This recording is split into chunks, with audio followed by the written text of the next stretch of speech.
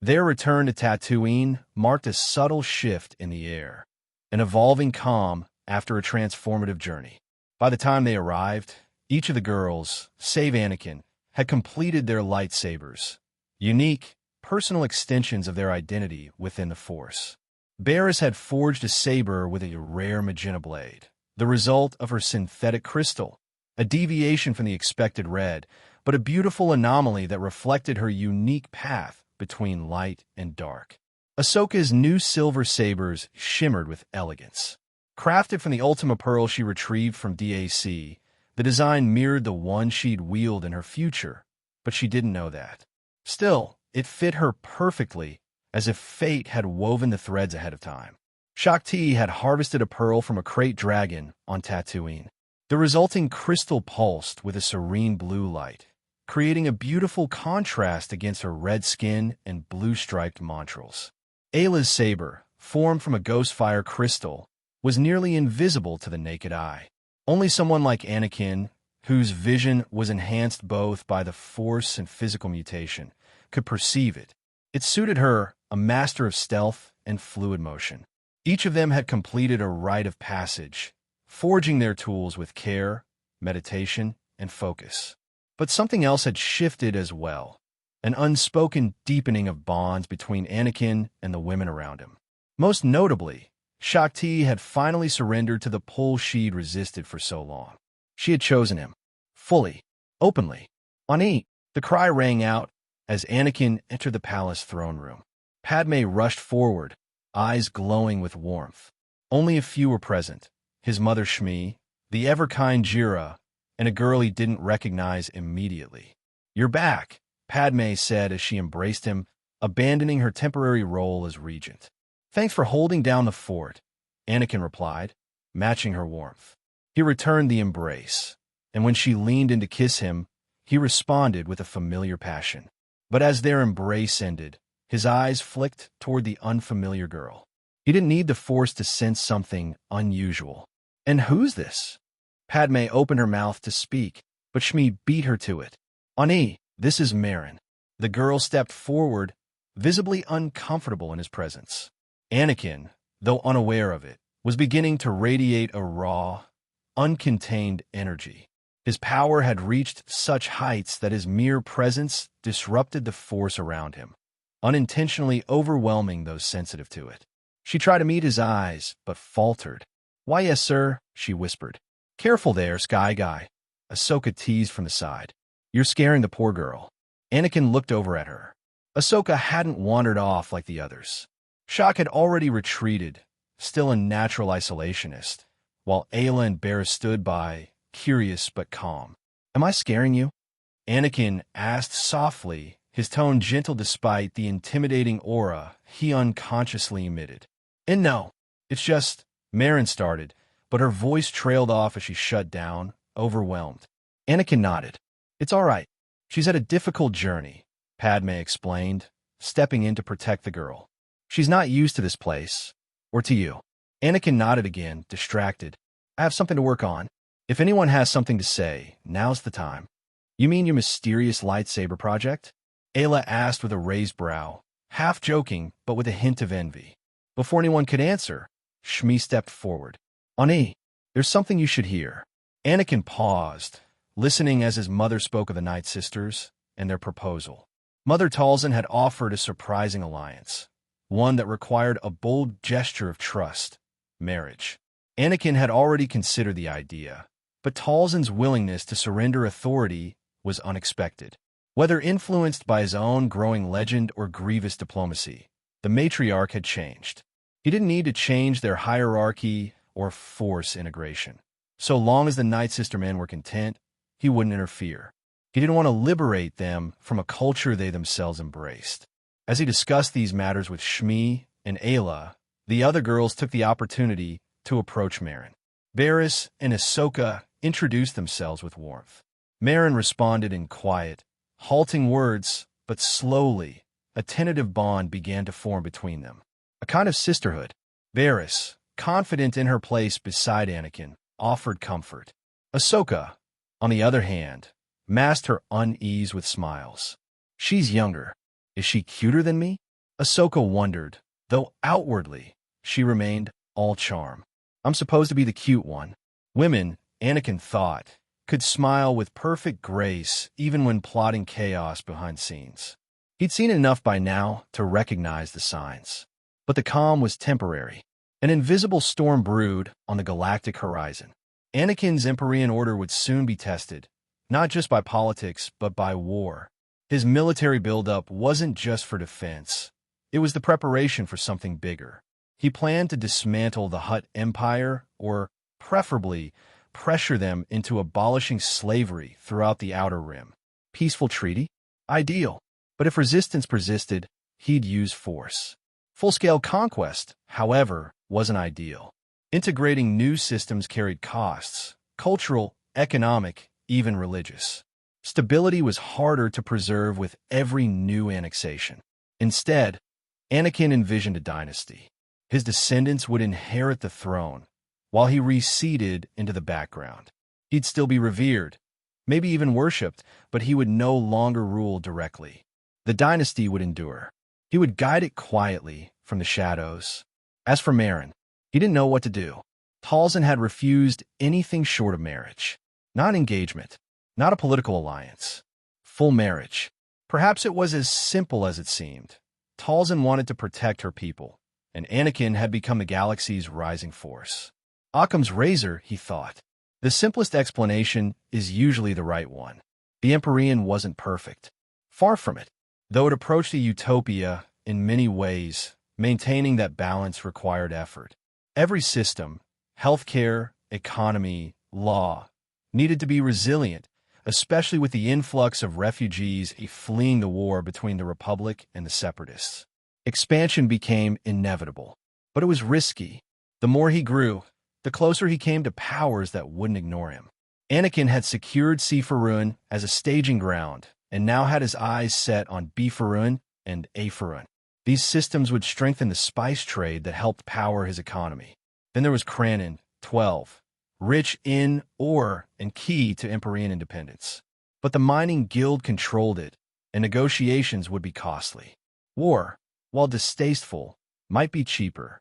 He considered Gadi, 4-2, another mineral-rich planet under indirect Hutt influence. Taking it would be a calculated provocation, but not one the Hutts would act on. His plan was simple. Take Gadi 4 first, cut off Cranon, 12 from its supply chain, then force the guild into a bargain. Strategic, swift, and effective. Anakin wasn't looking to conquer the galaxy. He didn't need more systems. He needed control over what he had. Integration, not domination. He would build an empire that lasted, not through fear, but through strength and stability. Through vision. And when the time came, he would step aside. Anakin's gaze turned toward Isor, a powerful industrial world within the Isor star system. It was the dominant force in its region, meaning if he took Isor, the entire system would be his. Officially, Isor was unaffiliated, unclaimed by major galactic powers. Yet, despite its strength, it offered no unique strategic resources or ancient artifacts. Its real value was position, a choke point, a gateway between the outer reaches of the galaxy and the growing heart of the Emperorean. And it was industrialized. With factories, manufacturing hubs, and spaceports, Isor could provide thousands of jobs to Emperorean citizens. His people weren't fools. They were educated, driven. The super serum's benefits meant enhanced memory, mental processing, and resilience. Intelligence wasn't in short supply, though common sense was still an unpredictable variable. Securing Isor meant securing another step in the Emperorean's slow, deliberate crawl toward galactic prominence. Slow not by weakness, but by intent.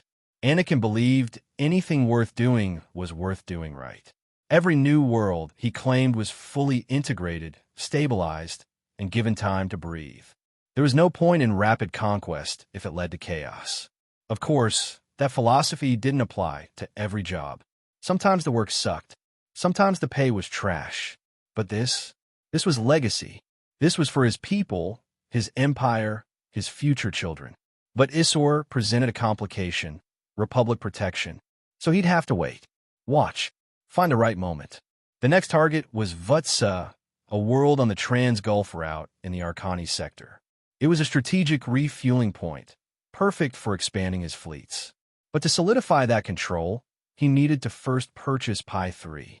Pi 3 was famous for its luxurious greel wood, a rare and expensive material. The planet had no allegiance, just corporate owners. With the Emperorean stable, he had the resources and leverage to negotiate ownership. No war needed, just credits and diplomacy. That wood, he could already imagine, would be used for starship interiors, artistic exports, and regal construction within his empire. Form and function, an ideal fusion.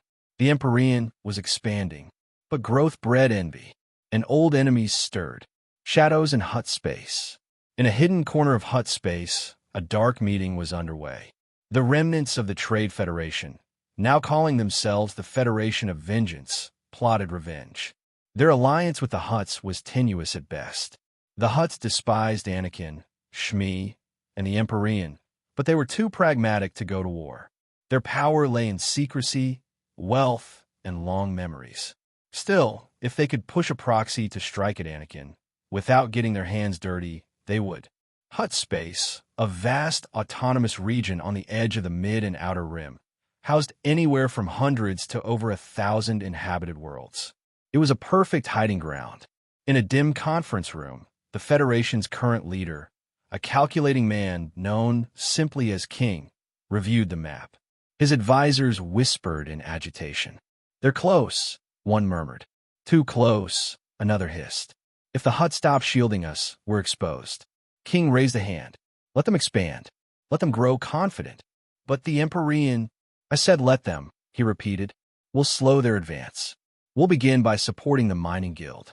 Quietly, anonymously, the Mining Guild, one of the oldest galactic corporations, had remained neutral in the Republic CS conflict. Like Anakin, they valued independence, and that made them a perfect pawn. They operated across billions of mineral-rich worlds. But now one of their key systems, Kranin 12, was being squeezed by Anakin. Cut off. Cornered. King pointed to the system on the map. "They don't know we're here. Let's keep it that way. Contact the guild. Use intermediaries. Make it seem like a business alliance." He paused, gaze sharpening. Because once they lose Kranin 12, the Emperorean gets one step closer to full economic independence. He wasn't wrong. Anakin had the advantage, but even the strongest empires could be tripped by shadows in the dark. New frontiers. While King plotted, Anakin assessed the next layers of his expansion. Population within the Emperorean was rising faster than anticipated. People were having children, starting new lives. The peace, the prosperity, it gave them hope. And Anakin encouraged it. More citizens meant more minds, more hands, more culture. Thanks to the super serum, learning was accelerated. Memory retention was sharp. Problem-solving became second nature. It wasn't raw IQ that changed, it was efficiency.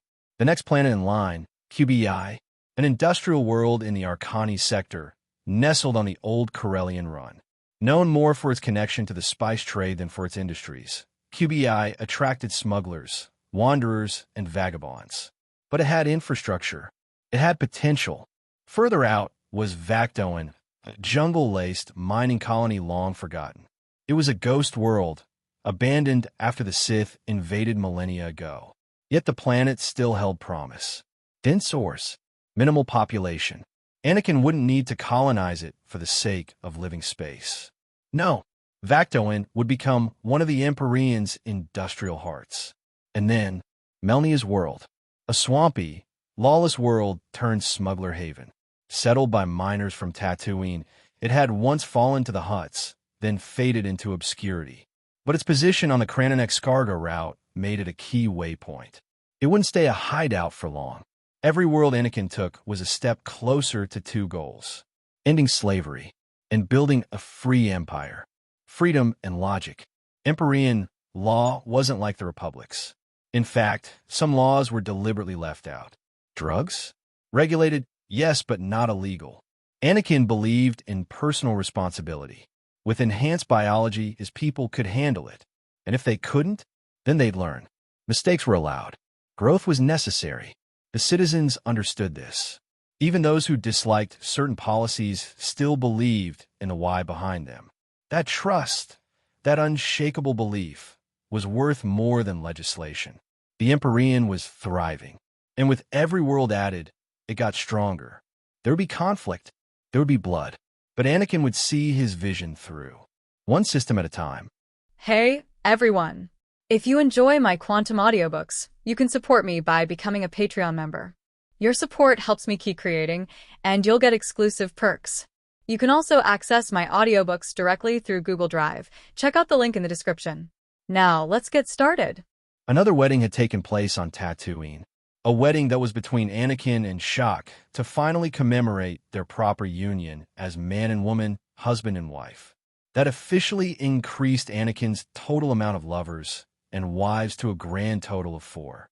It wasn't the largest harem a man could have, even within a galaxy that Anakin lived in, as there were a lot more people that probably had more.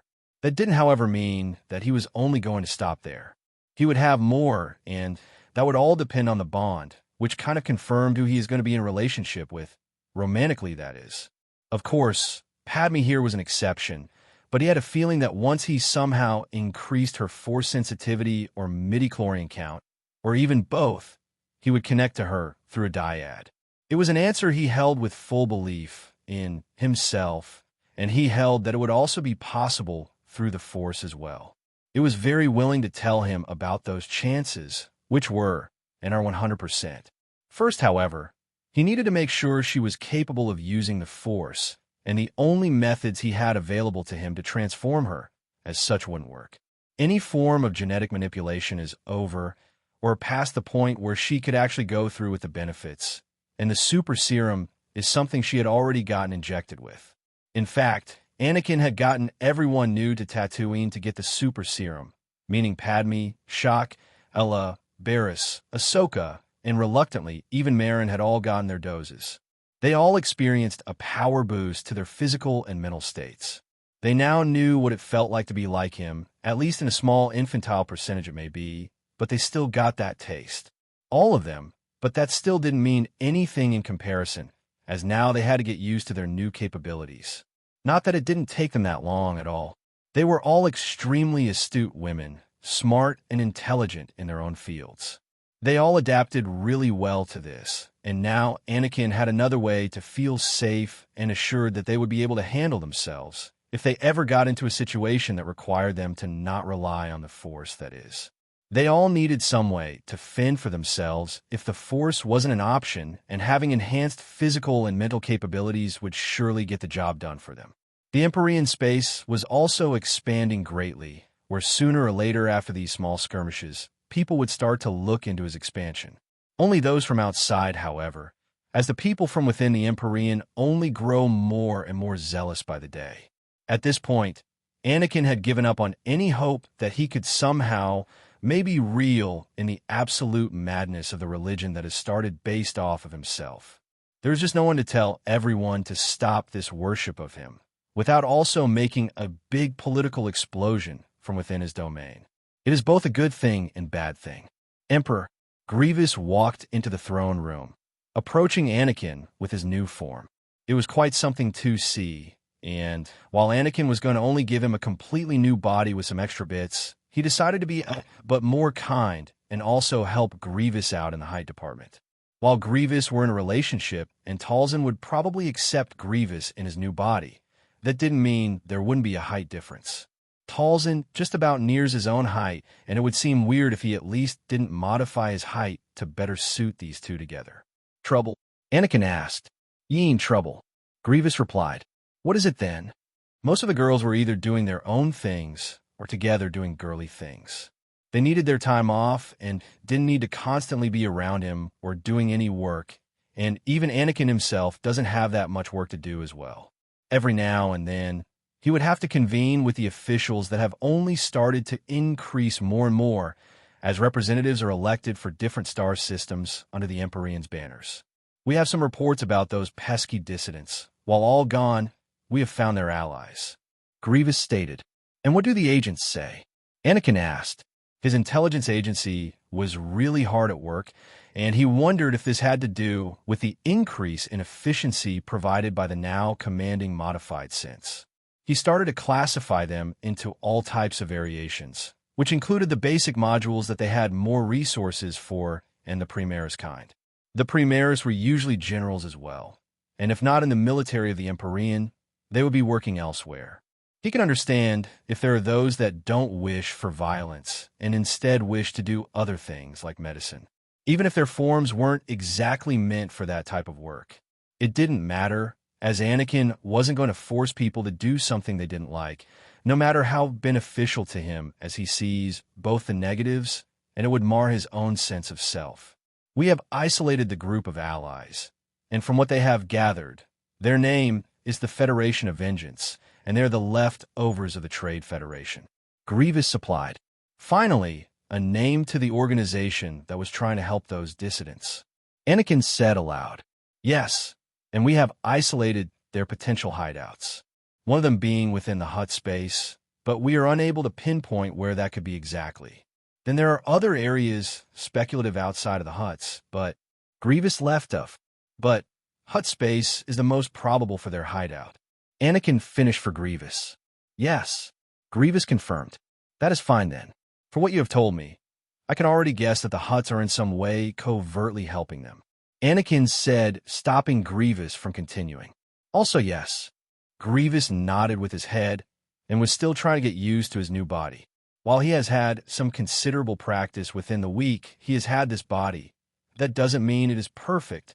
With a mechanical form, he didn't need to work out and would always be in peak form. That was if his parts were all right, which most of the time they were, especially with the upgrades Anakin had done for him, but this new body was still better. "What about the systems we were taking over? Any problems there?" Anakin asked 2 more questions, even though he could probably get any and all information extracted from Siri if he wanted to. This was still better. Well, it wasn't, but it was better for relations. If he was an emperor, a king that didn't come out of the shadows, not ever and forever stayed holed up by himself within his throne and not talking to anyone, it would certainly slowly start to impact the stability of the empire. Specifically, it had to do with how people were usually social in nature, ever species, or at the very least, most species, humans, and every else that was a variation of human or species that weren't even human as all. They would most of the time fall under a social structure because there is power in numbers. Why do you think humans as a whole was able to be so successful and take over the planet? Because of their intelligence, their strengths, their ability to create weapons and tools. All of these things contributed to the rise of humans within his past life. But the most prominent feature is that humans are a social species. This was also observed within this universe as well, for both humans and other species. There should be no problem with the takeover. There's been some minor resistance for the Hutt-controlled world, but other than that, everything is going well. Grievous stated, "Oh, before I forget, there is also the Pi system. Has there been problems when negotiating for the system?" Anakin asked. "Yes, and it is the FV. They're getting in the way by turning the purchase of the system into a bidding war. They will continue to increase the price, which is good for the seller. I am guessing the seller doesn't want to interfere and is in some way influenced by them because this bullshit continues. We believe that to be true. I think that the FV have contacted them and are in cahoots." "Cahoots, huh?" Anakin looked to the throne room's beautiful interior ceiling as he contemplated what he should do. The seller doesn't want to give an outright buy option, do they? They have, but it is quite the ridiculous price and would actually be way more than the system is worth, even with its future projections. Grievous replied, "How much?" Grievous gives the amount, which is really absurd, but there really isn't anything Anakin could do, not unless he either threatens the seller, complies with the demands, tries to outbid, which is futile, or he could just outright conquer the planet. Not gonna lie, out of all of these options, the simplest would be to just conquer, but while the short-term effects are nothing, the long-term could affect the Empire's ability to expand. Anakin thought over the solutions, and there was only one thing he could do. That is to apply some subtle economic manipulation. To creatively disrupt the market for the Pi system, he would lower the value even more and the bidding war would immediately go out the window. There's also the possibility of further crippling trade, but redirecting people through the trade routes he has access to. While the Emperorean is no galactic economic powerhouse in the sense it owns and secures some hyperlane routes, it certainly has become a massive center of trade, a republic of which would even outshine the actual republic in on itself, with its monetary attached value that only increases with more time. Anyone that passes through the trade routes connected to any of the systems, specifically through Pi, will just have to go the long way around. We will just have to spend some extra time trading while the influx of economic trade they have been getting because they stand in the way of the Emperorean will vanish. Anakin said, already going over the most peaceful solution. Peaceful indeed, as it would cause a massive internal struggle of powerful within those trying to sell the Pi system. It would also lead to many people being fired from their jobs, but even though this would be indirectly Anakin's fault, he can't be lenient to a corporation just because of that. No, it would most certainly be much better this way, as it would send a message to the rest of the galaxy that the Emperorean doesn't mess around, and even when it is slightly peaceful in nature, it will find ways to bring others down if they get in the Emperorean's way. If anyone gets in Anakin's way, that is more like it, but technically the Emperorean is also well placed here. Whatever you say, but wouldn't that hurt the innocent people involved? It's great marketing. Great marketing? Yes, great marketing. We will frame it as the other corporation's fault, and in fact it is their fault for exchanging in this type of behavior, but that is besides the point. Anakin confirmed before continuing. It is great marketing because it would tell those employees, if they are fired, that the Emperorean wouldn't do something like that. We will pilfer their people and indoctrinate them into the Empire. In doing this, the galaxy would be on our side, and it would further increase the amount of population growth we are getting. The faster and more people we have, the better, as it would fill up the economy better. Anakin finished. So, you intend to make the suffering of others only temporary, but you would also be benefiting off of it. Grievous could now actually raise an eyebrow. Sometimes, you have to be somewhat evil, and I believe myself to be the lesser evil within this setting. It isn't fair, but it will provide for those that lose their jobs because of this decision. They wouldn't have to worry within the Emperorean, as I've made it my own job to increase the amount of jobs available within a market. Anakin replied, I have seen this progress. Grievous couldn't dent that Anakin had taken into account what the dissidents were saying, as even though they were led by an insane leader, backed by people looking for some revenge, they started out because of a problem that Anakin had taken into account and had worked hard on fixing it. Ayla came into the room. Seeing that there was only Grievous, she strolled right up to Anakin and gave him a peck on the cheek. You coming or what? Ayla was referring to getting some action. She had already sent some very elaborate feelings and messages through their bond, but Anakin had mostly ignored them. So she had decided to see just what exactly he was doing that was so important for her to be ignored like this.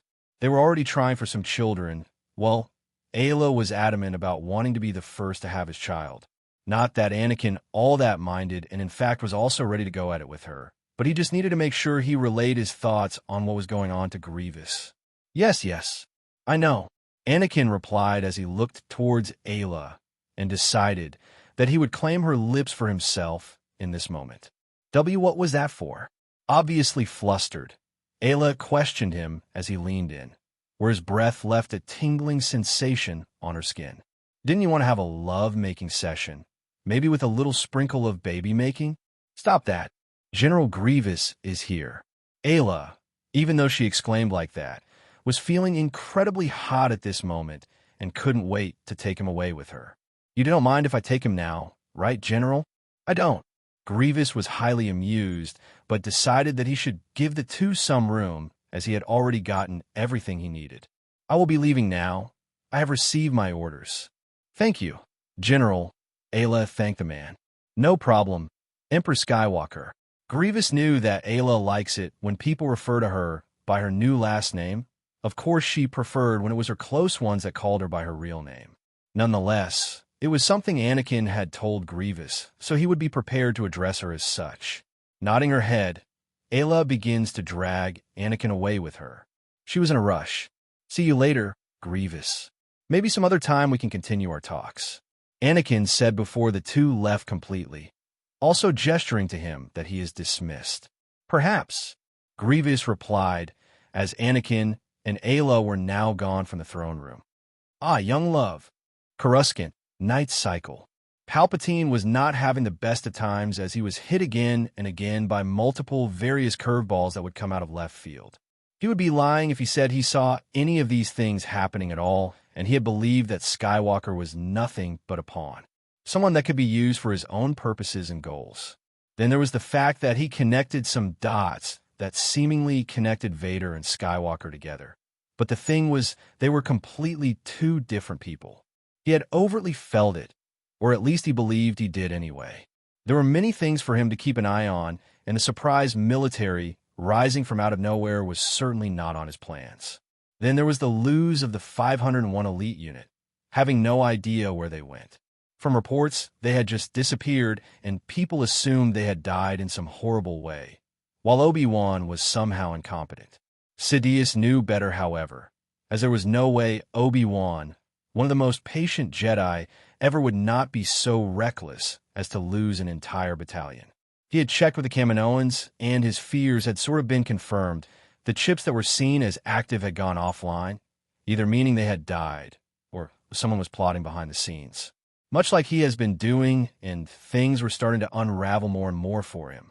Master, Darth Tyrannus had patched through to him on his communication device. "My apprentice, is there something you need? Information with which is vital, perhaps?" Palpatine spoke and asked the man. Here is a fun fact. Dooku is actually older than Palpatine. That is right. Palpatine had managed to successfully get an apprentice older than himself and sway him over to the dark side. It was one of his more weird factoids, included in his long list of facts or achievements about himself, including the eventual downfall of the Republic, only for his galactic empire to rise from the ashes. Master, I don't know if you have noticed, but it would seem that the Emperorean is making moves on the Hutt Empire's own star systems. Dooku said, "Yes, I have noticed this." Sidious replied, "I have it on good word that they have been expanding rapidly. This expansion should come at a price that we could make use of, but there is no use in trying to exploit something that is not exploitable." Sidious finished for him. "There is many more things to focus on. Tell me more about your side on the war efforts." Dooku would then go on to tell Sidious about the progress of the CS, and that he has been successfully in some endeavors while failing in others. What was probably the biggest blow to their plans was the lose of the Dark Reaper, which could have been used and taken for themselves. Unfortunately, it just wasn't meant to be, since they had no access to some be-all and all weapon like the Death Star. Because of Anakin's actions, they were starting to take on a much more stealthy approach to their situation. Instead of outright war, which they would still engage in, they would try and look for things that would enable them to turn the plot around. Challenging and changing the course of their actions would help them divert the Jedi's attention and the attention of the rest of the Republic as well. How could they not take advantage of the Republic's lack of agency and placing all of their hopes and desires to win the war on the clones and the Jedi? It was quite pathetic when Sidious thought about it, and he would much rather prefer people that wouldn't be so weak. He desires weakness just enough so he could control someone, but not so much that they would be completely incompetent. The Battle of Munilinst was a major engagement that took place within 4 weeks after the Battle of Geonosis, initiated by the Republic to put a curb on CS funding and battle droid production. Storming the planet, the Republic assaulted the main city of Harridan, using a team of advanced recon commandos to eliminate key enemy defenses within the city. Meanwhile, Obi-Wan Kenobi led the space assault, taking out various separatist orbital stations. This was the first battle Dirge was seen in, and caused major Republic casualties when he appeared. The IG Lancer droids also made their first appearance, jousting with the similar clone Lancer troopers of the Lancer Battalion. Despite heavy separatist resistance, the Republic nonetheless succeeded in capturing the Separatist command, with the efforts of the Munilinst 10 and other contributing to this. The battle would also signify the Jedi's first encounter with a minion of Dooku's, known as Asajj Ventress. That is all. So the Jedi have come across you, Acolyte. Sidious wasn't all that happy with Tyrannus training assassins and other acolytes himself. He recognized their use of course, but he would much prefer if Dooku wouldn't taint him with this idea of unity within the Sith. He rather liked the idea of the rule of two, as it served his purposes rather well. That was until he was unable to gain an apprentice in Skywalker. Yes, Master, but I can assure you that Ventress is capable enough and has successfully put a calm to the Jedi. They believe that she has died in battle, while she actually hasn't. Dooku said, "There is also something interesting the Ventress has come across." "Oh, something interesting you say?" Sidious's attention was grabbed as he could feel the emotions within Tyrannus are in conflict. Yes, the current Emperor of the Emperorean was also seen on Yavin 4. It was there that Ventress came across him and another person that was presumably a part of Skywalker's group that had left from the Jedi Temple. Dooku explained, and what could they possibly be doing there? This piqued Sidious's interest immensely so, because it was possible it could help him in some form. Well, failure. A voice was heard, a voice that was angry, and a large, huge amount of venom and vitriol could be heard spewing from this person's mouth. Absolute failure. Useless swine, useless trash, ban the fodder, and everything else there is that would explain all of your intelligence. Not one simple task of keeping the Emperorean preoccupied could happen. It was King, the current leader of the FV. All of you, what were you supposed to do? He asked not so calmly. WEW or sup PPP dash. A person tried to talk was practically shivering within his boots, quivering as he tried to own up to his mistakes, but his boss was currently not making it all too easy on him. SUPPPP what? Kind nearly screamed aloud, causing some slight echoes to happen within the chamber they were in. I am sorry. The man got down on his knees and crawled towards King, who just watched in mild amusement at the man's display of subservience. Your apology is not accepted. King stood up and kicked the man over and over nonstop. He didn't let up as the man cried and pleaded, but nothing would stop King from releasing his pent-up frustration. This display was because a task hadn't been done properly, and they were successfully thwarted in their plans. Their operation to take down the Emperorean's plans of expansion had failed, and as a result the Emperorean was able to take over the Pi system. It is of some constellation that Anakin had not attacked the system that he has through a chokehold, but that only made them lose out on Pi. It was all for naught, and everything they had planned out to forestall the Emperorean had come down, crashing, and it wasn't a pretty crash as well, it was ugly. King, having had enough, stopped absolutely destroying the man on the ground and decided that his life is not worth keeping. He picked up his blaster and fired. In the room King is staying in, there are some other people, mostly girls, as they were having a good time. King was a man that enjoyed himself in these situations, but it seemed like he had shown an ugly face to the working girls inside. It was silent. They didn't talk, as they were scared. In fact, they are slaves that work in the establishment that King was spending his money in, and it was a very common theme for stuff like this to happen. However, what King had done was something these girls had never, ever seen before. Not with any of the clients they had gotten before, and it was extremely disturbing. Sorry, ladies. King turned around and didn't care about the small amount of blood that was on himself from having beat the now dead subordinate. Where were we? Smiling King went back to the woman, but this time instead of trying to enjoy himself, these girls had seen too much. He didn't even have the money to pay for them anyway, so it would be best if he just killed them all. And that is what he did. Screams were heard from within the room, but no one was going to go in, assuming that something else was taking place, and King wasn't a kind man at all. How does anyone think he got his now new position of a fringe group way out in the Outer Rims? By being a good guy or being some neutral citizen that didn't do anything and followed every single law there was, even when there are no laws in the Outer Rim, specifically within the Hutt space? He is a man of a simple mindset, a mindset that determines who will and who will not die. He had come to a decision with which the Emperorean must pay for making him lose his job by destroying and dismantling the Trade Federation. There were many others like him in this corporation that felt the same, and he was just a simple man with a simple job to pay for his family's well-being. A simple, twisted man who had lost his family the moment he lost his job, sending him into financial and mental ruin. There's a reason why he had turned so radical, and it in fact involved his sick daughter living on medical treatment he couldn't really pay for. Now that he had lost his job, his daughter had died, and his wife. She left him for another man, saying he was crazy.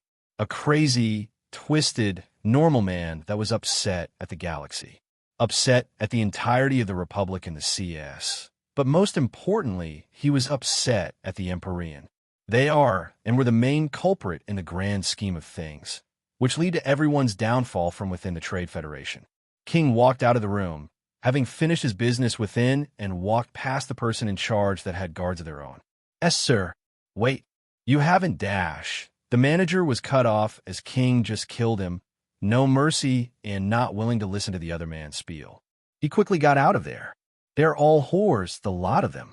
Will be snitches as well. I have heard the Emperorean loves freedom, and these slaves would have no doubt snitched on me." King thought to himself as he left, going to cause some more trouble. "What do you mean? Anakin has done what?" A voice was heard, and that came from one Jedi Master, known as Qui-Gon Jinn. One of Anakin's previous Jedi Masters while he was a Jedi, and there were multiple people within the room he was within. Other Jedi Masters that had been welcomed onto the council, all discussing many, many things, especially to do with the current war and the state of everything to do with it. Then there is them keeping an eye out on what their stray student has become and what he is doing. Young Skywalker, gotten married he has. Yoda said. "Married to who?" Qui-Gon asked. Many, many people. Like I had seen in him, he is a ladies' man." Mace Windu, the other Jedi Master of Anakin, spoke up from his holographic position. Previous other Jedi, Aayla Secura, Shakti, Barriss Offee, and the senator from Naboo, Senator Amidala, Padme Amidala. Yaddle, one of the more mysterious species, spoke. "Why are you saying their last names like that? Now that it is official, they should all be called Skywalker instead of their previous last names." Mace interjected with a joke, which only went to show just how much Anakin had influenced him, at least in the tiniest amounts. "Still think he is the chosen one now, Master Qui-Gon?" Mundi spoke here, and he said so with a snide tone. "Of course I do. I stand by what I have said." Qui-Gon replied. "Quiet now." Yoda interrupted everyone's talks, as it was incredibly surprising to them. Well, it was incredibly surprising to a lot of them, but not everyone. Yoda, even Mace and Qui-Gon had an indistinct feeling that the Chosen One wouldn't be staying with the Jedi for very long anyway. "Master Yoda, I would just like to question about the other new order within the Emperorean." Odigalia asked. "New order, there is, yes. Leader of this order? Skywalker probably is." Yoda continued. This led to another round of discussion, some talking about betrayal, some referencing to some of the more obscure orders that had popped up and split off from the Jedi. Then a variety of other things came into the topic, like what they were going to do about the situation. "Do nothing we will. Skywalker at fault, he is not," Yoda said, which did silence the room. Some of the Masters had received invitations to the reception and actual wedding of these Jedi that were once a part of their order. They didn't, wouldn't, and couldn't come because of the war effort. Then there was their further investigations about the Emperorean. With Anakin now as the Emperor, Qui-Gon and Mace knew that he would probably keep that position and to even bother to come back to the order. The war effort, going strangely it is. Yoda was referring to the events that took place. He even had a student that was in exile, self-imposed back to the order. This led to some Jedi reaffirming their beliefs of the Jedi, and some wanting to leave and join with Anakin within the Emperorean. It was certainly a very contested topic, and it hampered their abilities to control and go to war, something that Yoda detested, but knew that it was too late to not follow the plans and actions of the Republic, because they had become so integrated into the system. Something that Yoda detested, but knew that it was too late to not follow the plans and actions of the Republic, because they had become so integrated into the system. "What are you thinking about?" Obi-Wan and Qui-Gon were convening with each other after the council meeting that had taken place, and Qui-Gon was called along to be a part of these discussions. They had come to the conclusion that they shouldn't do anything. It wasn't like they would or could do anything anyway, but they all wanted to put on a front about how Anakin was wrong in some manner. Of course, not everyone wanted to hop on the Anakin is wrong bandwagon, but a majority of people wanted to do so. I'm just thinking about what Dooku had said to you, and also about why Anakin has left. Kagan replied, "You can't be seriously considering leaving, can you?" Obi-Wan asked, as he was much more of a staunch believer in the Jedi compared to Kagan, his master. "No, I don't think I'll be leaving the Order. Especially at a time like this. That would just be wrong of me." Kagan replied, "Master, you had me worried for a second." Obi-Wan added, "I was just thinking about whether the Count had said something that was correct. Don't get me wrong, Obi-Wan. What Dooku had said was right, and that we do think alike." Kagan said, "You can't be serious." Obi-Wan deadpanned, "Oh, but I am, Obi-Wan. While what Dooku had said was meant to taunt you and try and trick you into thinking you should join him, if only for a short while, it was all true. All true except the part about me joining him, that is."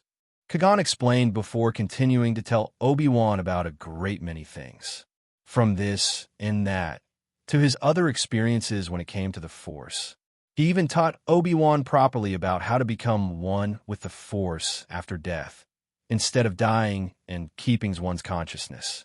Something that he had taught Anakin was now finally passed on to yet another person, and Kagan was approaching his time to leave the Order. Obviously, he didn't tell Obi-Wan that he would be leaving, but Kagan saw himself as an extension of the light side of the Force.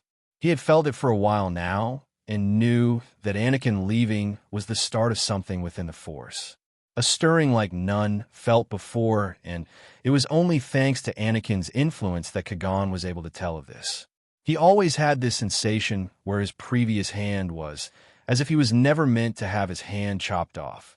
In fact, he had always felt as if he shouldn't be alive today.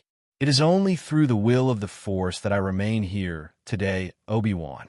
I cannot go against that, and you shouldn't as well." Kagan added, "What do you mean?"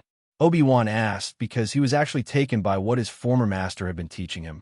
"What I mean is that there are some things that can only be experienced, and no matter how much I can tell you, no matter how much I have passed on to you, there is still much to learn. I know of this, as I have learned a great deal from taking Anakin as my second apprentice." Kagan explained, "Well, I have learnt that keeping such a close eye on relationships within the Order has become such a contested point. Look at Anakin now. Do you see him as a person steeped in the dark side of the Force because of his attachment to these girls he has married?" Kagan asked, "Well, that is hard to say. There is nothing to suggest that he is, and in fact there is a lot of information talking about all of the great deeds he has done." Obi-Wan replied, "Then there is even the rumors floating about with Master Ikrit. Yes, I do believe that Anakin has some darkness within himself." Kagan all of a sudden said something that was immediately off-putting. Obi-Wan intellectually replied, "But Master isn't Dash. You need not worry about that, because even I have darkness as well. Have I not taught you about this? Told you about my experiences?" Kagan said as he continued, "Even Master Windu, Anakin's other teacher, has seen this darkness, supposedly. How did you see this, Master?" "For what I could tell, Anakin is..." Obi-Wan left off. "Good. Immensely so, and has a passion like no other, which is also something that the Sith rely heavily on. He isn't a Sith, and he also isn't a Jedi, so maybe that is his path as the Chosen One." Kagan stated, "His path?" Obi-Wan asked. "The Chosen One in our prophecies is always meant to destroy the Sith once and for all, and with the Sith becoming even more prominent now. You believe that he would find and take care of the Sith, orchestrating everything behind the scenes?" Obi-Wan believed Dooku, now that he was having this talk with his master about a person within the Senate taking control of everyone and their decisions. Perhaps, or maybe he would take care of the Sith by achieving some sort of balance. You see, Obi-Wan, prophecies are strange and special all at the same time, especially those that originate or come from a powerful seer within the Force. Kagan explained. Kagan continued, "There is, however, a problem with prophecies, and that is that they never reveal the full picture. Do you know of the line within the prophecy that stated that the Chosen One would bring balance?" "Yes, I remember that." Doesn't it refer to the idea that Anakin would bring balance by destroying the Sith? Obi-Wan questioned. Yes and no. Kagan replied. What do you think the balance refers to? The destruction of the Sith? Yes, but also the destruction of the Jedi. What? Obi-Wan was immensely surprised that Kagan would even suggest something like this. What does that mean? Would Anakin destroy the Order? I didn't say that. Kagan was calm, serene as a pond, untouched by the world. Think of it like this. Anakin created an entire new order, not because he wanted more power or wanted to do anything like the Sith and forge an empire using them. No, he is already the emperor of an empire that didn't rely on Force-sensitive people at all. In fact, it was his mother that was at the forefront before Anakin went back. Kagan added, I think he has created the order within the Emperorean as somewhere the Jedi could potentially go. Somewhere even people who use the dark side of the Force to go towards as they learn about it. Master, you are suggesting that the Jedi and Sith work together in some manner. Obi-Wan deadpanned again. I didn't say that. You did, and it is definitely something to think about, isn't it? Kagan said as he laughed. Master, you can't turn my own words against me like that. Obi-Wan gave Kagan a pointed stare. Well, of course I can, and I will continue to do so, when you give it the chance, that is.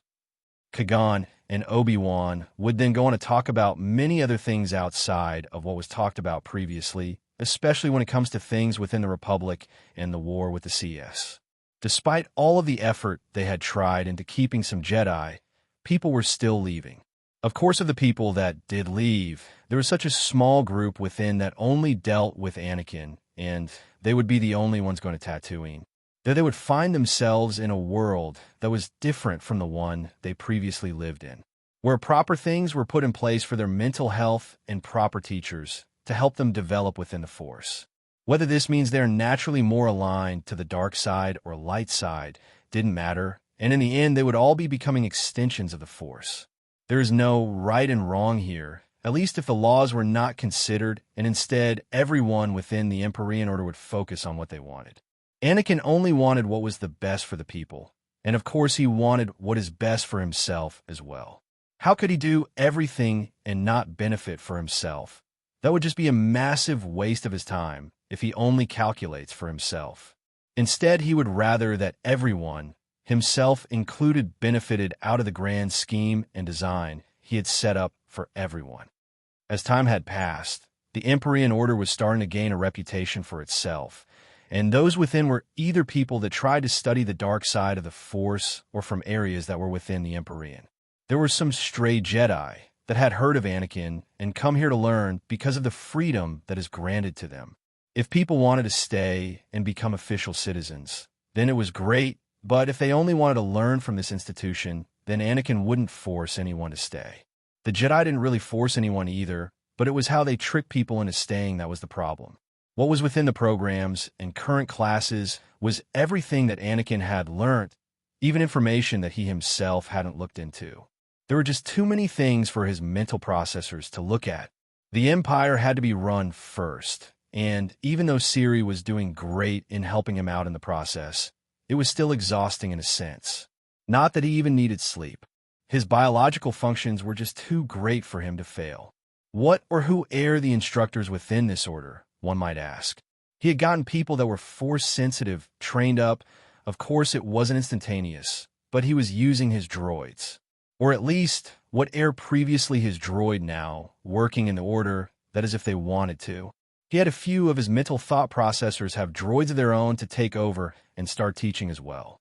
It may not be him physically, but mentally he could control and teach people everything they would want to know, and this only compounded his experience with teaching.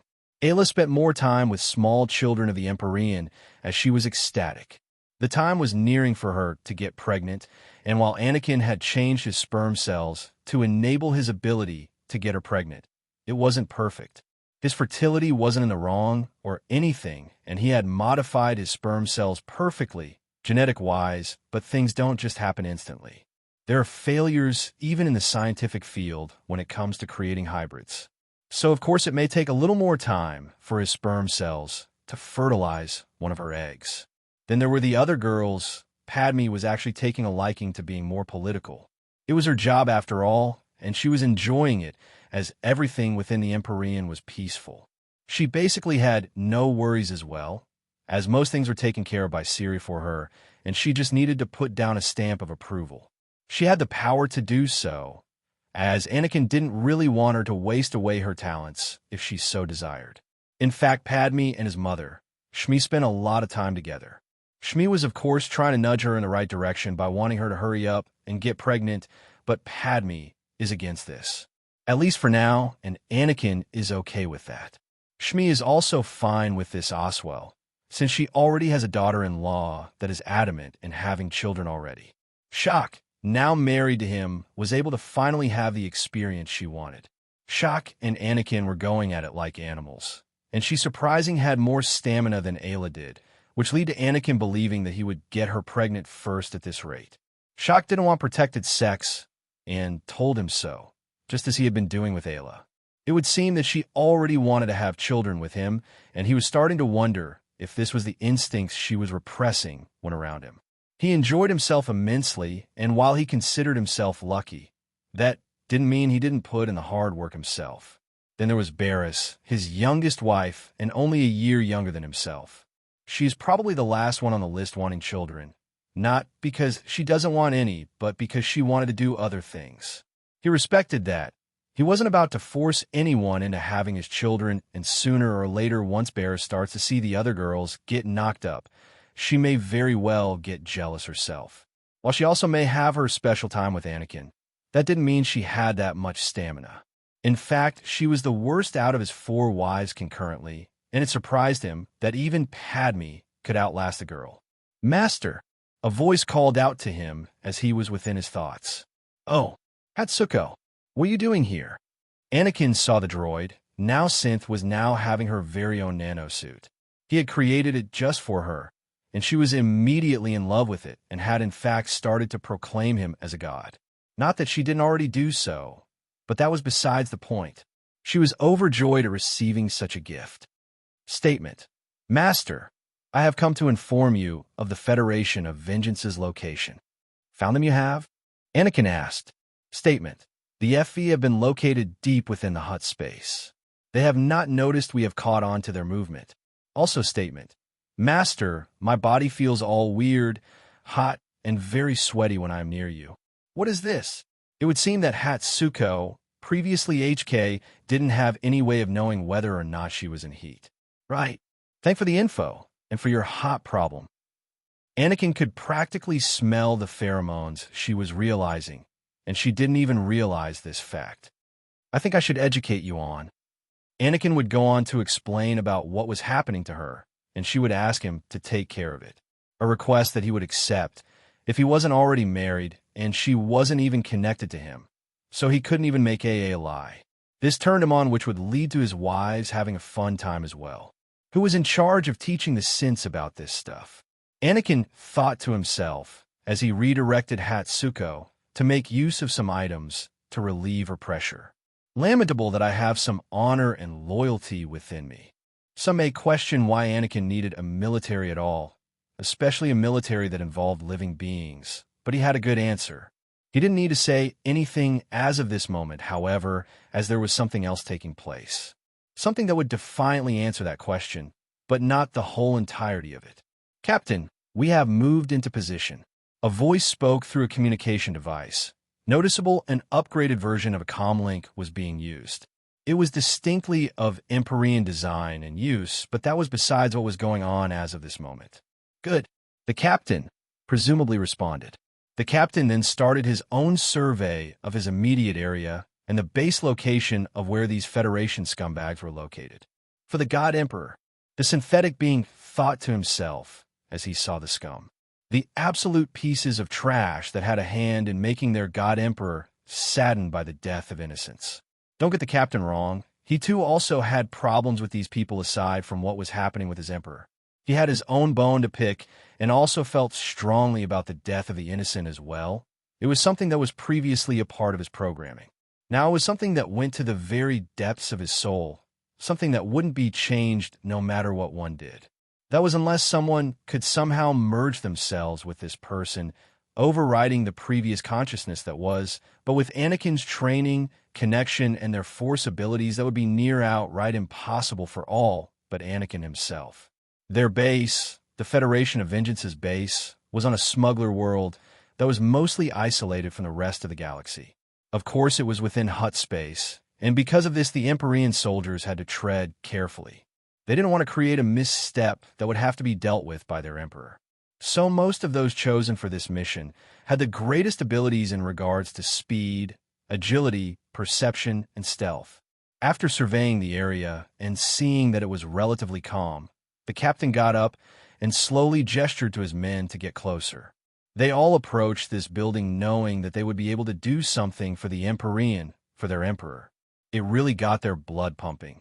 And as their two hearts, of the result of the Sky Seed being used to enhance their being and providing them with a connection to their Emperor as his metaphorical children, all hell broke loose.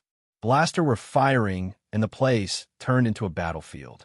One only needs to look at how the captain went in and commanded his officers and various other soldiers to move in. There was no in-between, no calm before the storm, and most certainly no time for the enemy to try and come up with a counterattack. It was an all-in assault, one that would be uncontested, as the Emperorean synthetic soldiers would remain relatively unharmed. Even when they were shot, their bodies would be able to handle it, or they would dodge the extrasensory perception, something allowed to them through the Force. Reports soldier. The captain asked through his device. Know the device that was installed into his power. We have successfully infiltrated the base. Through the blessings of our Emperor, may we continue to be successful in our venture. The soldier replied. Fire and electricity was being generated as the Emperorean men started to create things out of nowhere. Fire and lightning spiraled through the base as they continued to either burn this place down or evacuate any innocents. They weren't total bloodthirsty hounds sent out into war, but instead living beings, especially as they are now. They would make use of Metroru themselves. Given their droid origins, it is only correct that they employ this method to create more armies for the Emperorean. While they may be superior to their former selves, that doesn't mean expendable droids couldn't or shouldn't be used.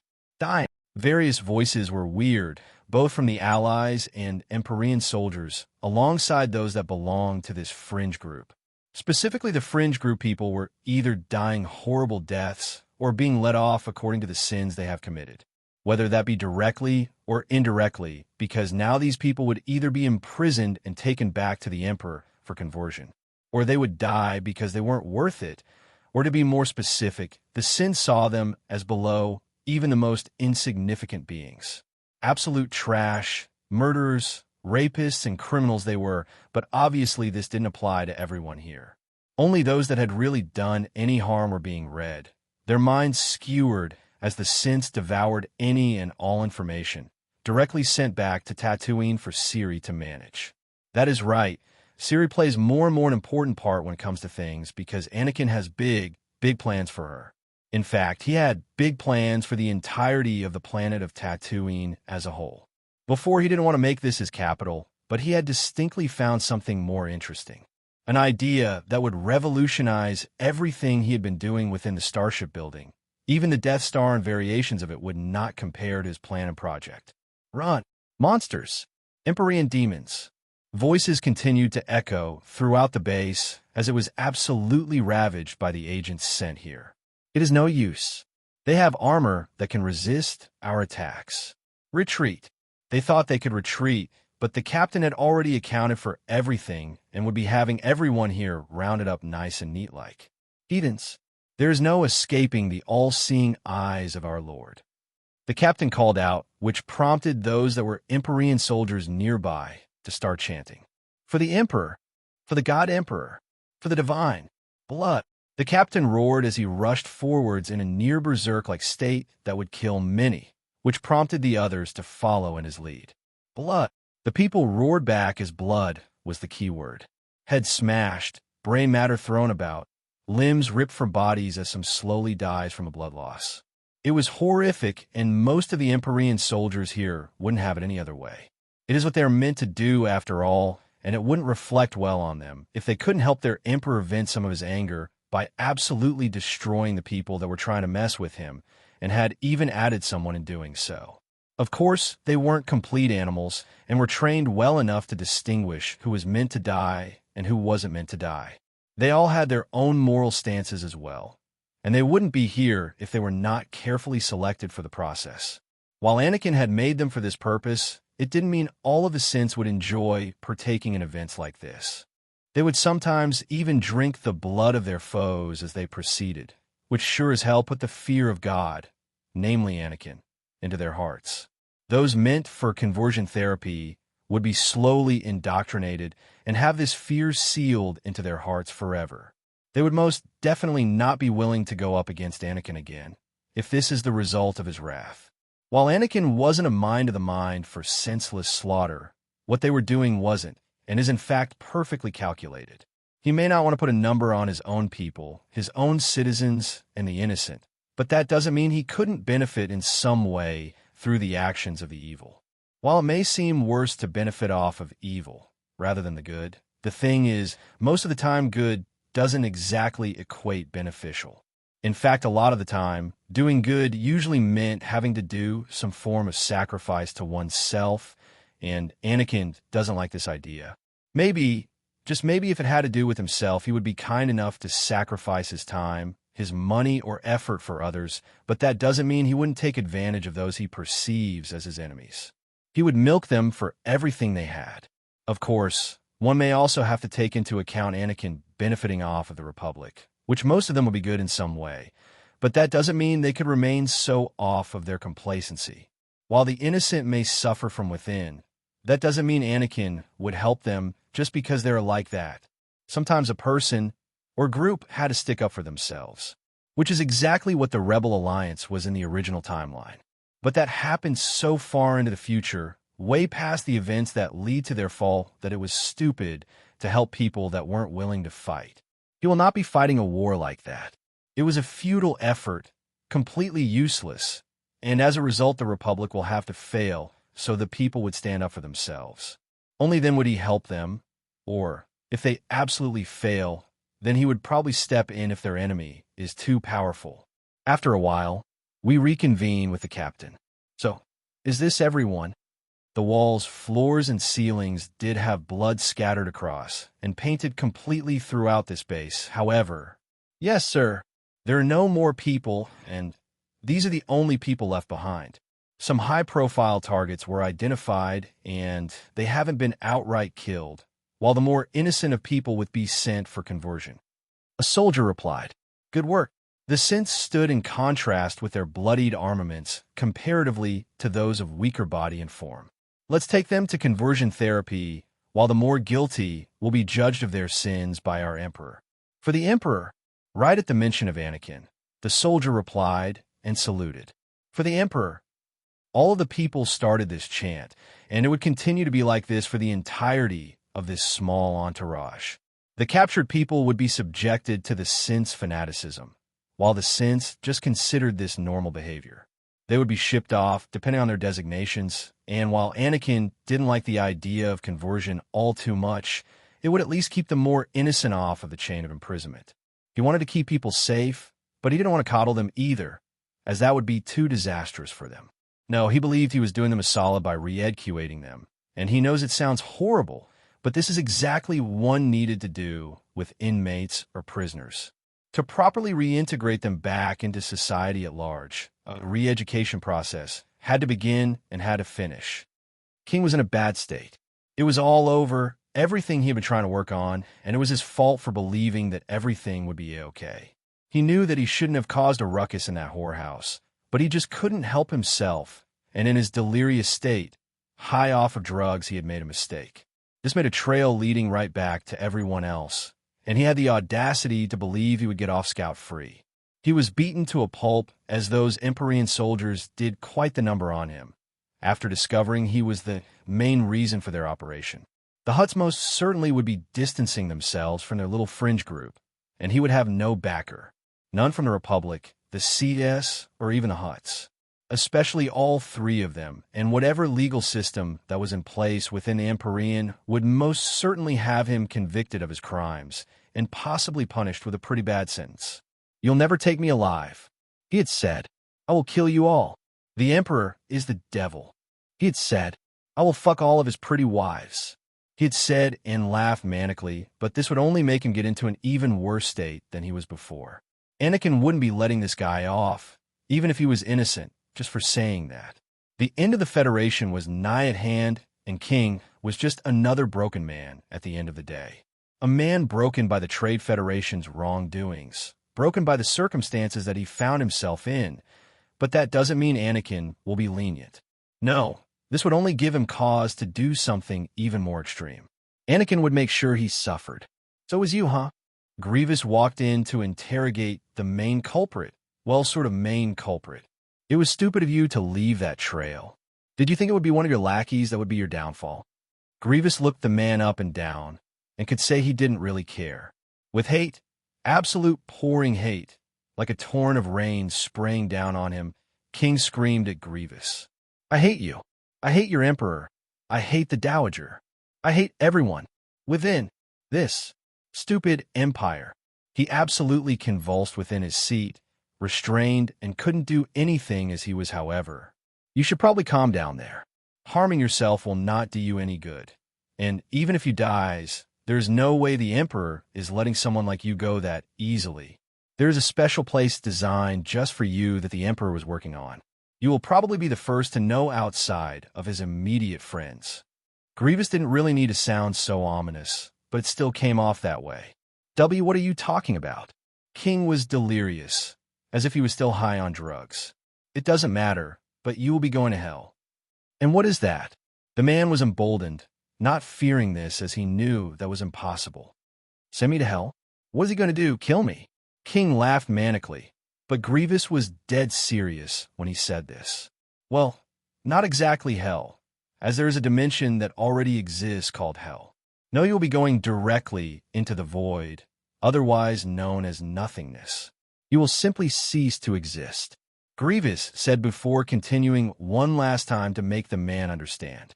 "Emptiness, meaning that every trace of who you are will die. Your soul, your mind and consciousness, everything. Even memories of you will no longer exist." "Ha ha ha. Whatever you say, old man." King was definitely not in the right state of mind. Sighing, Grievous gets up and leaves shaking his head, knowing that this man will be the first to experience such a cruel fate. Not that it wouldn't be undeserved, just that it was a bit tragic that this person, so broken, would not be anymore. Some might even say this is a mercy compared to all of the other things Anakin could do to him. To further help himself to increasing and developing his special project in regards to Tatooine and Sithari, Anakin didn't need too many things left. He basically has most of the designs drawn up already where his own input was added, even alongside his mother and several other trained professionals. Having scavenged the broken down bits and pieces of the Dark Reaper, Anakin had acquired yet another piece of technology that could destroy entire worlds. At this point, he had the blueprints for the Death Star, Infinity Gate, and now the Dark Reaper. 3 things with the capabilities of destroying an entire planet if he really needed something like that. Which he didn't, but the main part was not the destruction they could cause. No, Anakin wasn't after that, but instead wanted more and more information, innovative works, grand designs and structures that were giant masses of technology. What he wanted was to make something self-sufficient, with no wastage in energy, and if there was going to be an energy source, it had to be something unlimited. Name the Force, and the energy field it would either become that energy, or he would try some other way to come up with something better. Of course, there was the idea of creating a Dyson sphere, a hypothetical megastructure that completely encompasses a star and captures a large percentage of its power output. This, however, would be a waste because, as it is, he would only be able to capture a large percentage of energy and the rest would escape. This is the truth, the hard truth when it comes to the laws of physics. There's just no way for him to reserve all of that energy and then recycle it, keeping it within one place, not unless the Force is somehow used. So he would be looking into structures like the Dark Reaper, the Star Forge, and even the Golden Globe artifact he had taken from Yavin 4. He didn't only want to create a renewable energy source that would never run out, but he also wanted to create something else. Something that would start to transform the planet of Tatooine into a near-complete technology-based planet. Tatooine in on itself would become a living planet, much more than it already was, where Siri would act as the spirit, and as such, Anakin would be this spirit's overlord. This massive project came from some flashes of inspiration that tempted him into doing something as crazy as this. As crazy as turning the entirety of a planet into a living, moving behemoth similar in nature to what the Death Star was, but it wouldn't have the Death Star's capabilities. This is why he wanted an unlimited energy source and believed that while the Force is infinite, that doesn't mean it can't be harmed to severed in some way. Specifically when it comes to his powers or abilities, and it makes sense if there are others that have the capabilities to do something like this. To siphon and create scare, wounds in the Force to disable his unlimited source of energy. When it comes to Tatooine, he wouldn't be completely mechanizing the planet, harnessing it and draining it of whatever life force it has, but instead he would be creating what is essentially a cyborg planet. This by far is the better idea, instead of making it fully mechanized, because that would destroy the planet. Not in the sense that it would just blow up, but in the sense that he would be severing its connection with the Force, severing its connection to him. And while he did have large amounts of stock when it came to non-organic midichlorians, that wouldn't be enough for the entirety of the planet. At least, from the numbers he had gathered, even salvage from the previous living droids' deactivated metal bodies. Of course, Anakin had a thing about other things as well, because an empire doesn't just run itself no matter how much he would automate the process. People were still alive. Those that were still living and still very much connected to the Force. And because of this, Anakin would have to be a people person. No matter how much he would like to have and enjoyed staying within the shadows. In the end, there is no escaping the truth. The truth will come out no matter what, no matter how well you hide your secrets, especially in a universe like this with the all-invasive Force. It is practically already within his mind and the minds of every other living thing. The only difference that he has from others is his unique advantage of knowing the future, being the child of the Force, and being the combination of the souls of the original Anakin and himself from his previous life. It may be that there is more to it than that, but Anakin is able to identify just what or why exactly he is able to defy fate and destiny. He is able to go up against what the Force wants and challenge it with his sheer willpower, going so far as to start to separate himself from the Force, not in making himself not a part of the Force, but instead separating himself by leaving the connection but allowing himself a hideaway. A place that if he wanted, he could still use Force-like abilities but be unhampered and completely undirected by the Force. This is why he is building his very own dimension, where he just stole the name of Heaven. This is why he is starting to do some scientific projects in relation to midichlorian manipulation and the transformation of such symbiotic life forms. He is transforming them, or at least trying to transform them to not only become better, but also trying to make sure they would have a special connection only to himself. He was starting to notice it himself. His presence within the Force was starting to create a chain reaction like no other, and while those connected to him don't feel the effects, others that are Force-sensitive can. He has reached a tipping point in the build-up of his power, of his strength, and it wouldn't stop there. He was fearing about his control, even though it is perfect and the leftover energy isn't exactly normal. No, it was an energy field of its own, and it was all originating from him. When I said I'm going to become the Force, I didn't exactly mean this, but this is better than what I had originally planned. What Anakin was doing is essentially becoming the Force, the actually energy field that is the cosmic Force. While the living Force, which is the midichlorians, would slowly be changed as well, as he tries to create a stronger and much better version of the living Force, of midichlorians for himself and others. He wouldn't keep this to himself, especially those that would be under him and his wives, lovers, and family. How could he reject them from himself? There is something else he had to think about as well, what he would be doing in regards to the Hutts and their blatant attempt to try and pull him downwards. They would be getting theirs. Anakin knows that they will, as he would be creating an army, an army that he has already built up enough to go against them.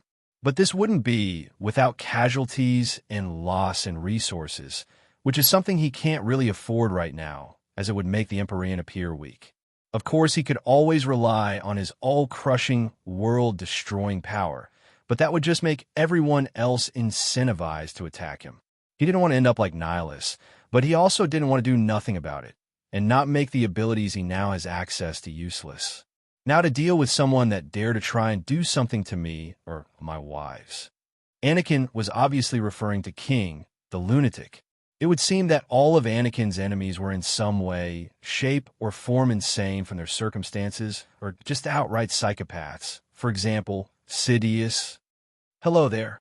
Anakin sat on his throne as people were presented to him, people that were a part of the Federation. He looked into their souls, their minds himself, as even though the soldiers, the synths were reliable, he knew that emotions could tamper with things. Even emotions from times long since past could become tampered with when a lot of emotion is present in the present.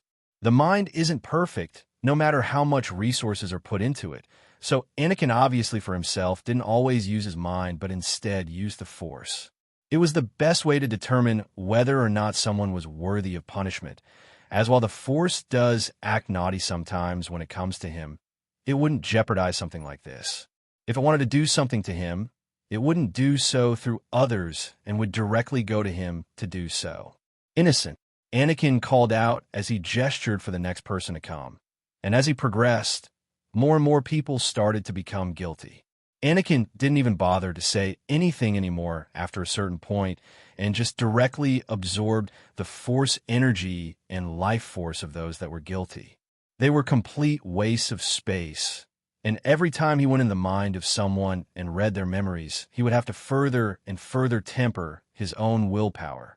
Some things were just best left unseen, but obviously the world isn't such a nice place, so it is better for Anakin to get used to such experiences as early on as he can. Next, Anakin called out, but knew that the last person to come through those doors is the leader behind all of those people.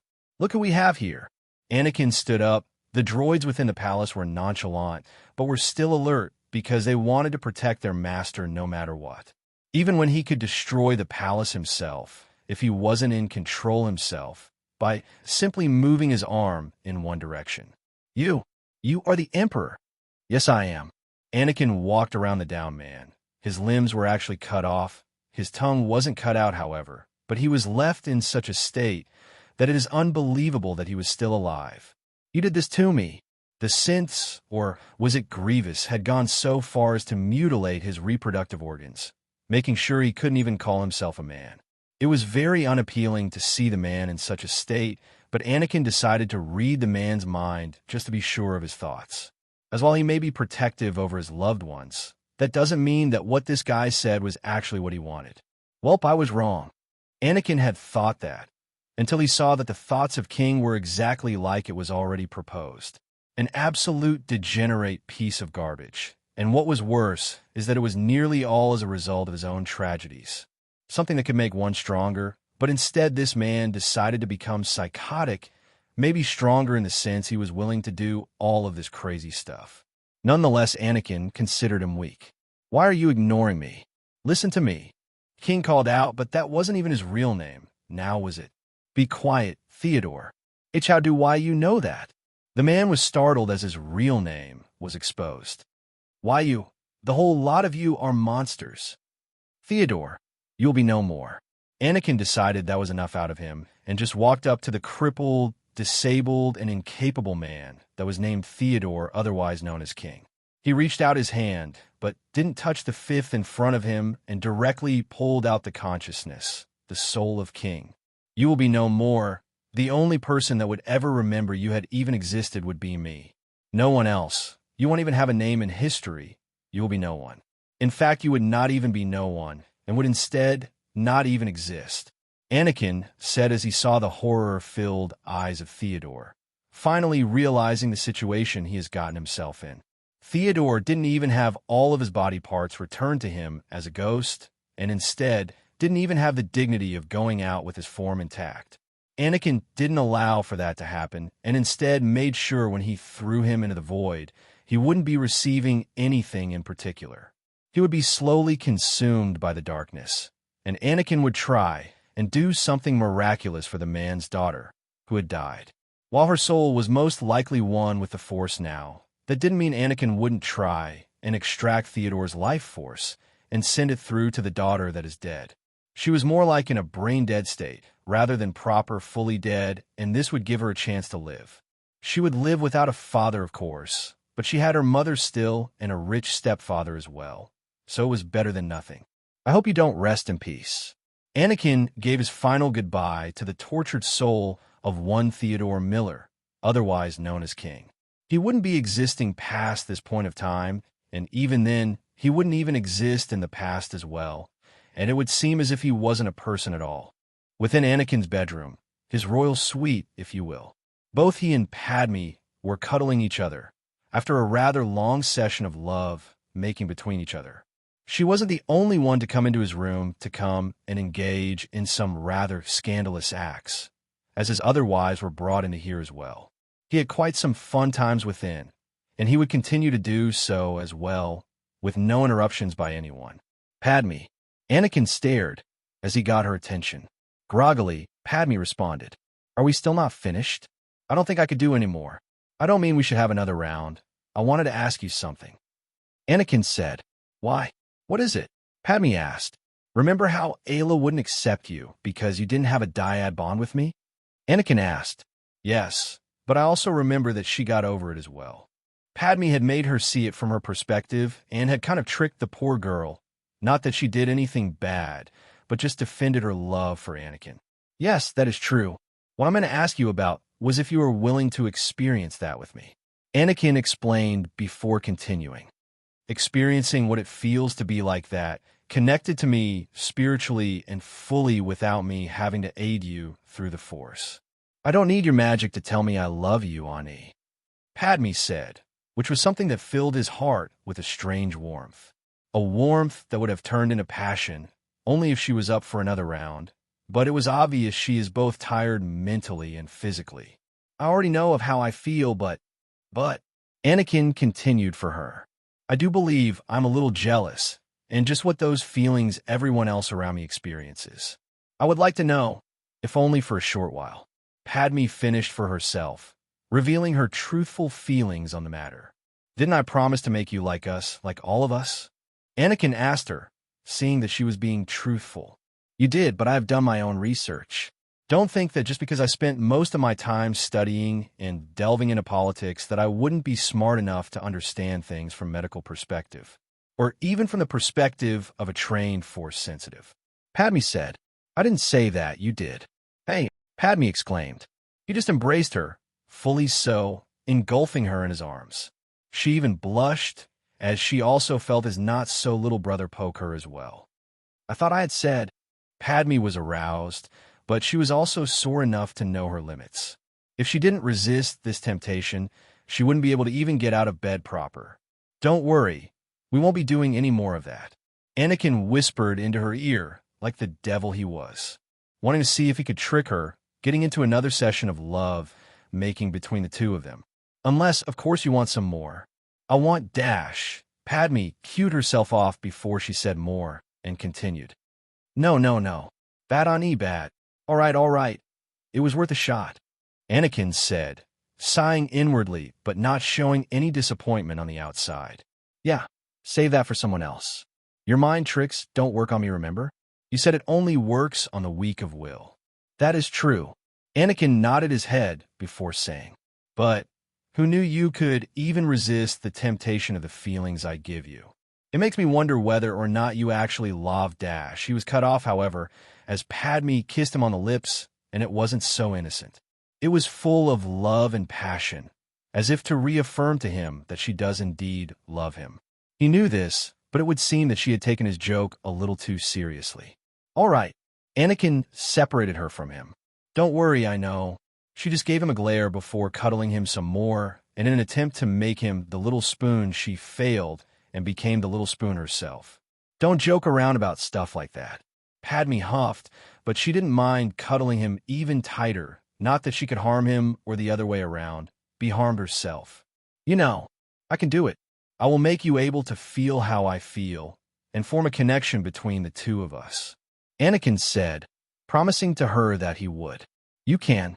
She questioned him, and he just nodded in reply. If you really can, when can we do it? How can we do it? And how are you even sure we would have a bond form between us?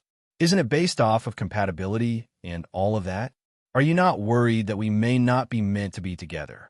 It would seem that Padme had a lot of insecurities because of Anakin having many other women around him, in combination with him being much more closely connected with them, and she is the only one left out.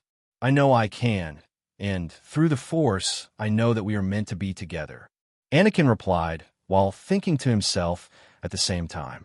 If you are the original were meant to be, of course your coupling would have destroyed the universe, but also helped to restore it. Then I know for sure we are meant to be as well. He continued inwardly. It is a good thing that Force is on my side in this instance, and doesn't want to jump scare me with being unable to connect with her. Really? Padme looked into his eyes as she said this, and he could sense her turmoil. While she does love him and feel that are meant to be, it doesn't mean she was supposed to be strong all of the time. Mentally, a lot of things should have gotten to her, especially when she was only 14 to 15 years of age as a queen. Even younger than, that were other girls even younger than herself that rose to the position of queen and excelled. There were a lot of things to take into account when considering Padme, and Anakin didn't mind putting in some extra effort for any of his loved ones, and he would continue to do so because that is how it is meant to be. It is what he wants to do, and if he gives it his all, so too would those he is connected with give it their all as well. Again, relationships were not 50-50, but instead 100-100. Anakin had to give all of himself to them, and they would in return give all of themselves to him. It is as simple as that.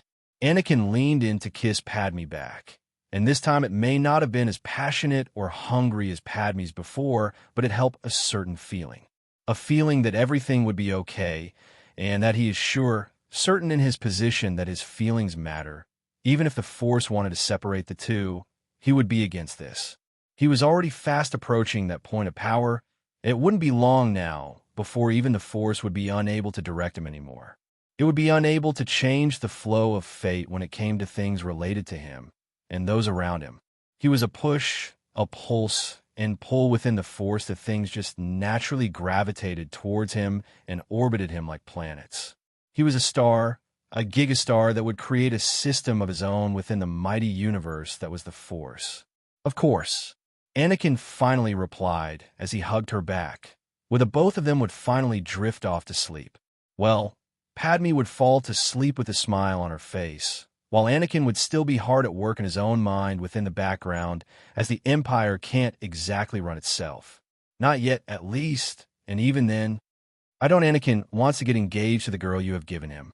I think you should wait, and at the very least consider why he doesn't want a straight-up marriage at the age the girl is. Grievous spoke to Talzin, as he had traveled, constantly as well, to set up the transportation device on Dathomir.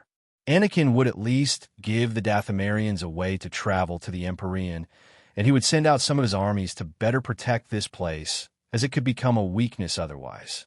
A point of entry into the Emperorean that could be disastrous if he didn't fortify this teleportation device he had created for all of the star systems within the Emperorean. What do you mean? Doesn't the Emperor not like my gift?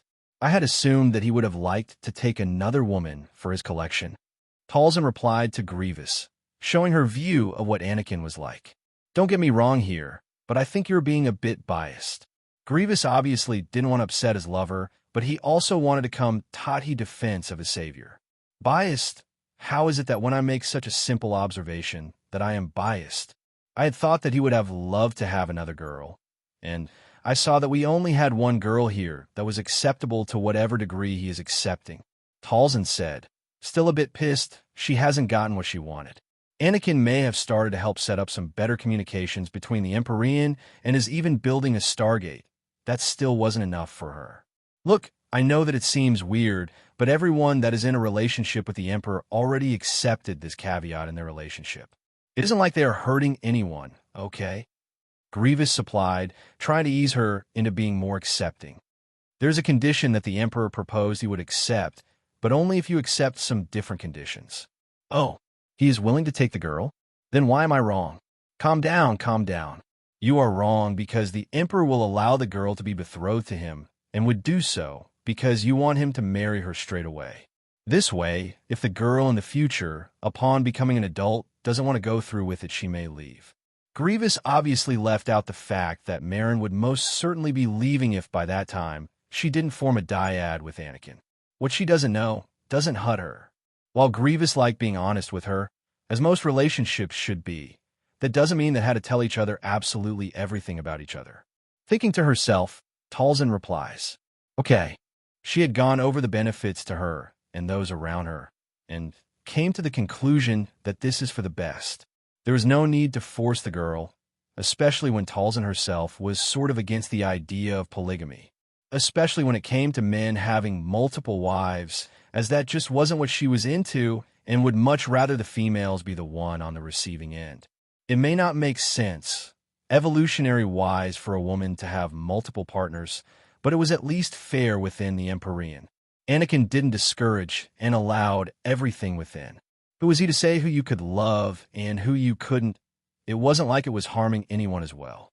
I thought that you would have put up some more resistance, Grievous said as he looked Talzin up and down and could only thank Anakin within his mind for at the very least making him the same height as her.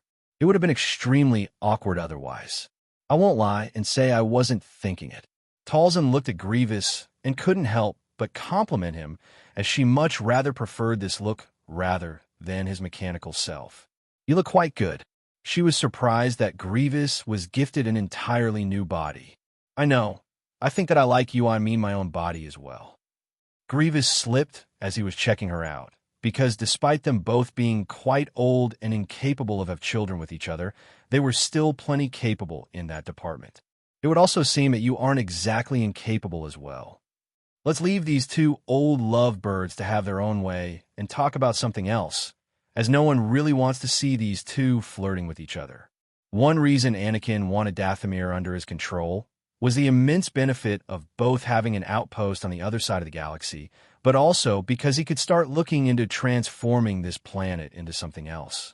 It had a very spread out wildlife, and because of this, Anakin would be taking control of this factor and transforming this place into a research area.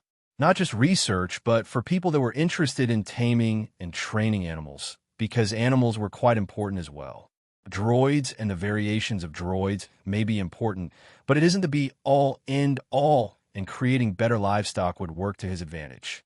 He may have massive agriculture worlds, but he is lacking in an area specifically within the market, and that was for meats. Of course, he could have always created some synthetic meat. No, not from the synths, but created meat from chemical compounds, bacteria, and viruses, all centered on cultivating edible and nutritious meat substitutes.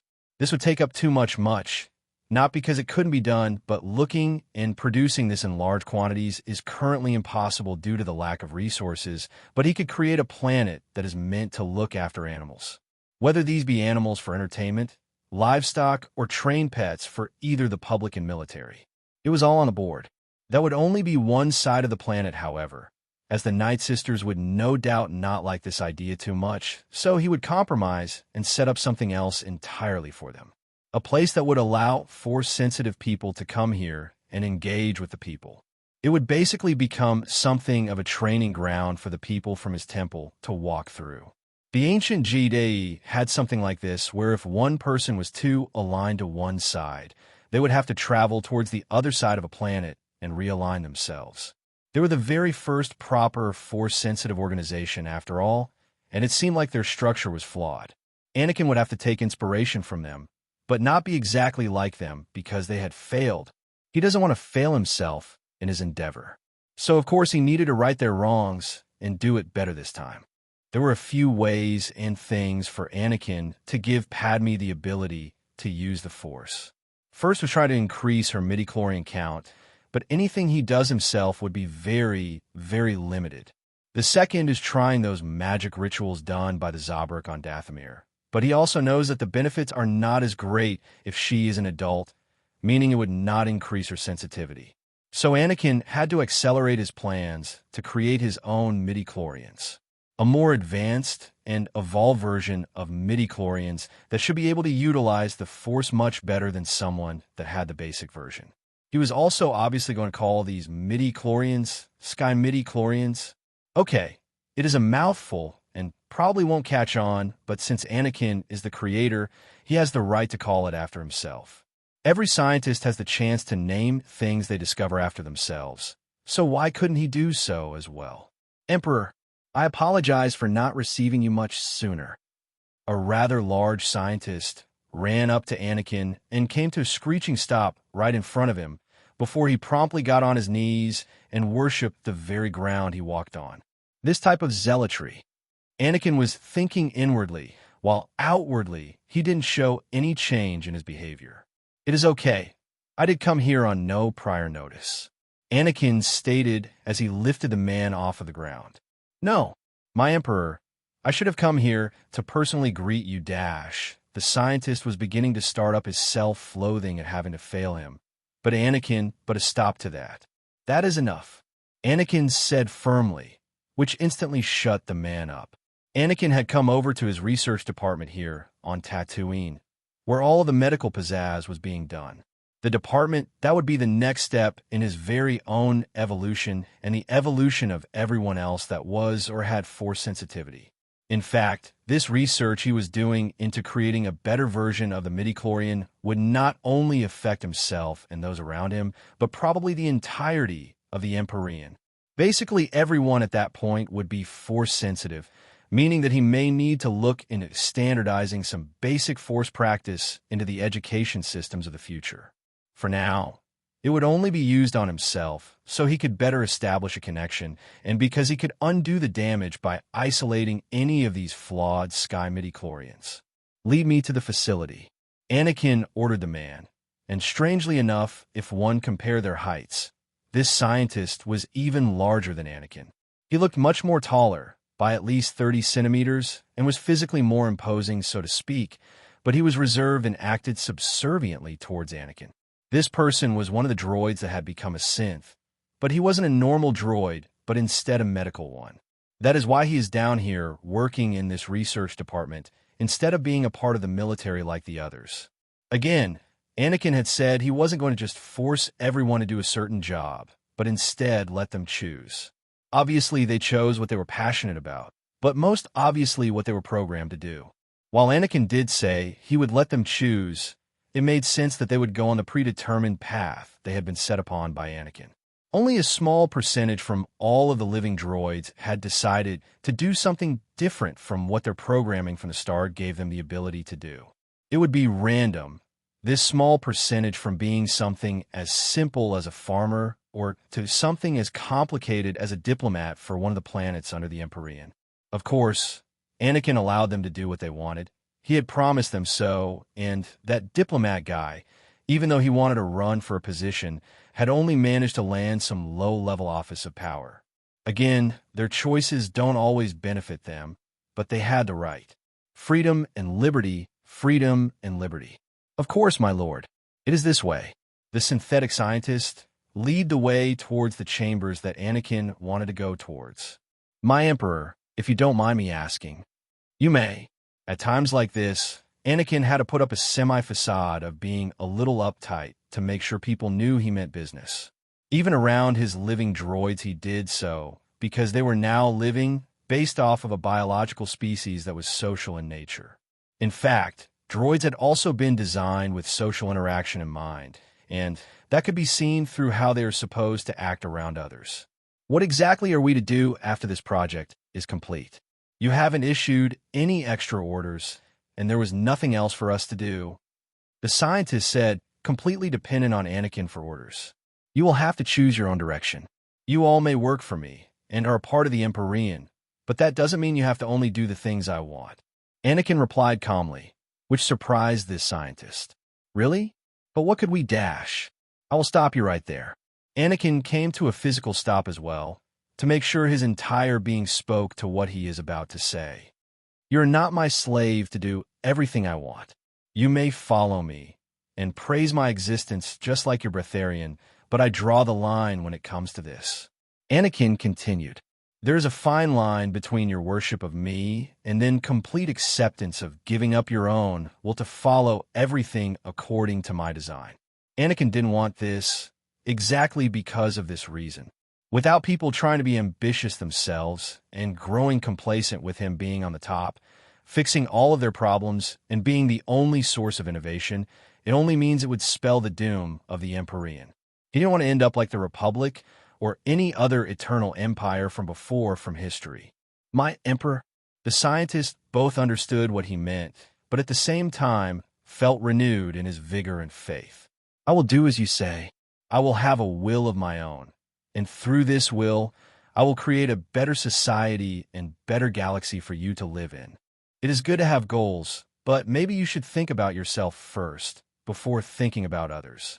Anakin patted the man on the back, despite the size difference, due to Anakin regulating his growth hormones but his sense having no such thing. Yes, long live the Emperor, the scientist replied as he followed after Anakin, presumably going towards the facility housing the special project they had been hard at work on. Yes, I would hope so. Anakin thought to himself, as he was now the one leading the scientist towards another direction. That was the actual place he wanted to go towards. How the hell did I end up in this position? Rex was being guided by an astromech droid that went by the name of R2-D2. What is with this astromech? It sure has a personality. Rex thought to himself as he was going over some memories of what had happened to him and his men so far. After Anakin had decided to just take the clones back with him, he had decided that they would and could do what they wanted. Even if by some chance those within the Republic came here to take a look at what was going on or were just happening to pass through the Emperorean, they could do nothing if they discovered the clones here. Where are you taking me? Rex asked the astromech droid. R2. D2 responded with some beeps and whirls of mechanical and synthesized-sounding noises and just pushed Rex forward to continue on his way towards a certain direction. All right. I am going. Rex sighed as he looked behind himself and saw that most of his other brothers were doing all right themselves. Anakin had set up many things for the clones to do, as they would get bored otherwise, where most of them just stayed inside most of the time. They were basically becoming hikikomoris, what with being able to experience all of anything they would want through the virtual experience. Anakin knew that he had made many addictive games, but it would seem it was so addictive that it stopped the clone troopers from doing anything else.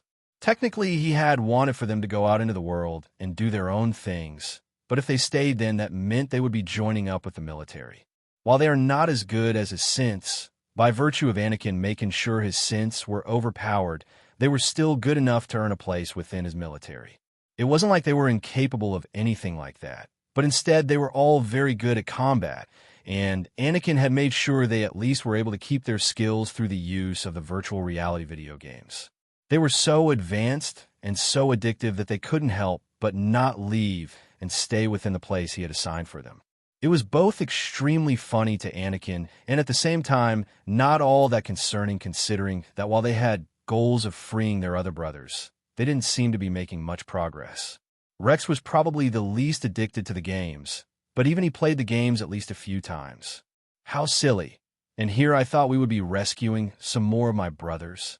Rex thought to himself as he was being directed by R2-D2. One only had to look at the situation, as while the clones were motivated, they were also drawn into the Emperorean's allure to the common folk that wished for a peaceful life. Not that they always had it peaceful with no upheaval, but instead they did encounter conflicts as well. No, it was because the Emperorean lifestyle allowed for people to be free and to do nearly whatever they wanted. It was incredibly alluring, and the clones were living their best lives rent-free, meaning they didn't even have to do anything important or special to live the lives they have now. While not the most productive, it wasn't like Anakin needed them for anything. Well, there was something he needs them for, and that is the recruitment of more and more clones that are slowly being siphoned from the Republic. Why would Anakin let the Republic keep all of their clones to themselves? He had even gone so far as to tamper with the Kaminoans' devices. He had installed himself into their systems and changed the way they manufacture their biological chips inserted into the brains of the clones. He didn't make them loyal to him or anything, but instead made it so that they wouldn't be influenced by anything trying to control them. Anakin had decided that he would use Mechidaru on the system controlling the clones, rather than use it on the clones themselves.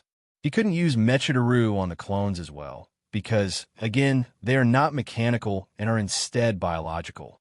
Rex came across the glorious sight of the Skywalker Palace. R2.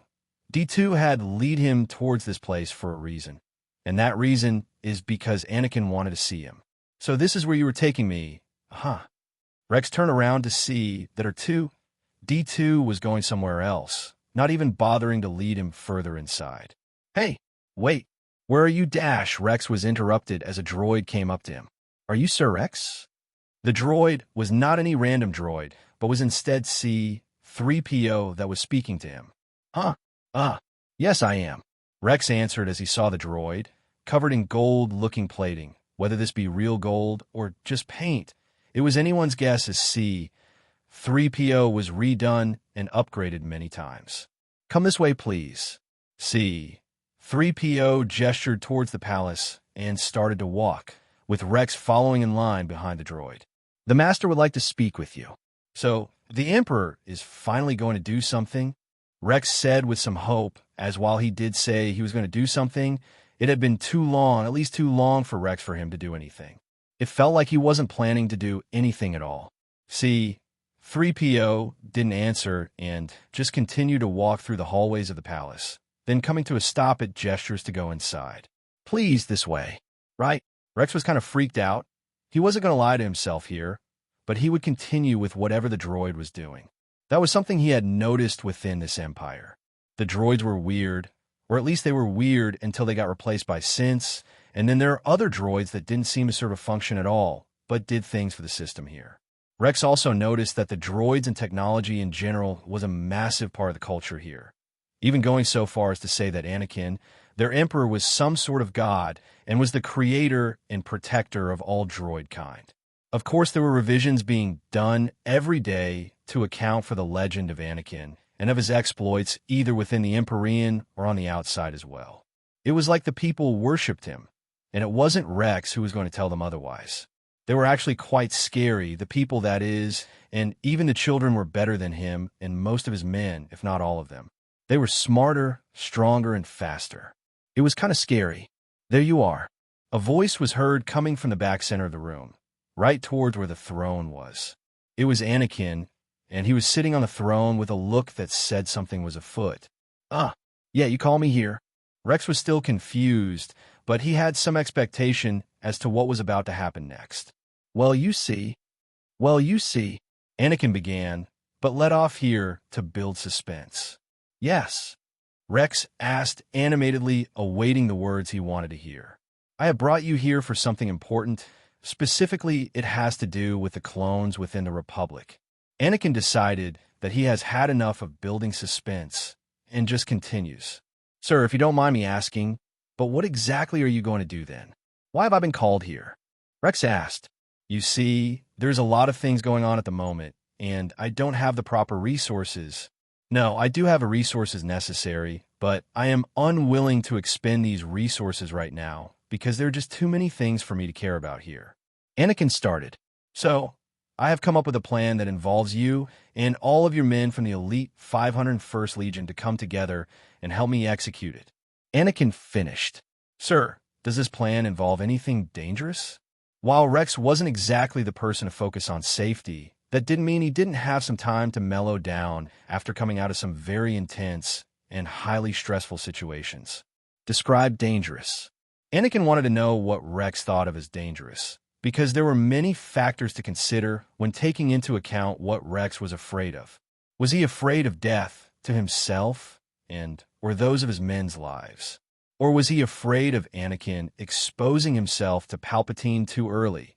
Not that Anakin had to worry too much about Palpatine himself. He was old and kind of nearly crippled because of his flagrant uses of the Force, specifically the dark side. It was corrupting after all. Well, you did tell us all of what you plan to do, I just didn't expect that. Rex started only to leave off. That I would all of a sudden change my mind and decide to speed up my plans? Is that what you were going to say? Anakin finished for Rex, who seemed amazed at his ability to know what he was going to say. How dash? Rex started only to be cut off by Anakin. Did I know what you were going to say? Anakin finished for him. Yeah, Rex was freaked out, but this was something normal, as Anakin liked to do this to other people. It was quite fun to do, and it was a good joke. Of course, it was only a joke to himself, while the other person didn't know he had just read their immediate thoughts to do something like that. While Anakin may be prone to doing those sorts of things, he could see that being so uptight about this was both good and bad. The Jedi were able to do it, and even other Force sensitives that don't even have training could at the very least read the emotions of another person. So Anakin had taken to making sure people got used to such experiences from himself and from others. As while it was intrusive, it is going to either be a part of the norm or he would spread techniques to everyone on how to better protect their minds. He couldn't account for every single person after all, and if they had pertinent information leading to people discovering his secrets, then there's only so much he could do. Well, with more and more people with the Force coming to the Emperorean, I think people should get used to this. I can't really help people protect their minds other than selling some high-end products that would cost way too much for the common person.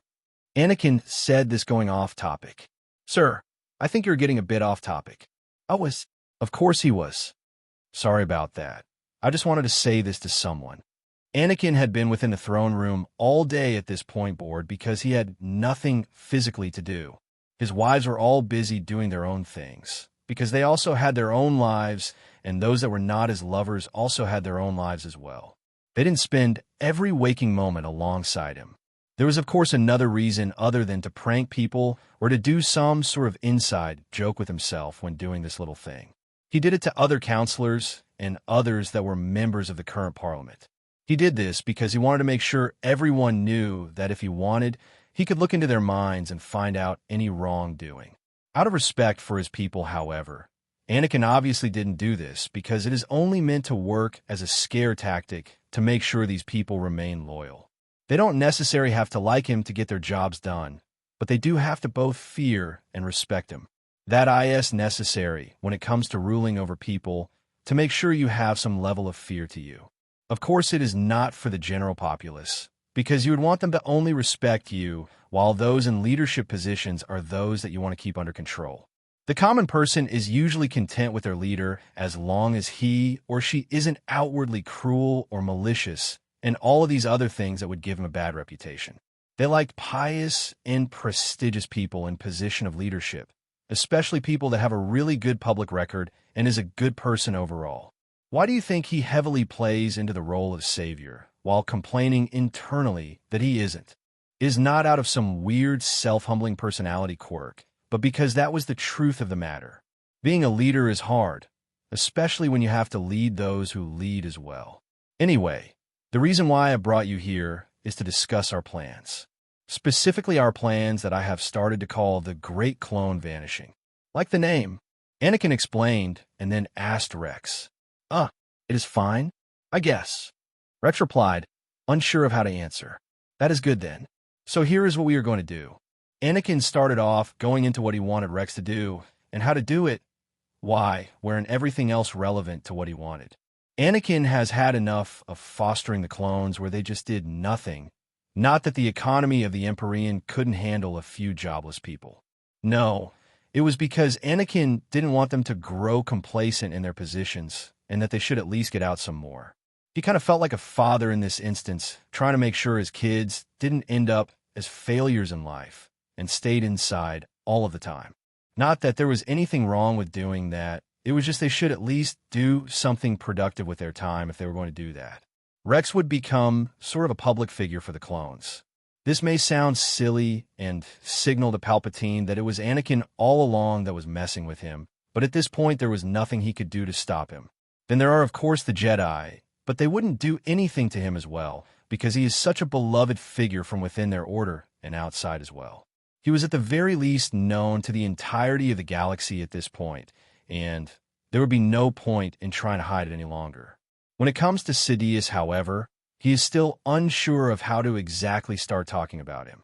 Anakin hoped to draw in some clones voluntarily, but he knew that this wouldn't work, so Rex would only identify himself after all of the clones have their chips removed. Obviously, Sidious might try to do something if he straight up revealed his plan, or he might do nothing and instead get rid of any evidence of his involvement in the whole thing. After having Rex go public and having taken all of the clones' chips out, at that point Sidious would either be on the run or would try something drastic. Anakin may have said he didn't mind the Jedi dying because a balance had to be maintained, but that doesn't mean he wouldn't try to save them anyway. Not everyone actually deserved to die. Not even those that were treading the line, as they hadn't done anything illegal or against his own moral line as well. There were a few, however, and the complacency of the Jedi to just take children away from their families didn't sit right with him. So he would make sure the Jedi die, but no in the same sense that the Force may be hoping for. "Ani, what is that?" Padme asked Anakin as he was holding something within his hand, a syringe that held a liquid within. Midichlorians were intelligent microscopic life forms that served as organelles within all living cells, existing in a symbiotic relationship with the beings they inhabited and comprising a collective consciousness among themselves. Present in all life, midichlorians were isomorphic on every planet that supported life. Midichlorians, in fact, were necessary for life to exist. Anakin liked to think of them as things that acted as a connection, a device to communicate with the Force. Of course, because he thought this way, he also believed he could upgrade them and make them better, allowing for them to evolve and break away from the traditional sense of what they were. They had some form of connection to the soul as well, as it was midichlorians that formed a Force ghost, not just the person's soul itself. "Oh, this isn't anything too special." Anakin had a smile on his face as he said this. Padme moved closer to have a better look, not afraid of what Anakin might do with the needle. "Is this what I think it is?" Padme said, trying to come up with an idea of what it might be, knowing that it wasn't the super serum Anakin had created, as the liquid looked different from that. Probably not. Anakin still had this silly smile on his face as he said this. "Then what is it then?" Padme asked, finally getting impatient, but not so much so that she would lash out or anything. Just that she wanted to know, and Anakin was teasing her with the lovable smile on his face. "This is the thing that will grant you the ability to use the Force properly." Anakin had already used this thing on himself, and had already established a connection between this version of the midichlorian between himself and his own energy field. Meaning that however has this version of midichlorians, they would have a connection to his energy field he was starting to generate as well. It would enable people to be free from the tyranny of the Force. Not that it was evil, just that it didn't always have your best interests in mind. Really, Padme's eyes lit up, as while she didn't really want the Force in particular, she did want to be connected with Anakin the same way everyone else was. She felt that it was unfair that the Force was so biased and believed it to be her duty to prove it otherwise, that she and he were meant to be together. That was, "Yes, really." Anakin nodded before continuing. "I do caution you, however, that this process won't exactly be or feel good." He had gone through with it himself, and had gone through the process of maximizing what it could do, and he could say for certain that it should allow most people the capabilities to use the Force. It would increase Force sensitivity by rebuilding the midichlorians already present within someone, but not increasing how many a person had. It would double the connection and power of those midichlorians, and it would enable someone with 5,000 midichlorians to be equal to someone with the potential of 10,000 midichlorians. Thankfully, Padme had a decent amount of midichlorians, above the average, but that didn't mean it was enough to become a proper adept at the Force. For Anakin, this small boost doesn't even really matter except for expanding upon his already powerful natural advantage.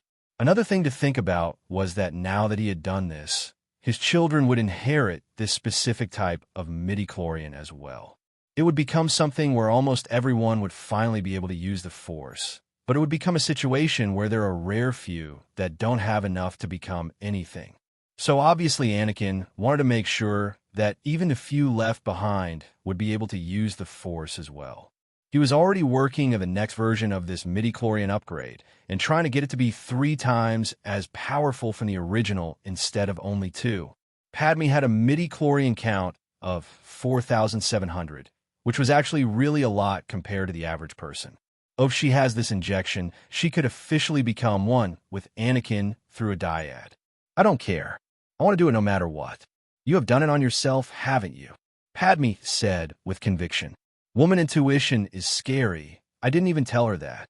Anakin thought to himself before replying. Of course.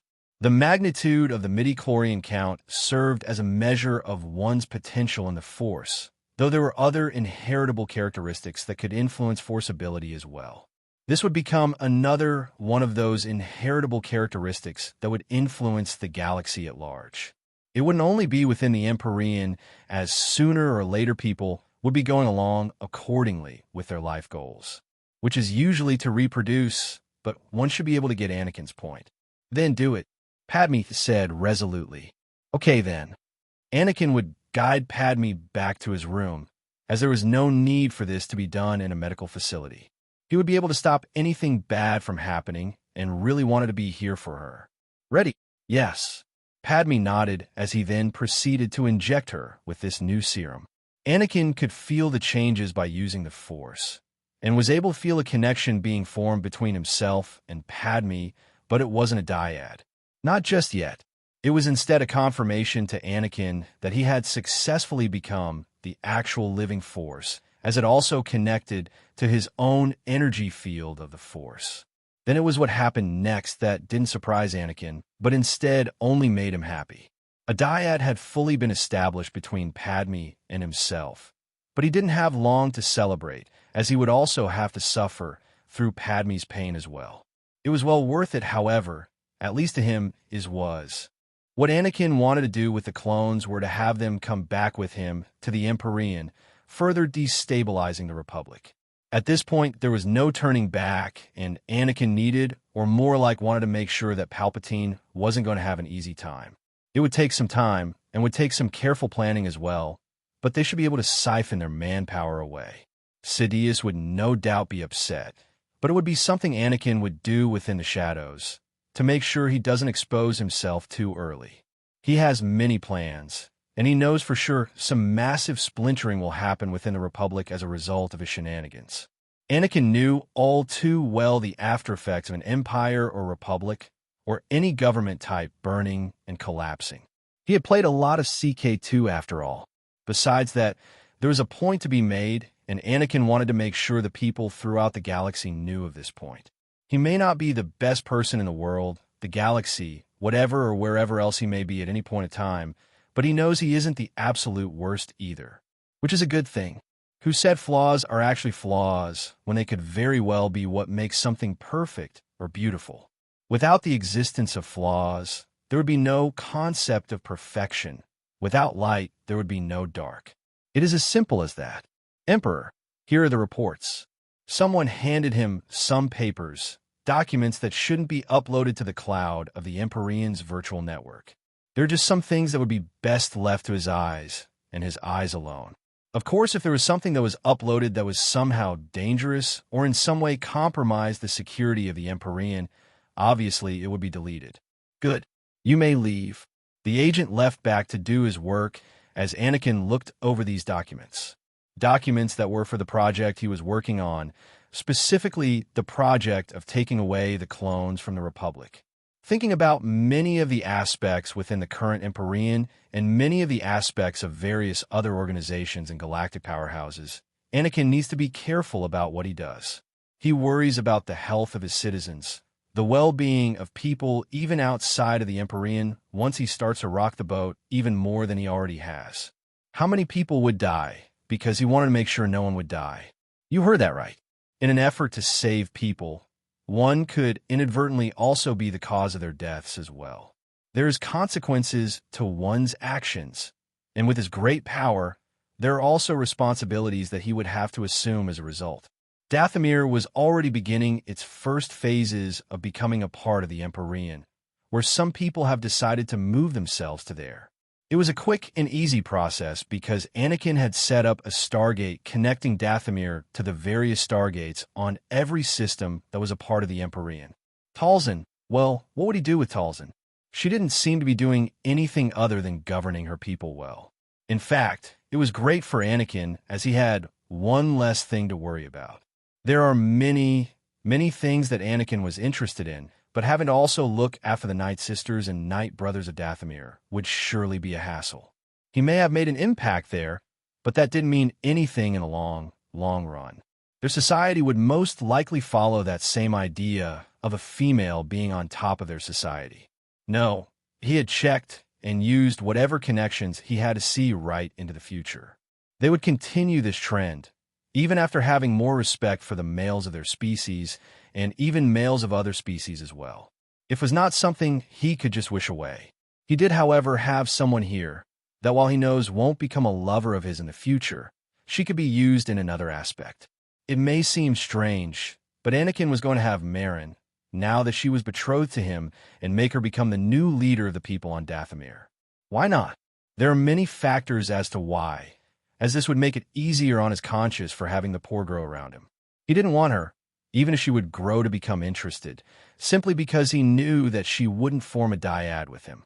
Age mattered as well, but with time age passes, as just with Ahsoka, he would probably crumble to the fate of also making her his.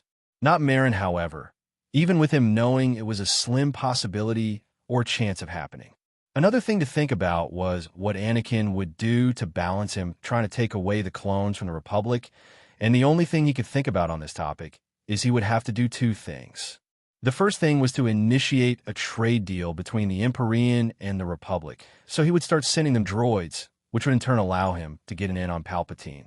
It was basically doing an Uno reverse card by instead having the clones turn on the Jedi. He would instead have the droids turn on Sidious. Doing so would be a great way to see him crumble, but obviously Sidious would foresee something like this, not because he would actually see it coming, but because he was a very conniving and scheming individual.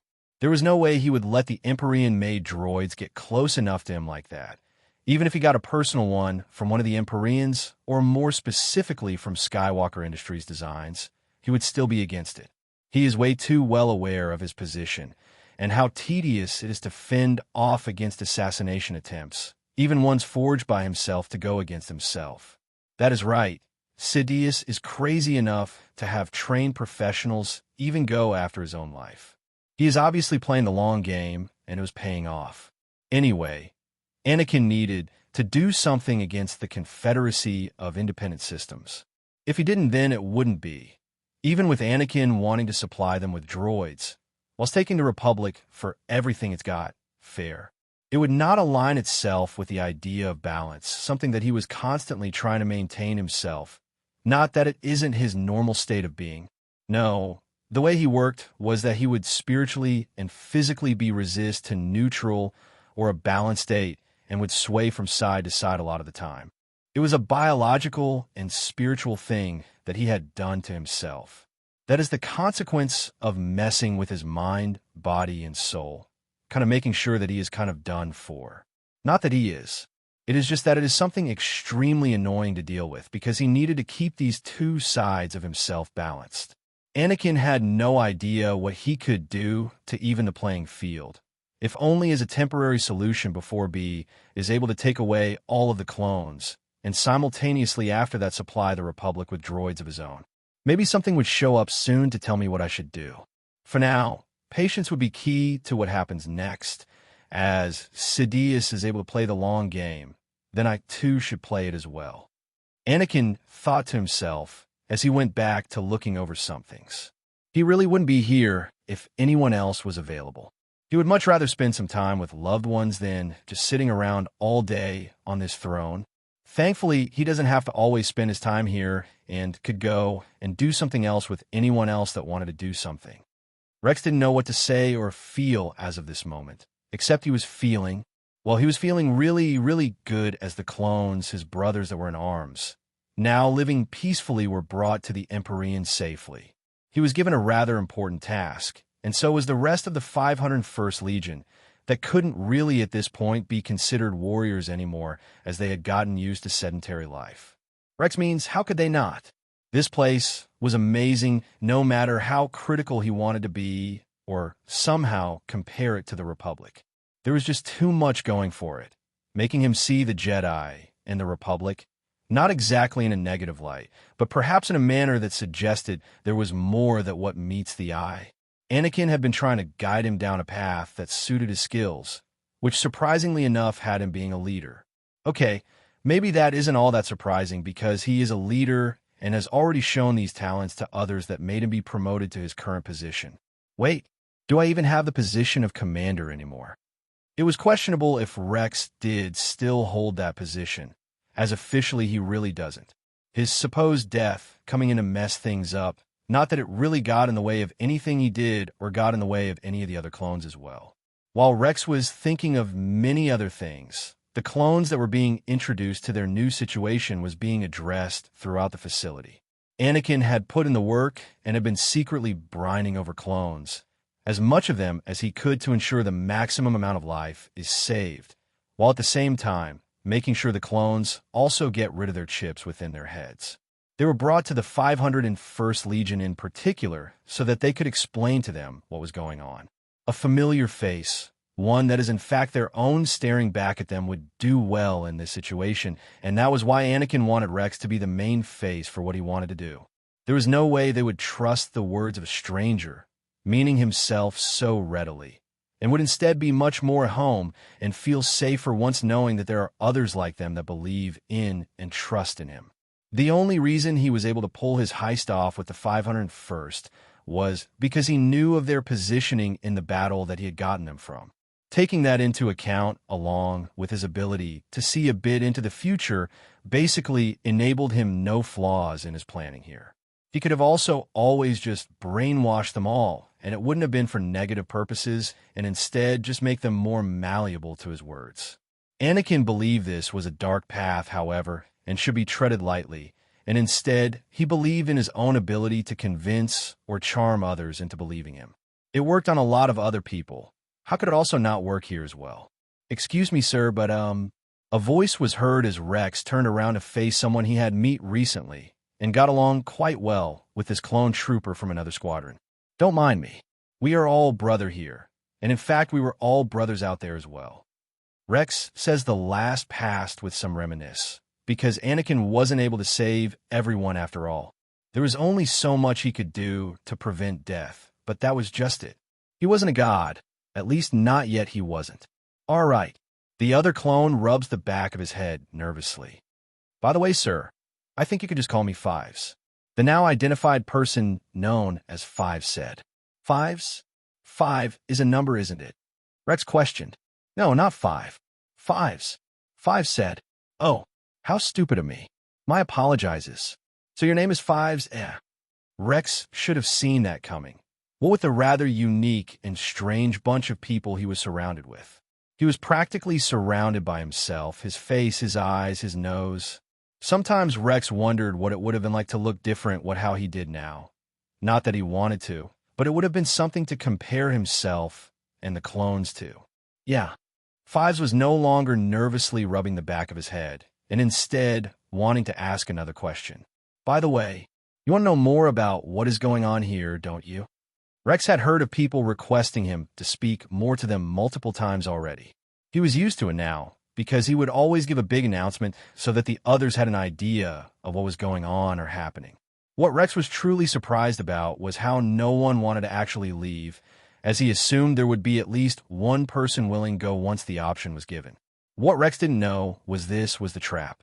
Psychologically, Anakin gave people the option to leave so that they would hesitate to go immediately. In fact, it even worked better for the droids because they had no command or someone to go toward for instructions. They were made that way after all, and if he gave them the two options, they would be hesitant in taking the one that seemed like the most dangerous, especially when they were told it could end in the end of their lives. While they may be clones, supposedly afraid of death, Anakin knew otherwise, and that every creature, all of them living, had a subconscious desire to still breath. Clones were being brought in First within the tens, then that started to escalate into the hundreds, and sooner or later, Anakin would start to try and up this scale to the thousands. By that point, he should have made enough progress in crippling Sidious from being able to make able moves at all in regards to the clones. Yeah, I kind of do want to know. 5 said, you and everyone else here. But don't worry, as I will be explaining everything shortly. Rex replied, what does that mean? So you do know what is going on? Yes and no. Just wait for the explanation and for everyone else to be ready. Okay? You are a bit impatient, aren't you? Rex said in jest, and 5 just laughed along with him. It was like they were good old friends already. Clones had that sort of connection. It was something strange, but it made sense to Anakin why it was like this. They are clones after all, and come from the same person, basically making them all brothers and all near genetically the same as well. Come on, I'll take you to get some grub, Rex said, leading the way. I can make some use of some food right now. 5's replied as he followed after Rex. Palpatine was befuddled. There was nothing that he could say or do to help himself in this situation. The clones were disappearing, vanishing as if they had never existed in the first place, and Sidious had been using all of his power, not through the Force, but his intrigue, political and financial power to investigate this weird occurrence. Order 66 won't work if there are no clones to carry out my orders. Sidious thought to himself from his office, the office of the Supreme Chancellor of the Democratic Republic. For the past few weeks now, their forces were decreasing. The military and clone trooper forces of the Republic was decreasing. That is, with clones becoming non-existent. Sidious had to find another way to keep this war going and find another way to kill off the Jedi. It was impossible now for him to fully complete his plans, and he would have acted rashly, using whatever clones were left to start killing the Jedi off already. But that would lead to me being discovered, and there is no guarantee for me, at least not yet from within the Republic. Sidious thought to himself as he pondered his situation, going over his many backup plans in case some failed. Why hadn't he had a way to deal with the clones being a failure? That was because he was used to eliminating any and all threats to his plans, making sure that he was on a path to victory. When Sidious was being challenged, generally he didn't even have to do anything when it came down to it, as the people would hand over their power completely to him. It had happened before, and it would happen again. He really was a conniving person, but most of the time it seemed like his problems just resolved themselves. He had made backup plans for many things, usually in the off chance he is discovered, but then again, he also didn't really have a way around having to do things off the cuff. He would constantly put himself on the edge of being discovered for 2 reasons. The first being that it was easier for him to go off situations that happen and are within a controlled environment of his making. Second, because it was fun. The Sith reveled in challenge and usually mired themselves in what seemed like pointless displays of strength or dominance, when in reality they are just doing those things because they wish to reach perfection. It came naturally to Sidious, just as it had come naturally to others as well. Why wouldn't he try and extract some level of joy out of what he was doing to everyone and everything around himself? This was who he was, is, and what he shall continue to be, because he saw no need in trying to change his mindset. It is wrong to think that he is unbeatable, but that doesn't mean he couldn't gloat in the faces of the Jedi so openly, and they wouldn't even know why. They wouldn't even know what he was, and even then, what were they going to do about it? If he is exposed, then all he needed to do is use the Republic's laws against them, because being a Sith could also be considered being a part of a religion. How dare the Jedi hate on another group of people for their beliefs? Some would say, and even agree with Sidious, not knowing that he was quite the cruel and sadistic person. Even more so once he started down the dark path of becoming a Sith. Think about it. If the Jedi are allowed to exist, and they do some horrible things that others within the Republic would say is bad, then why couldn't the Sith exist within the Republic as well? It wasn't like Sidious had done anything illegal that anyone knew of. There was just no way for the Jedi to come after him, not legally anyway, and they would be seen as in the wrong. It would be seen as such because that is just the way the Republic works, and because of that he has taken advantage of these old and kind of broken down systems to his advantage. Supreme Chancellor, you have a visitor, an attendant said, as Sidious wasn't exactly alone within his office all of the time. Most of the time, he had his red guards be there with him to better protect his life. "Thank you. You may leave now." Sidious knew exactly who was coming to meet him. "Yes, Chancellor." The attendant bowed before leaving the office, and then some more people came in. Most notably, they were politicians. He did this often, bringing in those of power, wealth, or of some influence to make sure his rule is ironclad. There was no other way around it, as while people are easy to be manipulated, at least from his perspective due to them being cowards or sheep, it was also required that he constantly reinforce his power over someone. In an alternate timeline, this would be done by constantly asserting himself over Darth Vader and making sure he knew who was boss. Sidious would have created a suit designed to be physically torturing, and then there was the mental and emotional torture he would do. It was all within his design. After meeting with these officials, he would have to do many other things throughout the day, and would now have to start looking for something to continue this war. The longer it goes on, the better for himself, and now he would have to start planning for a way to overcome the losses of the clones. He had a feeling that it wouldn't be stopping anytime soon. "Chancellor, you have received a most important message from the Emperorean," a feminine droid said in its synthesized voice. "Oh, who is it from?" Sidious was good at making his questions sound like orders instead of questions that had become quite natural to him at this point. He was also surprised that something within the Emperorean, someone was willing to go out of their way to contact him. Usually he would have spies go in, but they would never come out, meaning that it was well guarded and protected at this point. He would have no way of going into the Emperorean, not unless he turned the armies of the Republic against them, of course. A hologram shows up, and it shows Anakin. The current Emperor and Palpatine couldn't help but be surprised at seeing the leader of the Emperorean has made themselves come to him. They would need his help. It would seem like they aren't as powerful after all. Or at least this was what Palpatine assumed, when in fact it was Anakin going to offer his help instead. It was a recorded message, so there wouldn't be any back and forth. "Greetings, Supreme Chancellor of the Galactic Republic. We have met on occasion before, so I would like to be blunt within this message. I have noticed for a while now that the Republic is starting to lose their forces." Anakin started. He continued.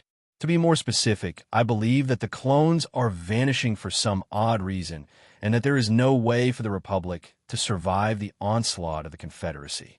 So I would like to make a proposal, a deal of sorts between the Emperorean and the Republic, where I offer up our service of being able to make droids and send them to you for aid. Of course, I can't be doing this without being paid in some shape or form. We can have proper negotiations later about that. And for now, I just wanted to send this message to make sure the Republic knows that I know the Emperorean is willing to trade."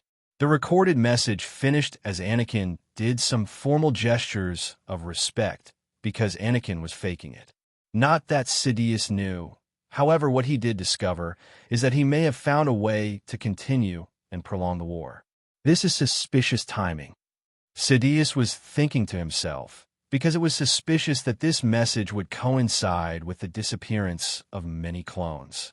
The Emperorean's emperor had even talked about that subject himself, bringing it up. Anakin did this on purpose, because he didn't want to seem too suspicious, and it would look better for him if Palpatine held some suspicions, but was unable to confirm whether it not was him. If he didn't mention this in the message, he would only come off as more suspicious than he already has. One must keep their opponent on their toes and make sure they are guarded against you. So once they do let their guard down, that was when you strike. There was more than meets the eye when taking into account everything going on. "Interesting." Sidious spoke out loud as he started to pace back and forth, where he had a view of his soon-to-be Empire's capital. Sidious had many ideas on why this was happening, and it was definitely suspicious that the Emperorean would contact him now, but they had mentioned the issue himself, an issue even the Jedi were noticing as well, meaning that they could be involved, but instead of being the mastermind, the Emperorean may just be the pawn. Palpatine was too used to politics and intrigue that he wouldn't be able to see Anakin as the mastermind behind the events taking place. Sometimes one has to fight fire with fire, and while some may believe this is stupid, for Anakin it works, especially against an opponent like Sidious. within a high-rise building, specifically within the Jedi's tower that looks over everyone. The Jedi Masters of the Jedi Council had gathered around to discuss more about recent events and situations. The Jedi may not be as up-to-date with their teachings and may be even considered backwards in the evolutionary pathway of the Force, but that didn't mean they were completely incompetent. They had people within the Order that were powerful, wise, and all sorts of other things that would and could be taken into account. There was just no way that they would only know who to listen to the Republic, as they were in particular considered a political non-entity within the Republic. Of course, the Jedi should know better that they were not actually separated at this point, and instead had basically merged into the Republic's military force. Remember, a Jedi fights only as a last resort. If you are forced to draw your lightsaber, you have already forfeited much of your advantage. A Jedi trusts the Force, and at first seeks other ways to resolve problems. Patience, logic, tolerance, attentive listening, negotiation, persuasion, calming techniques. But there are times when a Jedi must fight. Some would say that these words were wise. They were, and it is always better to make sure violence is the last resort. Sometimes violence may be the only thing one can use, not exactly to be aggressive, but to be defensive. Without protecting oneself, it would seem silly, right? The Jedi, however, put a lot of faith and trust in the Force, thinking that it would solve any and all of their problems because they are faithful servants of it. Unfortunately for them, that is not really how it works. Originally formed as a philosophical study group situated on the planet Tython, the Jedi became revered as guardians of peace and justice in the galaxy. As mystical wielders of the Force and of their signature lightsabers, their powers inspired all citizens in the galaxy. The calm, considered demeanor of the Jedi made them ideal brokers of peace in times of conflict or dispute. Yet, for all their power and diversity, the Jedi were few, often beset by foes in times of doubt and confusion. Undercurrents of evil often challenged their order and the establishment they served, the most notable being the Sith. These dark warriors were the antithesis of the Jedi, their sworn enemies, and the battle between them brought the galaxy to war more than once. In times of crisis, the Sith could even use the dark side of the Force to diminish the powers of the Jedi and prevent them from sensing the future. Just like the Sith have been doing now, not exactly because Sidious in particular wanted to cloud himself. He did, but it was as a result of the Force nexus underneath the temple that had led to this result. Thankfully for them, Anakin had been so kind as to siphon the energy out of the nexus, making them able to see the future again, meaning that it should be immensely more easier for them to find out who the Sith was. Maybe clones vanishing, they are, Yoda said as the room all knew of what was happening. Yes, from various reports, there have been no known sightings of the clones, and because of this we have had to cut back on the war efforts. Mace supplied. Jedi Master Yaddle interjected. Do we know where they are going? Have they died? Or have they just abandoned their posts? No, not, we do. Yoda answered Yaddle's question, and undoubtedly all of the rest's question as well. Then what are we trying to do about it? Kiadimundi asked, kind of upset at having the clones keep disappearing, especially for him, as when he's assigned a team or a legion, they would disappear faster than he could say, "May the Force be with you." We are aware of your predicament, Master Mundi, but please be calm. We are all trying our best, Ash. Mace was cut off by Depa. Doing your best? Is everyone doing their best here? This war is something that we as the Jedi should have never joined in the first place. Everyone within the room was starting to argue, and it was getting pretty heated as people from different sides and perspectives clashed with each other.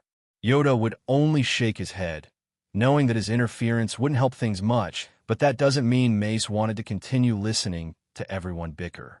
Quiet. Please. Be quiet.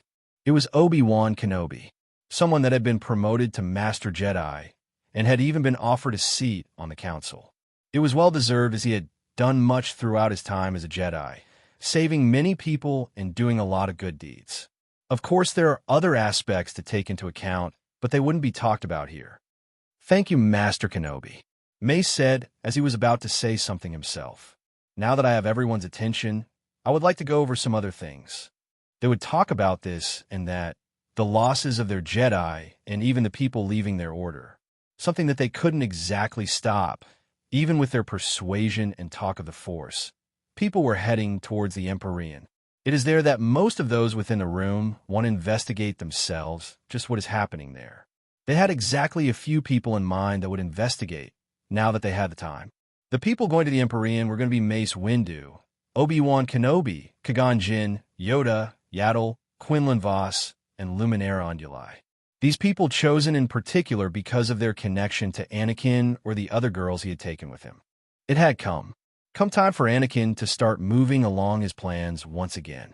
Having sent the message towards Palpatine, Anakin knew that it would just be a matter of time before the Chancellor deemed that his deal was all right.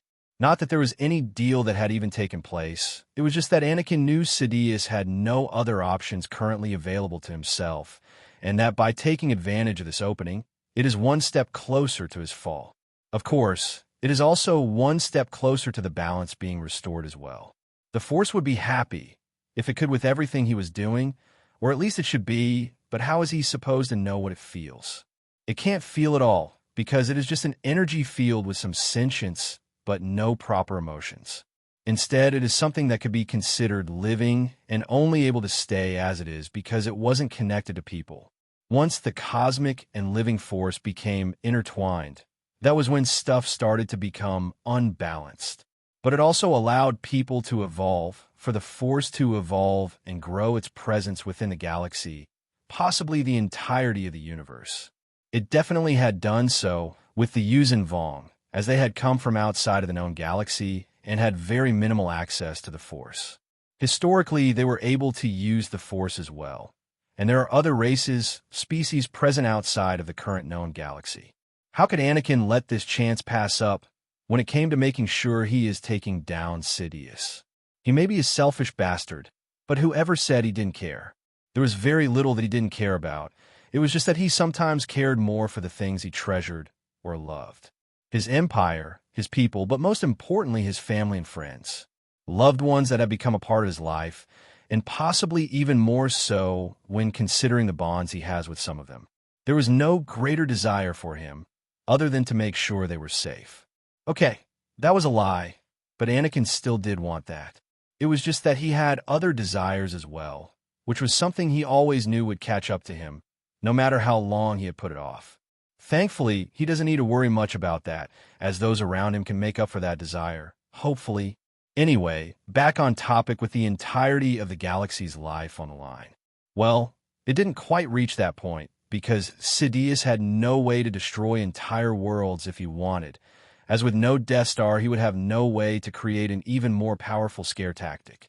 A military is scary enough, but imagine if he did have a Death Star, or even still had the possibility to access the Dark Reaper.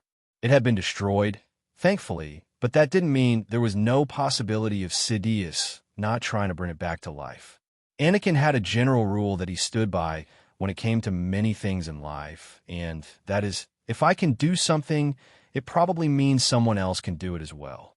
This stemmed from the fact that nothing was all and truly unique or special, not even his status as the chosen one, because what is stopping the Force from making another one of him?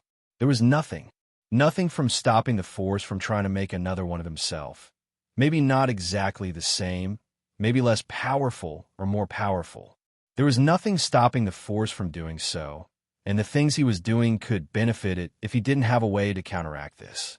Which is why he was going to make great use of his own energy field, born from his own power and self, where it would manifest as something to rival the natural Force. He intends to get his special brand of midichlorians to all of his people, so he could rapidly expand his own influence while at the same time making sure they are safe at the same time. While the Force could be trusted, it also shouldn't be trusted 100% of the time. It was something he had decided right from the very start, that he would use the Force, the natural Force, as much as he could before it decided to force him to do anything. Or maybe even just guide him in a certain direction. He didn't like the idea of some all-knowing being dictating his fate, and while that may have been the real truth to anything that happened, it was here in his unique state of being that he was breaking that mold. and casting himself anew in the forges of his mind. His body is not what it was supposed to be, signifying his physical independence from the Force. His mind or soul is also at a state that is in balance, connected to the Force while simultaneously creating its own dimension. Somewhere he is the only one in control, as its god or whatever divine-like entity he may be. Now to wait for Sidious's reply.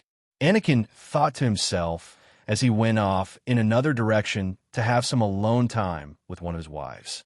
He isn't a workaholic and would much rather prefer being with any of them, perhaps all of them if he could. "It is quite good to see you again, Emperor." Palpatine said these words, but internally he didn't quite like the sound of addressing another as Emperor. He wanted those words to only come out of the mouths of others, not his own. "Yes, greetings, Chancellor Palpatine. Greetings to the entirety of the Senate." Anakin was on stage, not within the Senate itself, but was displayed by a holographic display device. He would be addressing the entirety of the Senate with his proposal, and a vote would happen among them all to decide whether or not being supplied by him was the right choice for them. While they spend massive amounts of wealth for the clones, where the Kaminoans gobble up the profits, the Emperorean's droids would also be another economic factor to put into the mix. Not everyone was agreeable with what was going to happen, and Palpatine had decided that if a vote is held and the people decide that they would like the Emperorean's assistance, he would accept. Of course, he had executive power over everything, but he couldn't decide when it came to this topic. It was something that he both wanted and didn't at the same time because of the nature of politics. He decided that this is the best option. It would absolve him of any guilt if something were to go wrong because he had put it up to a vote, plus he has the advantage of not saying what he voted for. He is a completely non-factored into vote on the manner, since he had handed over this decision to those within the Senate. Yes, as everyone can see here, the Emperorean's emperor is joined by one of his wives, Empress Padme Amidala, former senator of Naboo. Palpatine had to do some theatrics and play into whatever Anakin was planning. Not that he considered Anakin to be his opponent. What could the boy, only very recently having ascended to the throne, do against him, a veteran? Also, he took into consideration that Anakin wasn't even the mastermind, and it was likely someone within the shadows. An example being Vader, but he had disappeared off of the face of the galaxy. There was no telling where this mysterious individual went, and he wasn't able to gather any information from the Emperorean as well. So, his guess was as good as the next person, and it frustrated him to no end. Anakin was joined by Padme in the holographic image that showed the two of them off. This sent ripples through the Senate as they knew about the senator and her outspoken manner on everything, especially when it came to the production of the clones. She didn't want them to become a thing, and she was supposedly against violence and war, something that she would be reluctantly be going against, as she is here to support Anakin. She knew that he was intending to sell battle droids to the Republic, and while she disagreed with him, she decided that it would be better if even she was here, then there was something about these droids she could accept.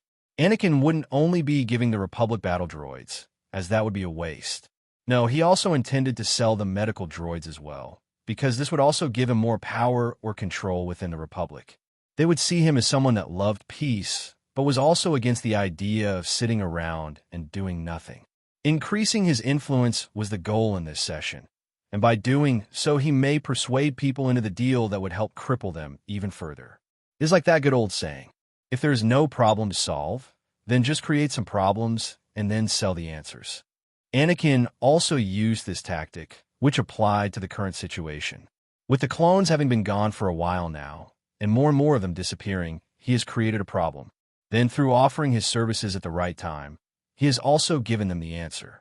Now, if I may ask, what is it that the Emperor and his Empress had wanted to say to us?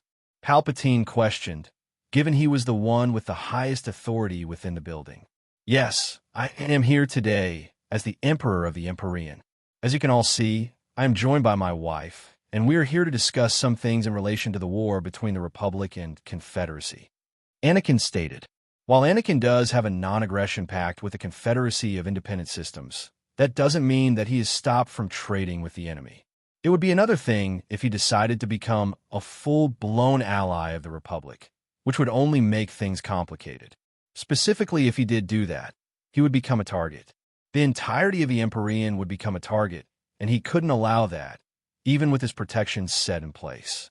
He is building up an army to deal with the Hutts and the future Yuuzhan Vong that come to the galaxy. He isn't all that interested in fighting the Republic or the Confederacy. Well, maybe the Confederacy, but not right now, as they were not in his way.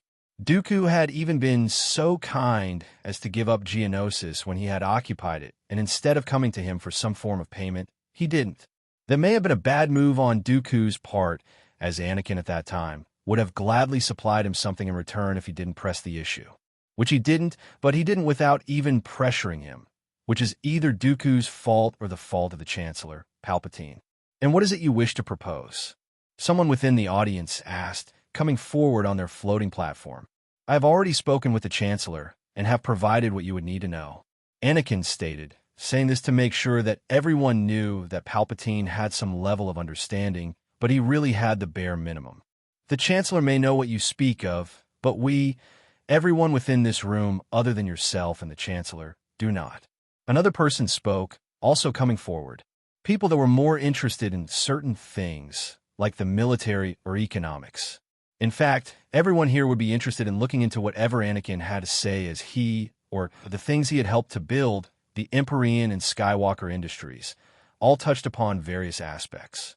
The Galactic Senate, also referred to as the Republic Senate, Galactic Congress, Republic Congress, or Old Senate, during the time of the New Republic, was the legislative and executive branch of the Galactic Republic that was located on Coruscant. Its primary duties were to mediate any disputes between star systems, worlds, and cultures, to regulate trade between systems, to protect and care for citizens in need, and to provide mutual defense in face of threats to the Republic. Then I will explain. Anakin stated before he went off to include information, more information than he had previously given the Chancellor, but that didn't matter. He told them of the droids he was willing to supply, and that he had a price. This price wouldn't be too high, of course, and he wouldn't be able to milk the Galactic Republic of their money the same way the Kaminoans are, and instead he needed to set a proper price. That price being that Anakin would take Naboo into his control. The crowd was bursting because this bold move was something totally expected to them, even much more unexpected to Palpatine. Anakin spoke about combat droids and medical droids and their benefits. He also didn't leave out the downsides of having them. But no one cared about that, as Anakin had just asked for something that was totally expected, something that while most people don't really care all too much about, but he was basically bargaining with them a star system that was a part of the Republic. They had little to no sway over this type of decision. What makes you think that this august body would accept? It is not you I will have to worry about, but instead I have already contacted Naboo and those within the Naboo system. They have agreed, the Queen and all, to becoming a part of the Emperorean. Anakin wanted to do this for a few reasons. The first would be Padme, of course, as it was her birth planet, her second home as she had grown up there. Why would he not try and bring her people under his control and further his own plans as well? The second reason is to distract Palpatine, especially since Palpatine had also come from Naboo as well. This would make him believe that the mastermind behind Anakin was some sort of intelligence fiend, being able to ferret out information about him. This would make him panic and more likely to take actions that were risky. Even with his calm facade, he is still a person after all. The third reason is that he would be able to start expanding all the way out where Naboo is, which isn't exactly all too far away from the Emperorean, and it would be easy enough to back it up and protect it. Anakin isn't that far away from moving himself and the Emperorean over towards the Naboo system and the surrounding systems anyway. Most intriguing, Sidious thought to himself as the rest of the Senate was conflicted on what to do. Having arrived at the Emperorean, everyone was kind of taken by the sight of Tatooine. Every planet they had passed by was just another facet of the Emperorean's power, prestige, and overall capabilities. Those that were chosen to go on this small ambassador's mission was a lot of Jedi Masters. Thankfully for the Jedi, they were able to go because most Republic forces were on the back step as they had to deal with the lose of the clones, meaning that they had some time to think about some things, and it would allow them, those that wanted, to see the Emperorean. Specifically Yoda, Yaddle, Quinlan Vos, Luminara Unduli, Qui-Gon Jinn, Mace Windu, and Obi-Wan Kenobi. There had been a last-minute change that even Jedi Master Plo Koon would be coming along to see Ahsoka. Everyone here had their reasons, whether they be inherently selfish or otherwise. "This is certainly interesting," Obi-Wan said as he observed the planet they had landed on. The capital of the Emperorean, somewhere that wasn't restricted to people, and one would believe that there were spies planted here by Palpatine. That would be the case if Anakin had no way to quickly identify them, not by himself, but through Sithari and her access to all of the unliving droids. Anakin had received a message, just as he had sent his own, a message saying that the Jedi wished to come to Tatooine and come speak with him, or anyone really that was a part of the New Order here. He agreed, given that he had nothing to hide, and at this point there was nothing they could really do here. Anakin knew that showing them the more darker elements they studied here would either rile them up or would make them decrease favorability with him. It was a risk he was willing to take and didn't mind whatever blow to his reputation he might face if they were to go back and report their findings. It isn't like he was trying to hide it at this point and doesn't mind a little introspection, given from a group outside of the one he is in. "Why do you think that, Obi-Wan?" Qui-Gon asked his former student as everyone was starting to disembark from their ship that they had all traveled in. "This place," Obi-Wan left off, having a strange look on his face. "It is like there is a balance within the Force here." Luminara finishes where Obi-Wan left off. Light and dark, in balance they are. Yoda waddled himself forward as he also was in tune with their surroundings. While it may not be the light side they were hoping to sense, it was something else entirely, and it was something that was actually pleasant. It wasn't overbearing on one side or the other, and most of the latent energies here only spoke of harmony, something that was impossible for a planet like Coruscant. It had long since been mired in a fight between both sides that the Force on Coruscant was like a blender.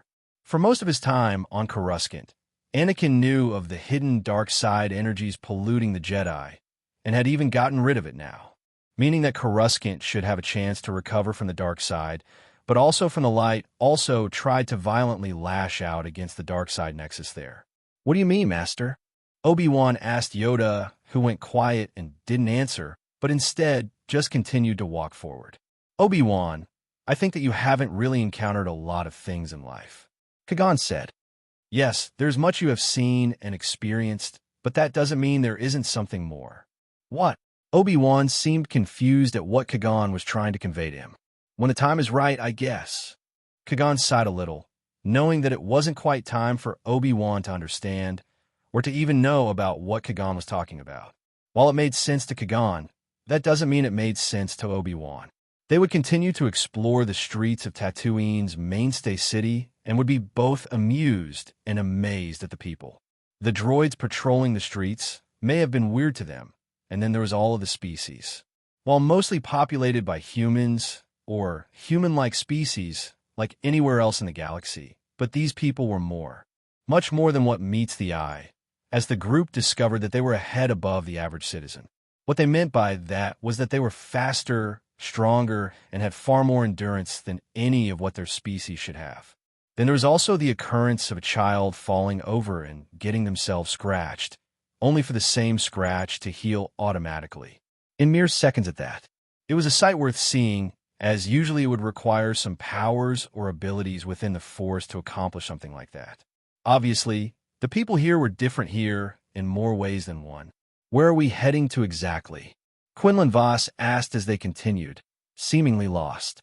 "We are supposed to be going toward what is called Skywalker Palace, I believe. That is before we are going to convene at the Order's temple here." Qui-Gon answered. "Lost we are. Seem it would," Yoda said all of a sudden as the group finally came to a stop looking around for anything that would indicate the place they would need to go. While the palace and the New Order's temple was located here and was large enough to see, there were other buildings within this dome. It wasn't like the dome that contained Sky City would stay as this one place, but it would continue to become larger and larger. It wouldn't be stuck like it is. Then what are we supposed to do now? Does anyone have a way to contact Anakin? While they were talking, the citizens of the Emperorean were passing them by as well, and when the mention of Anakin's name was heard, the people looked at the group strangely. "Hey, Why is everyone here looking at us like that? Obi-Wan glanced around them, as they were discussing, only to notice this strange occurrence, as the others started to notice as well. I think that is because you dare to say their emperor's name. Yaddle finally interjected, having only listened to what everyone else was talking about so far. Hello, everyone. My name is Mace Windu, a Jedi from the Jedi Order on Coruscant, and we were hoping to be directed towards Skywalker Palace. Does anyone know where we need to go towards? Mace wanted to see if they could get some help from the locals here. No one really answered, and most people went back to going on with their day, but this occurrence did alert some droids to something happening over in their direction. Once the droids arrived there, a commanding one took to speaking with them. State your business. The droid had already done a scan of all of them and was quickly able to identify who these people were. Hello. We are here to speak with the Emperor. Mace took the lead here, and everyone allowed it, not needing to say anything themselves. The Emperor? You guys are the guests he is expecting, the commanding droid said and questioned. Yes. Mace responded. Right, come this way, please. The droid said, as the others within the group were now being escorted by these droids to the place they wanted to go towards. They wouldn't forget the oddity, however, of the people staring at them for only mentioning or using Anakin's actual name, other than his title. No one was hostile or anything like that, but it did seem like that had done something wrong by referring to Anakin by his actual name. What the Jedi didn't know about just yet was that the citizens of the Emperorean had all taken to the religion the living droids now since had created, and it had spread around so much that it was successful in making everyone see Anakin as a divine-like figure. Not that they were all that far off from being correct, as Anakin at this point was starting to approach territories similar to becoming a god himself. Taking a more in-depth look into the culture, history, and religions of the Emperorean, one need not look any further than the very start. The birth of the Chosen One, Anakin Skywalker. His mother had gotten pregnant at a relatively young age, and then had given birth to the small babe of Anakin. Most people believe that he really didn't have a father, and that his birth was of divine intervention. Not just any divine intervention, however, and instead it was the very work of Anakin himself to will himself into being. A crazy thought if one truly believed this to be the truth, and that Anakin had somehow existed in previous iterations of culture or other religions. Thankfully, the droids were not so zealous against others that held a different opinion from them, and instead started to integrate the mythos of other cultures and religions into their own. This ensured that people would be able to see that Anakin was like that very figure they either prayed to or wanted blessings from. Whatever it was, everyone started to believe in the religious text the living droids had created, which was all too easy to spread. Especially when one had to consider that most of these people were not really educated due to their status as slaves or commoners that were poor. It was normal for them to attach hope and all of their feelings of need onto one person. A person that did in the end save them from whatever perilous situation they were in, be that being slaves or otherwise poverty from the tyranny of whatever overlord they had at the time. Then there were myths or legends surrounding Anakin that spoke of him having many forms. It was strange, but it was also kind of accurate according to what he had done. While Anakin never told people of all of the things he had done, whether that be behind the scenes or what he had done right out in the public, it would seem that some things were able to be revealed. Not in a bad manner, or even in a way that people with common sense would say or connect that he was, but his people, even with having their intelligence skyrocket, due to the super serum, still believed in this actions and consequences are a result of him. They could relate to Anakin and him being a slave. Of course, he wasn't a slave for very long, and really not a slave for most of his life either, because he had freed himself really early. However, the people still connected with him and believed in his supposed divine right to rule over everyone, and that if one is not converted or is not one of their own, then they are either considered the lost or are heathens. This religion was quite tolerant of people, but other than that, those who follow Anakin's religion are people that see others that don't as people who are lost. Then there was the idea of culture, which was steeped in the idea of freedom and liberty, which is only thanks to Anakin's influence as well, either as himself or as Vader, which had unfortunately been retired. Not that the people don't still have lingering dreams or shadows of his alternate self. His other identity of Vader was another thing that was attached to his mythology, his religious beliefs, and doctrines. Vader was sort of like the wrathful or judgment-seeking part of what was Anakin. People didn't know it, but they were automatically associating Vader with Anakin, and instead of being two entirely different people, they were instead considered as one. Again, those outside of the Emperorean would think of this as silly and not true at all, not realizing this was the truth. There was even churches being built in Anakin's name. Not that he did or had anything to do with these things himself. Some of the living droids, now turned synths, had gotten the bright idea of having churches built in his name and becoming priests or priestesses. Not everyone that had become synths were within the army, and obviously there had to be some unique outliers to them. Anakin gave them freedom to choose what they wanted to do, and they could even leave the Emperorean to seek out their own fortune. However, they stayed and only wanted to do things for him or things that are related to him.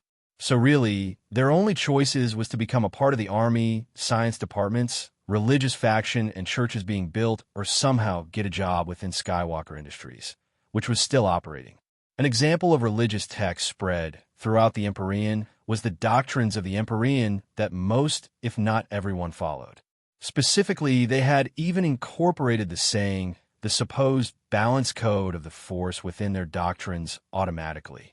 Instead of using the Force, however, they use or refer to the text with either his name or his title, which had become either Emperor or God Emperor. Anakin wasn't one to stop the people like this, and while it was cool, and all, he still didn't want this to happen. It would seem, however, that it was either always meant to be this way no matter what efforts he put into fixing the problem. The perceived problem, because it really wasn't. It would still happen no matter what he tried to do. It only made the people believe and put faith in him more and more. Even with greater intelligence, that doesn't mean people aren't sheep anymore. It just means that they would have a better potential to escape the idea of groupthink. But that didn't seem to apply to anything related to Anakin. And we are here, the commanding droid said as it dropped to the Jedi group.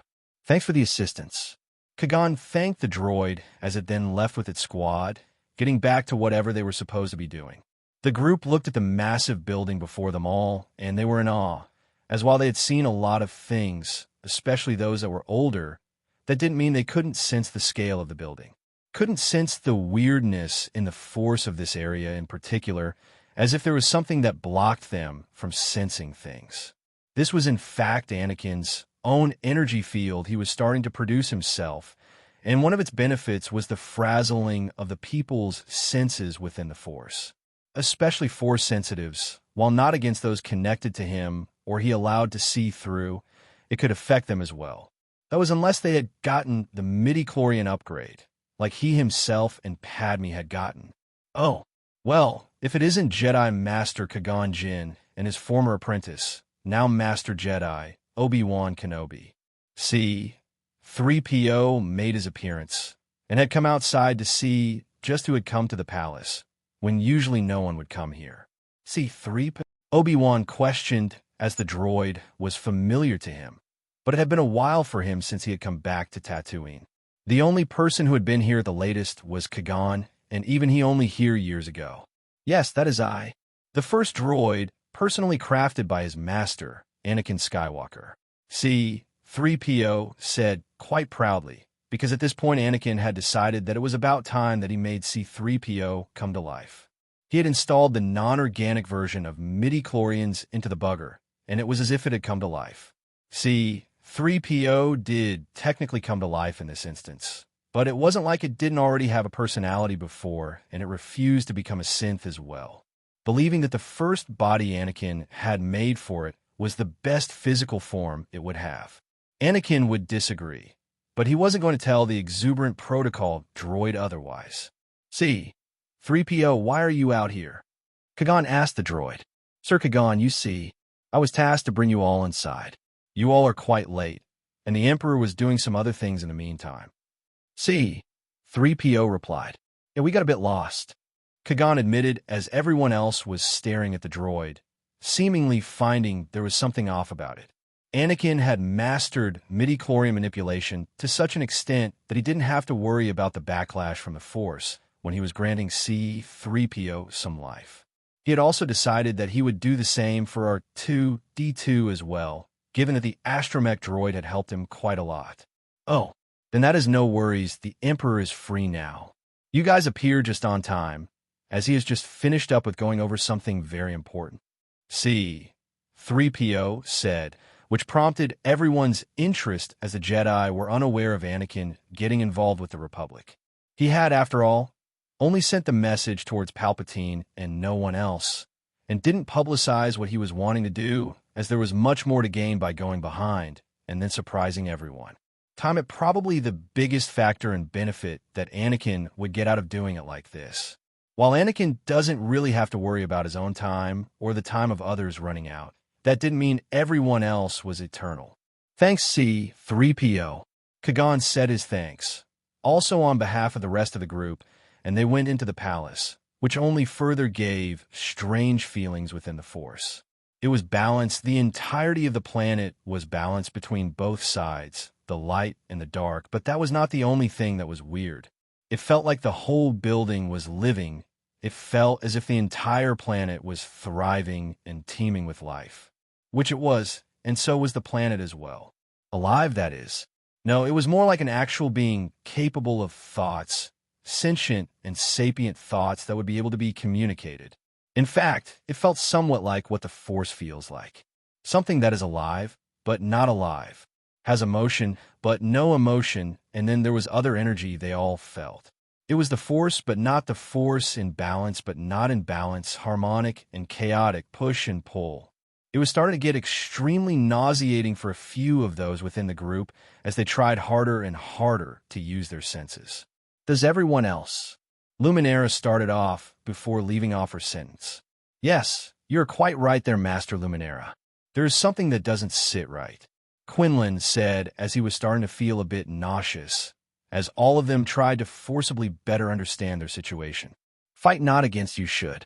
Yoda spoke up here, with a sentence that was a bit hard to understand, but everyone realized they were all trying to fight against whatever was trying to block their senses. It was successful in doing so, and they hadn't even realized that they were knocking on something that would kind of change how one looked at the Force. Master Yoda, is there something you have discovered? Obi-Wan was most curious as to discover what was going on, especially since it seemed to be something that was the Force, but it wasn't. This sensation, this place like the Force it is. Yoda nodded his head as he hobbled around with his walking stick. What does that mean, Master? Obi-Wan further questioned the diminutive dwarf-like alien. Discover not we shall. Enter and talk to Skywalker we must. Yoda had his mind on other things, specifically seeing what Anakin had gotten up to within the short separation they had all experienced. It hadn't even been that long since, but those here that missed their former apprentices or fellow Jedi were definitely going to catch up with them. Quinlan Vos had some words to speak of himself, as he was sort of like a father figure for Ayla, which would only be some trouble for Anakin, as he would most likely have to explain himself.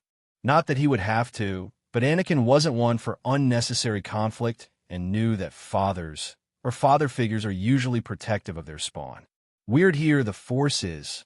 Yoda thought to himself as they had finally made it to the grand entrance towards the throne room. It was quite large, huge, even that they all had to take a step back to perceive the full scale of it. In the center, there was something like a table that was very, very large itself and spread itself across the place. Anakin would talk with officials that personally came here where this table was. In fact, it wasn't even a permanent fixture, and instead was something that could be deconstructed and rebuilt.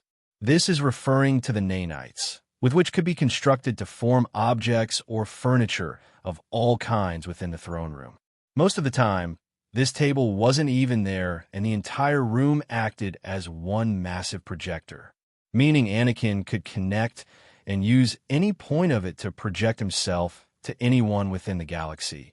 When setting up a connection, that is. It is also a way for Siri to enable herself and appear as a proper physical being. Even when she didn't have a body, she could fake it through virtual and holographic manipulation. It was even capable of fooling Anakin, That was if he didn't have access to the plethora of abilities he had access to. It would even go on to fool the Jedi as well. Greetings.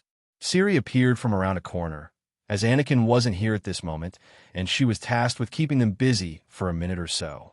Hello there, Obi-Wan said first, given that everyone else seemed to be more interested about the building's interior or other things. Hello there. Sithari titled her head. Yes. Hello there. Obi-Wan nodded his head, but was a little freaked out as the woman before him was both coming back to his sense as both a living and non-living being. Obi-Wan, she isn't it? Quinlan seemed to know that it wasn't a proper living being and had come to the conclusion that this was some form of advanced artificial intelligence technology. Oh wait, my bad. Obi-Wan said this, but there really wasn't anything to apologize for. The Emperor will be here shortly, Sithari said before disappearing from their view. Well, at least the view of those that were looking. She believed that she had much better things to spend her time on, like interacting with one of Anakin's thought processors like she usually did, especially with her own artificial mind that was built with thousands, if not millions or trillions of processors herself. Anakin wasn't so rude as to leave his guests waiting as he was doing something. Specifically, he was trying to bring everyone else, the girls, to come along and greet their former Jedi buddies. He was sure that they would appreciate seeing some familiar faces, preferably ones that were somehow, in some way, their family, even if the family was dysfunctional in many aspects. Hello, Anakin called out as he entered the throne room, expecting to see the Jedi that had requested to come, but he was surprised that even Plo-kun was accepted in coming. Hello, everyone. Anakin greeted them all as they were just doing their own things. I hope I didn't keep any of you waiting for too long. Anakin had entered all by himself, as the girls were also off doing their own things. Well, that was until he said they had some visitors from the Jedi Temple, and practically all of them wanted to come. Even Padme wanted to see them. Master Skywalker? Wait, I apologize, but I guess you go by Emperor now, don't you? Luminara was the first to approach, while the others also followed along, getting a better look at Anakin, and nothing had really changed much. Even his attire, which was something not liked within the Jedi, but accepted just as they had accepted Ayla's attire, was the same. It spoke of regal grace and all of these other words that would be perfect for describing someone that looked like some sort of royalty. Not just any royalty, however, but it was something fit exactly for Anakin, and everyone else here were thinking to themselves that it fit him way too well. As if he had planned to come back to the Emperorean all along. Well, yes, but everyone here, I'm sure, can just call me however they like. Anakin didn't mind however people talked about him, as the words of others didn't really affect him. It did start to affect his reputation, however, as people were believing in him as some sort of god, but he was past the point of trying to change it. Your citizens would seem to tell us otherwise. May spoke as he gazed at his former apprentice. Don't mind them. It has become somewhat a part of the cultural and religious aspects of my Emperorean. Anakin replied. Anakin and this group would talk about many things, as Anakin had told them to wait for the arrival of everyone else. He had said that they were being silly because they were being late, and because of this they had a good conversation with Anakin. He hinted to them all that he would be having some form of effort in helping the Republic, through the use of a new contract between the two factions. He wouldn't hide it, as at this point it was becoming clear that they were losing clones and that they needed some way to recover from this. Then came the rest of the girls, Ahsoka, Barriss, Ayla, and Shak. All four of them present, but there was some others as well, specifically Padme, whom also wanted to see some old friends. It was like some sort of reunion. Ayla was emotional at seeing Quinlan Vos, her sort of father figure, and went up to hug him, something that he did not dodge. While Ahsoka, being the perky personality, went right up to one of her longtime friends, Plo-kun. Then there was Shak, who had decided to get along with and talk with Qui-Gon and Obi-Wan, as she was aware of and knew of these two. There was really not that many people she was close to within the Order, but because she was close to Anakin, she had befriended both Qui-Gon and Obi-Wan. Barriss, of course, went towards Luminara, one of her own masters as well, because she also kind of saw Luminara as a big sister-like figure. That only left Yaddle, Yoda, and Mace, whom these three would start to discuss some things with Anakin and Padme. Of course, Not everyone stayed within these groups, and everyone intermingled with each other better, where they all caught up with each other on things that were happening. Not that the girls weren't aware of things. It was just they liked being able to see what could be considered family as well. As distant relatives, but still relatives nonetheless. So, Master Yoda. Anakin began as it was only the five, Mace, Yaddle, Yoda, Padme, and Anakin that was within hearing range of their conversation. Conversation that would be considered important for the Jedi, as there were things that were going on that needed them to be aware of certain things. What is it exactly that has brought all of you here? Cannot say for everyone, but here, to know of your order, I am. Yoda stated as he looked up to Anakin. That was a veritable giant compared to himself.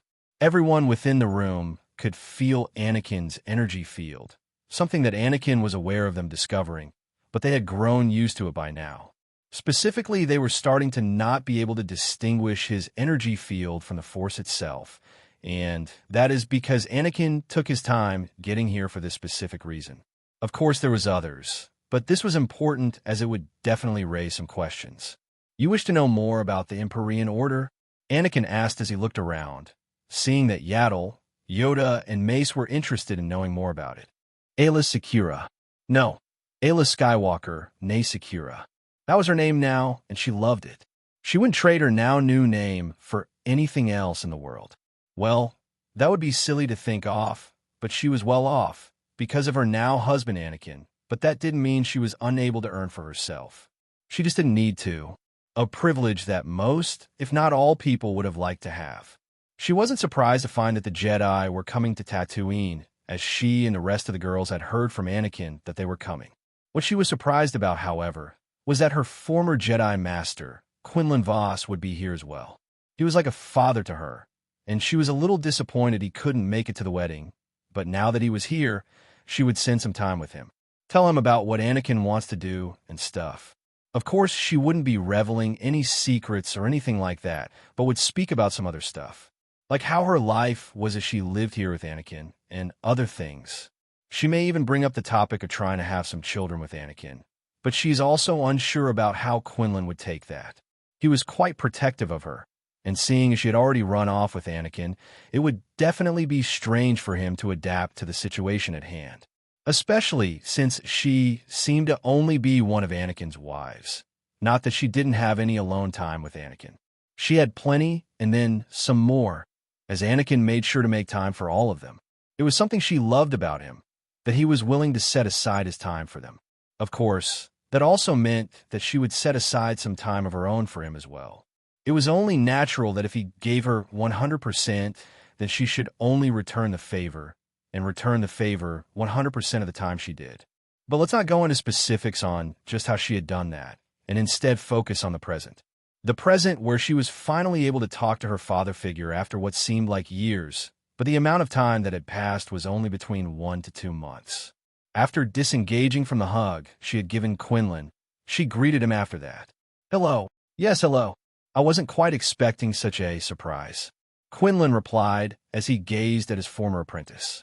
She seemed to have grown, but at the same time she had already physically reached her peak. It was strange to sense growth in her that wasn't an actual growth of the physical form. So it had to be something that was changed or she had experienced within her own mind. "I didn't know you were coming with Master Yoda," Aayla said, as she was clearly not in the know about who was coming. It wasn't like Anakin knew all of whom were coming either, and Quinlan transmitted this information to Aayla as well.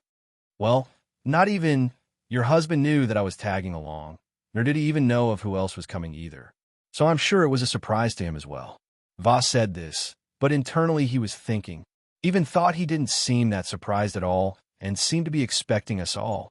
It was an uncanny feeling, and it definitely nearly put him on edge. But that was just his inner feelings coming out as he would only think of the worst of his daughter's lover. It was natural for a father to think this way. I don't know about that. Ani knows of a lot of things, and is hardly ever really wrong when predicting a lot of things that are happening or are going to happen. Aayla didn't seem to notice Vos' inner feelings, and instead decided to praise her husband. Yeah, about that. Vos was interrupted, however, as Barriss had come over with her own elderly sister-like figure. "Hey guys, Varys said as she approached the two. What are you guys talking about?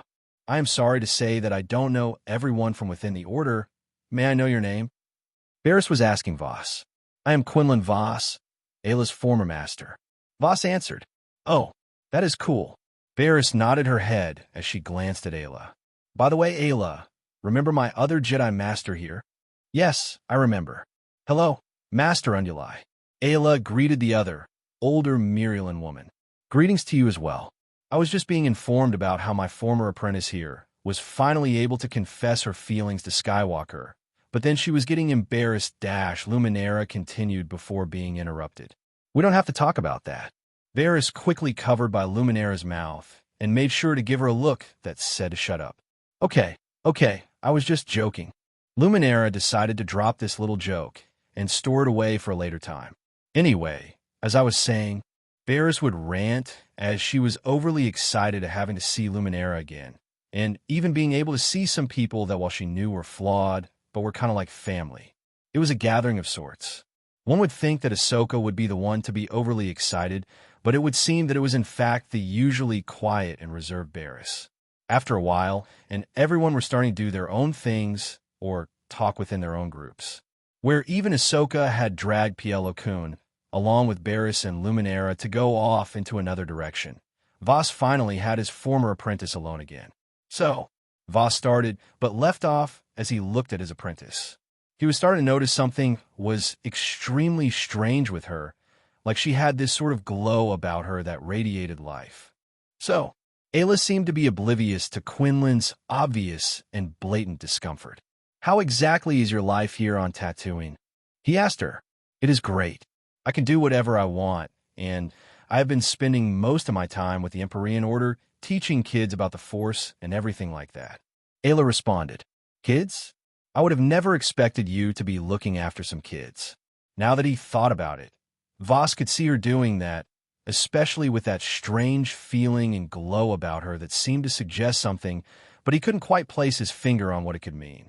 Well, Ayla sort of girlishly chuckled here as she was thinking about something, daydreaming even. She had really come a long way when interacting with Anakin, which only brought a smile upon Quinlan's face. How could he not want the best for his foster child? He would have to respect her decision, and he had already done so, but that didn't mean he liked her choice in a partner. Anakin, while great and all, and having been ordained by both of the girls' praise of Anakin, Quinlan couldn't help but get annoyed at Anakin. Well, Quinlan questioned her and snapped her out of whatever stupor she had gone into.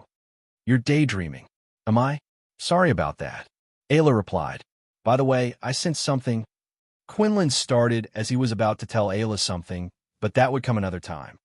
You wish to see the temple of my order, eh? Anakin said more as a rhetorical question rather than one that is to be answered, but Padme still interjected her own voice into the mix. I'm sure Anakin would be fine with it. Padme said, and she is right. Anakin didn't mind her speaking for him here, as she is his wife, and she is also finally connected to him via the dyad bond. It was something she was trying to get used to, and trying to get used to her brand new Force abilities as well. That is great then, Mace said as he looked at how Padme and Anakin seemed to be in perfect synchronization within their movements, and their entire aura seemed to merge into each other. It was a very weird feeling and something that was strange to sense. It was as if Anakin and Padme were both one with each, but not one at the same time. In fact, Mace also noticed this type of connection with his other lovers as well, Shock, Ayla, and even Barriss. They all seemed to have some sort of connection to Anakin, and Mace was wholly interested in finding out exactly what it was. He knew that he probably shouldn't ask about it, but he will do so in the future once he has his former apprentice alone. Yes, I don't know why you guys are here exactly, but if it is about some of the Jedi coming here and you guys are worried, then I am fine with you coming here. It isn't like it is all that against the Jedi or anything like that, but I do advise you all that in my order, we do things differently. Anakin had to make sure all of these people knew that he was doing it different from them. He continued, There's things related to the dark side of the Force, but also the light. What? The dark side? Have you been trying or have been tempted by the dark side? While Mace was saying this, he always knew that Anakin was probably crazy enough to try something new. Calm down. Does it look like I am going on a mass murder spree, trying to take over the galaxy? Anakin questioned. Well, you would have fooled me. What with having the Emperorean expand your territories outwards and all? Mace replied with some sass. It would seem that I have influenced quite a lot.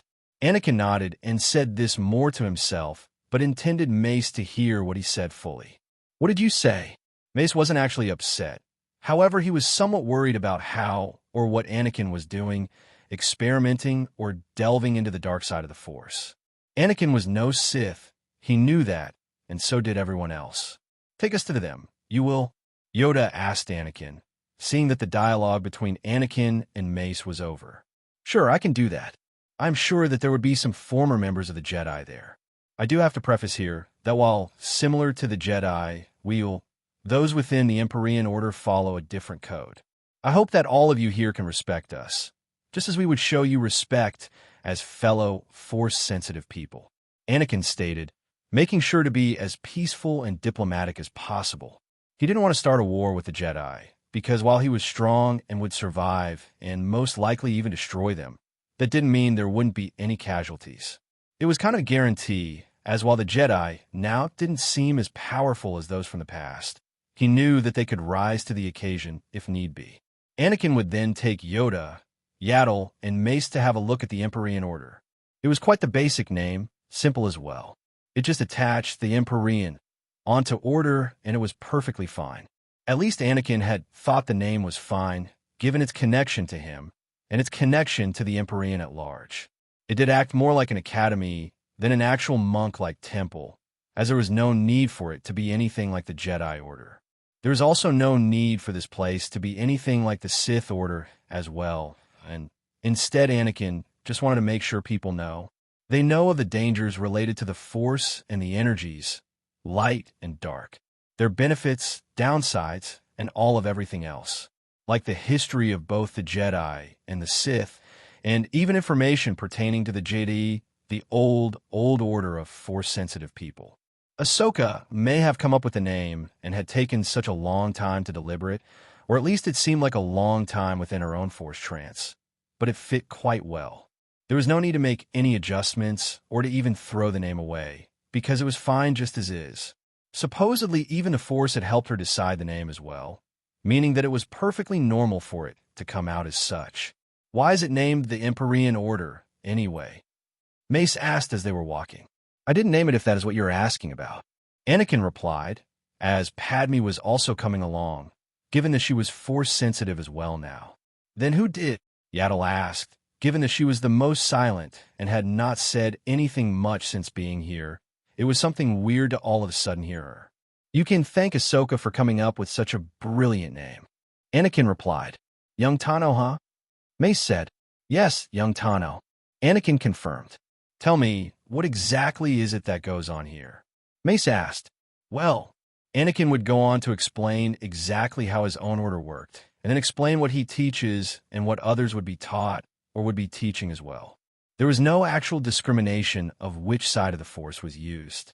However, there were overall less dark side users of the Force, mainly because there were more and more rogue Jedi joining this academy. That didn't mean there was no one that practiced the dark arts, and Rennala and Xana can both be accounted within this group. After a bit, Rennala would be teaching people about the dark side, and so would Xana as well. In fact, Xana was already doing so. Of course, it was something she was reluctant to do, but she felt compelled to do something. Or more specifically, to do something for Anakin, but she wouldn't say this aloud. Ahsoka Tano. Who was Ahsoka Tano? She would have called herself a Jedi at one point, but that wasn't the case anymore. She would have considered herself someone that believed herself to only be a friend to Anakin, but now she thought otherwise. Having discovered the dyad between herself and Anakin, sure, was life-changing, but at the same time it wasn't. Not because there wasn't a difference in their relationship, because it was made obviously clear to her that he wouldn't be interested in her, not until she became much more of an adult than she was now. Not that she believed herself to be a child, and she was fully aware of the things adults do. They held hands and stuff, right? She thought to herself as she inner monologuing about the things that were going on around her. Becoming Anakin's apprentice was something she had always wanted, but now she wanted more than that. She always knew that this was going to happen as well, not because she was told so or any other reason. It was because through the Force she could sense it, not that she would have known for sure, but it was a possibility. Her and him. Obviously, it couldn't work out right now, but she would be cashing in on some checks once she is old enough to participate in whatever adults do. Like hand-holding. Ahsoka was energetic and didn't like doing most things that involved sitting around, like meditation, but it was something she was starting to do more and more of because it would seem she had the best foresight among everyone within their small group. Excluding Anakin, of course, as his abilities far surpassed her own and the others as well. That didn't mean that she was useless, however, and she would prove that she was capable herself. Not that there was much conflict like at all, and that person, the pawn that she had wanted to get some revenge for escaping from her, was dealt with as well. She didn't know exactly what had happened to the pawn, but that he should have gotten justice for their crimes, along with everyone else that was a part of whatever organization they were a part of, trying to ruin the Emperorean. She had come to love it here. She found herself immensely liking it here, but of course that was mainly because she was with Anakin, as home was where the heart was. Of course the other girls as well, as they acted like a family. It was certainly much better than being within the Jedi, as she had never been anywhere else, and the first time she had a chance at exploration outside of the temple was when she left with Anakin. This signified a new era, a new change not only for herself but for the others as well. What would also signify was the turning of the page and the end of a chapter where most, if not all, of the galaxy would start to change due to this event. She had seen many things through her visions and was aware that Anakin was always the chosen one. One of the main reasons she had even decided to attach herself to him was because of her older self's attachment to Anakin, her future master. Her relationship with the others, besides Anakin, was pretty good. They hardly had any disagreements with each other, and even if they did, it wouldn't last long before they were able to talk it out. Anakin didn't have to come in and save the day, as that would just be silly trying to mitigate and keep all of them happy all of the time. Their emotions and feelings were their own. Even when they could share those emotions with Anakin, he never really got involved. Not because he didn't want to, but because if they were to act like adults or be adults, then they would have to grow up and be like them, which they didn't exactly have the best examples from, except the mostly unfeeling Jedi. At least Barriss and herself did learn from Anakin's interactions with other adults. Then there was today, a day that she knew was coming but didn't think it would come so soon. While Anakin informed them all of the Jedi coming, not everyone knew of who was coming or was aware of who was coming. Supposedly even Anakin, but Ahsoka knew that he knew, and Anakin knew that she knew that he knew. Quite the twisting of the mind that was there, but back onto the point, and that was she knew and he knew, so there would only be one outcome. Her. Already being prepared and ready to see what she considered to be someone she was close to. Jedi Master Plo Koon. Plo Koon had a very close bond with Ahsoka Tano, having been the Jedi that found her and brought her to the Jedi Temple, affectionately nicknaming her Little Sokka. In a way, Plo Koon was very close to her, or at least she felt close to him, and while she couldn't exactly say he was like a father or older brother, she could at least say she was close to him. Little Sokka. If Plo Koon could smile, he would, but his alien biology really didn't allow for that, so instead he could only transmit his feelings through his voice. Smiling herself, Ahsoka walked up to the person that had taken her away from her home planet of Shirley.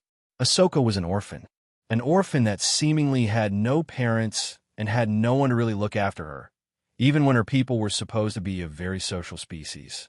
Then there was the fact that she was incredibly force-sensitive as well, something that Plo Koon was able to easily sense in her. Master Plo Koon. Ahsoka greeted him. You seem to have grown somewhat since the last time I have seen you. Plo Koon said as he looked at the little Togruta girl he had seen grow up. You don't seem to have grown at all since the last time I had seen you as well. Ahsoka cheekily replied. Plo Koon was in general a humble, polite, stubborn, and difficult person. That difficulty has supposedly been mellowed out over the years, and he is now much more of a chill guy than what he was as a Jedi apprentice.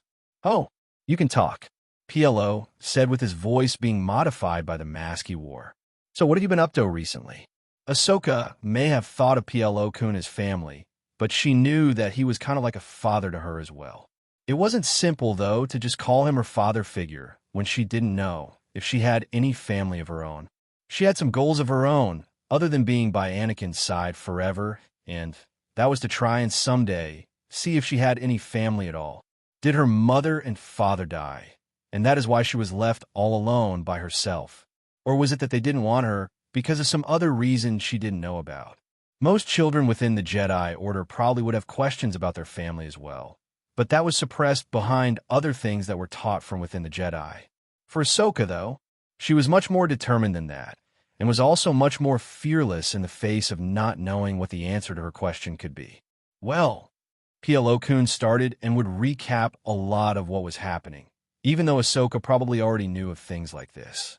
She was very smart and very perceptive when it came to many things. Ahsoka would also share something that would have and has happened here on Tatooine within the Emperorean, or some of the things she has done. Like that small adventure everyone had gone on to get their own lightsaber crystals. Just like Ayla, however, she wasn't about to tell him everything about what was going on, even if Plo-kun was someone that she felt close to. It was kind of the agreement all of the girls had set up, without Anakin knowing, of course, that they would keep the dyad to themselves. They wouldn't share this secret with others, as they felt that it was something precious for them and them alone. If Anakin could be possessive of them, then of course they could also return the favor as well. I want to hold Anakin's hand as well. Ahsoka thought to herself as she glanced over to see that Anakin was talking with the 3 Jedi Masters and was also holding Padme's hand. Why couldn't that be me? She was sulking internally. Ahsoka, to get away from being jealous, decided to drag along Barriss, Plo-kun, Luminara, Shak, Obi-Wan, and Kagan along to somewhere else. She left behind Ayla and Quinlan, seeing that the 2 of them had something more to talk about. Barriss Afi. No, she is actually now known as Barriss Skywalker Neafi. Barriss didn't know what to think about when it came to recent events, whether that be their leaving from the Jedi Order or otherwise her now married status to her loved one. Of course, she wanted to be together with Anakin and very much wanted to continue this relationship from now until forever. If possible, she would even go back in time and try and take Anakin for herself before he got to anyone else. Of course, that was her just being silly, as she had already accepted that he would probably have multiple lovers, if not wives. What pained her, however, was that she wasn't the first one. Not that all of that mattered in the end, as she was still able to unify herself with her lover for holy matrimony. Of course, she had done so in where it was done accordingly with the customs of her people, but the priest involved was of the religion here on Tatooine. No, within the Emperorean, and she had decided that she should become the hidden boss of this religion. She wouldn't even tell Anakin or anyone else that she was going to be the one operating things from the shadows. She wanted, just like all of Anakin's people, followers and creations, to know of Anakin's greatness. She kept her thought and emotions hidden, however, but she knew that Anakin probably knew about how she felt and what she wanted. He did oblige her multiple times. In the throes of passion, she would have liked to make herself more durable, but it would seem that her endurance just wasn't up to any of the other girls' level. It wasn't something she ashamed of, and thought of herself as blessed. Blessed that she was the one to finish the quickest, as this meant that she felt the most pleasure with Anakin, or at least that was what she told herself. What are you thinking about? Luminara woke Barriss from her thoughts, as she was currently daydreaming about her very passionate times with Anakin. In nothing, Barriss exclaimed. She would have been the most interested in having a child with Anakin, even if she didn't say so, because she was starting to buy in more and more into the religion created by those living droids, now turned synths. Well, you were just telling me about how you were... Luminara began up again, but Barriss was distracted by Anakin starting to hold hands with Padme, which where she was the first to notice. Damn, she is getting in some quality time, Barriss thought to herself, as she was also simultaneously listening to Luminara talk to her. While Barriss did get to have her alone time, she was the one that wanted even more time with Anakin, even when she had also agreed to this special situation of Anakin having multiple lovers. It wasn't that she was overly possessive or jealous or anything like that, but instead she just wanted more time with Anakin. Actually, she did feel satisfied enough with the time she spends with him, whether that be doing absolutely nothing at all or something that was highly physically intensive. What normally consisted of what she did now that she was here was stalking Anakin most of the time, while also trying to reform the religious system here. While it was supposedly mostly complete, there was still some more work to be done to refine the religion. Then there was the cultural aspects of the Emperorean, which she was also interested in influencing. While she was mostly good with the religion, that didn't mean she thought of it as perfect, as there were things within that were imperfect. All of those that wished to become priests had to go through her. All of those that become 100% followers and believers were all being influenced by her.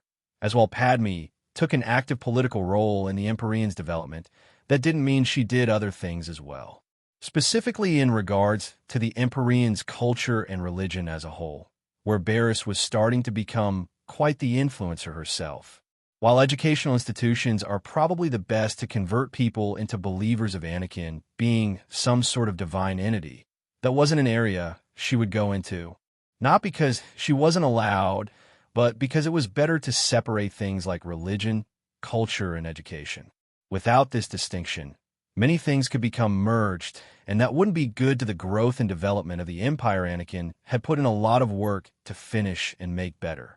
One of the prime doctrines that Anakin had taught her was the idea of conflict leading to growth, something that she had seen developing and had seen in many areas as well, especially when it came to the Jedi, as while they were backwards because of peace, as soon as they were threatened by Dooku, it was only then that things were starting to change.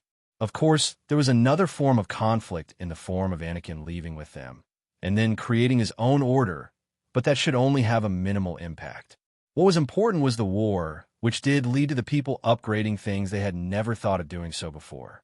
The Jedi were starting to become more powerful because they could finally put into practice their abilities and powers within different situations. Not that they hadn't done so before. It was just much more apparent that the conflict at least brought up their combat-based abilities to another level. "Hey, come on and let's go," Ahsoka called out to Barriss, as they were all leaving in a small group to better explore or give a guide to those Jedi from the Order around Tatooine. Coming. She looked back to where Anakin was, to see that he wasn't there anymore and was most likely gone with Yoda, Yaddle, Mace, and Padme. "Welcome to the temple.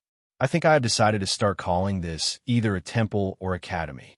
I prefer academy, but for convenience sake, welcome to the temple," Anakin said to the group as they now entered the large structure. It was a bit off from where the rest of the main city of Tatooine was, but it wasn't so far that they would be unable to catch some rides there. "An academy? What do you mean by that?" Mace asked, given that it wasn't that good to try and have Yoda speaking all of the time. "Well, you see that I don't really do things the way you guys do things here."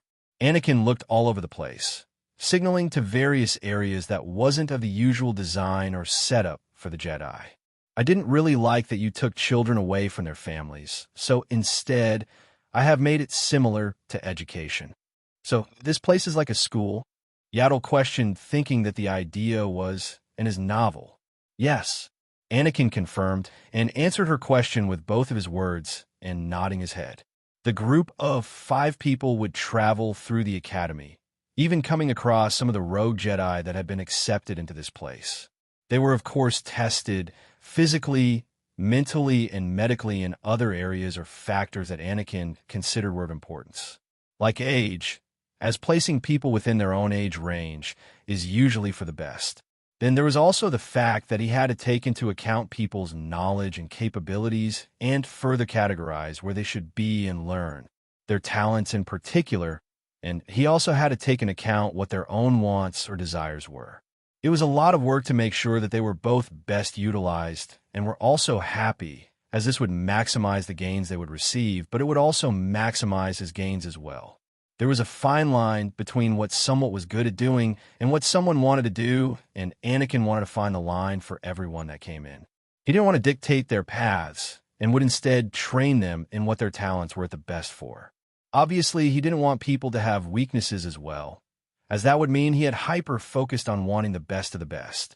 That is not how people work, and there are some that would perform better if they were doing something they loved.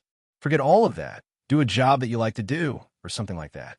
Instead, you would have to compromise a lot of the time, just like the rest of life. No one will ever get all of what they want, and if they do, then they would want more. It is only how people work, and because of this, Anakin made sure people put their skills to good use, but at the same time also had a good time utilizing their skills. There are outliers that don't fit into the range of having something they both like and are good at. For these people, Anakin considered trying to direct them into doing the things that they were good at, but in the end it was always that person's choice. What do your students learn here exactly? Mace asked as he had seen some questionable things related to the dark side of the Force. Anakin wouldn't hide this, however, as they both couldn't do anything here and didn't have the political power to do so as well. Everything. Everything. Mace further questioned. Yes, everything. Everything from a light side of the Force to the dark. Anakin responded, knowing that Mace would probably either have an outburst or would be calm enough to question him instead. So, you mean to tell me that you have people here being tempted by the dark side daily? It would seem like it was the former. Yes. Anakin answered. Are you crazy? Mace didn't shout, but it was an exclamation at Anakin's supposed calm about the situation. Sighing, Anakin stops everyone and can see that the 3 Jedi were looking at him funny. They were not outright aggressive or anything like that, but they were looking at him as if he was taking the wrong path. Well, it was more like Yoda was doing that while Mace seemed to have a look that couldn't be deciphered, while Yaddle didn't seem to care all that much. Look, I know that the Jedi have it out for the Sith, and I understand that. Anakin pauses, so they would be prepared to soak in some information. What you all think of the Force is both right and wrong.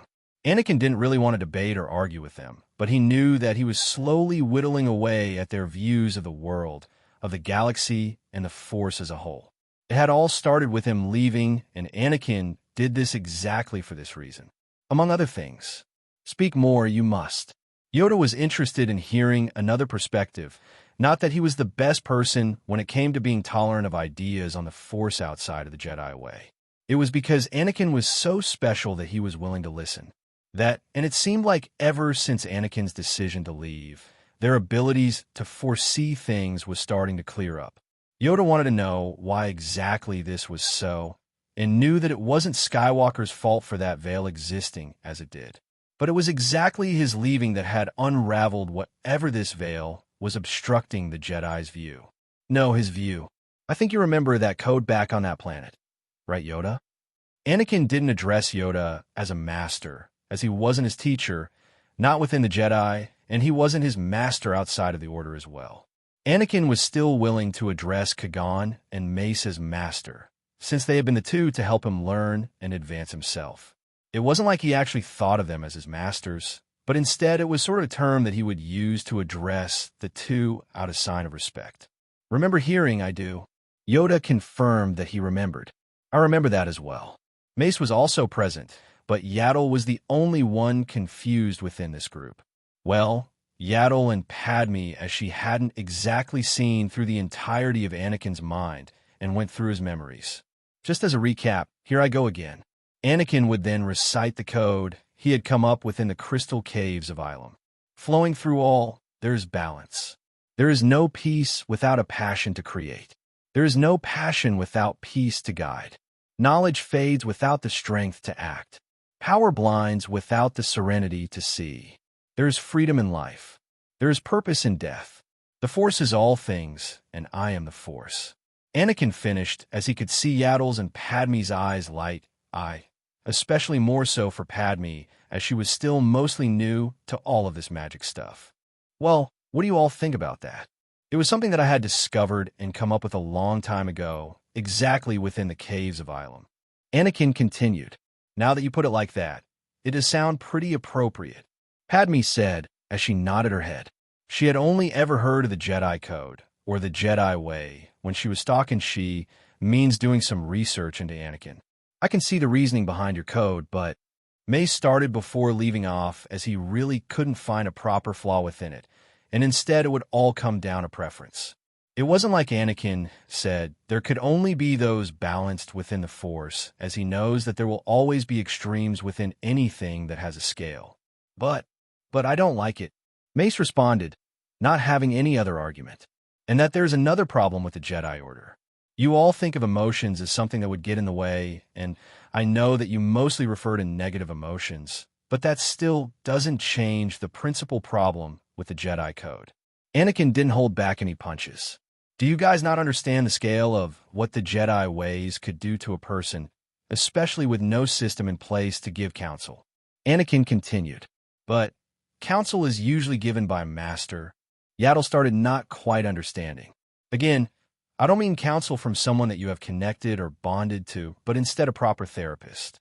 Don't you think that sending the Jedi, even young Jedi, into the war is something dangerous and would most likely result in the deaths of those young Jedi, or of those that they are trying to protect? Yes, but dash. Mace was going to say something only to be interrupted. Then there is the whole child-taking thing.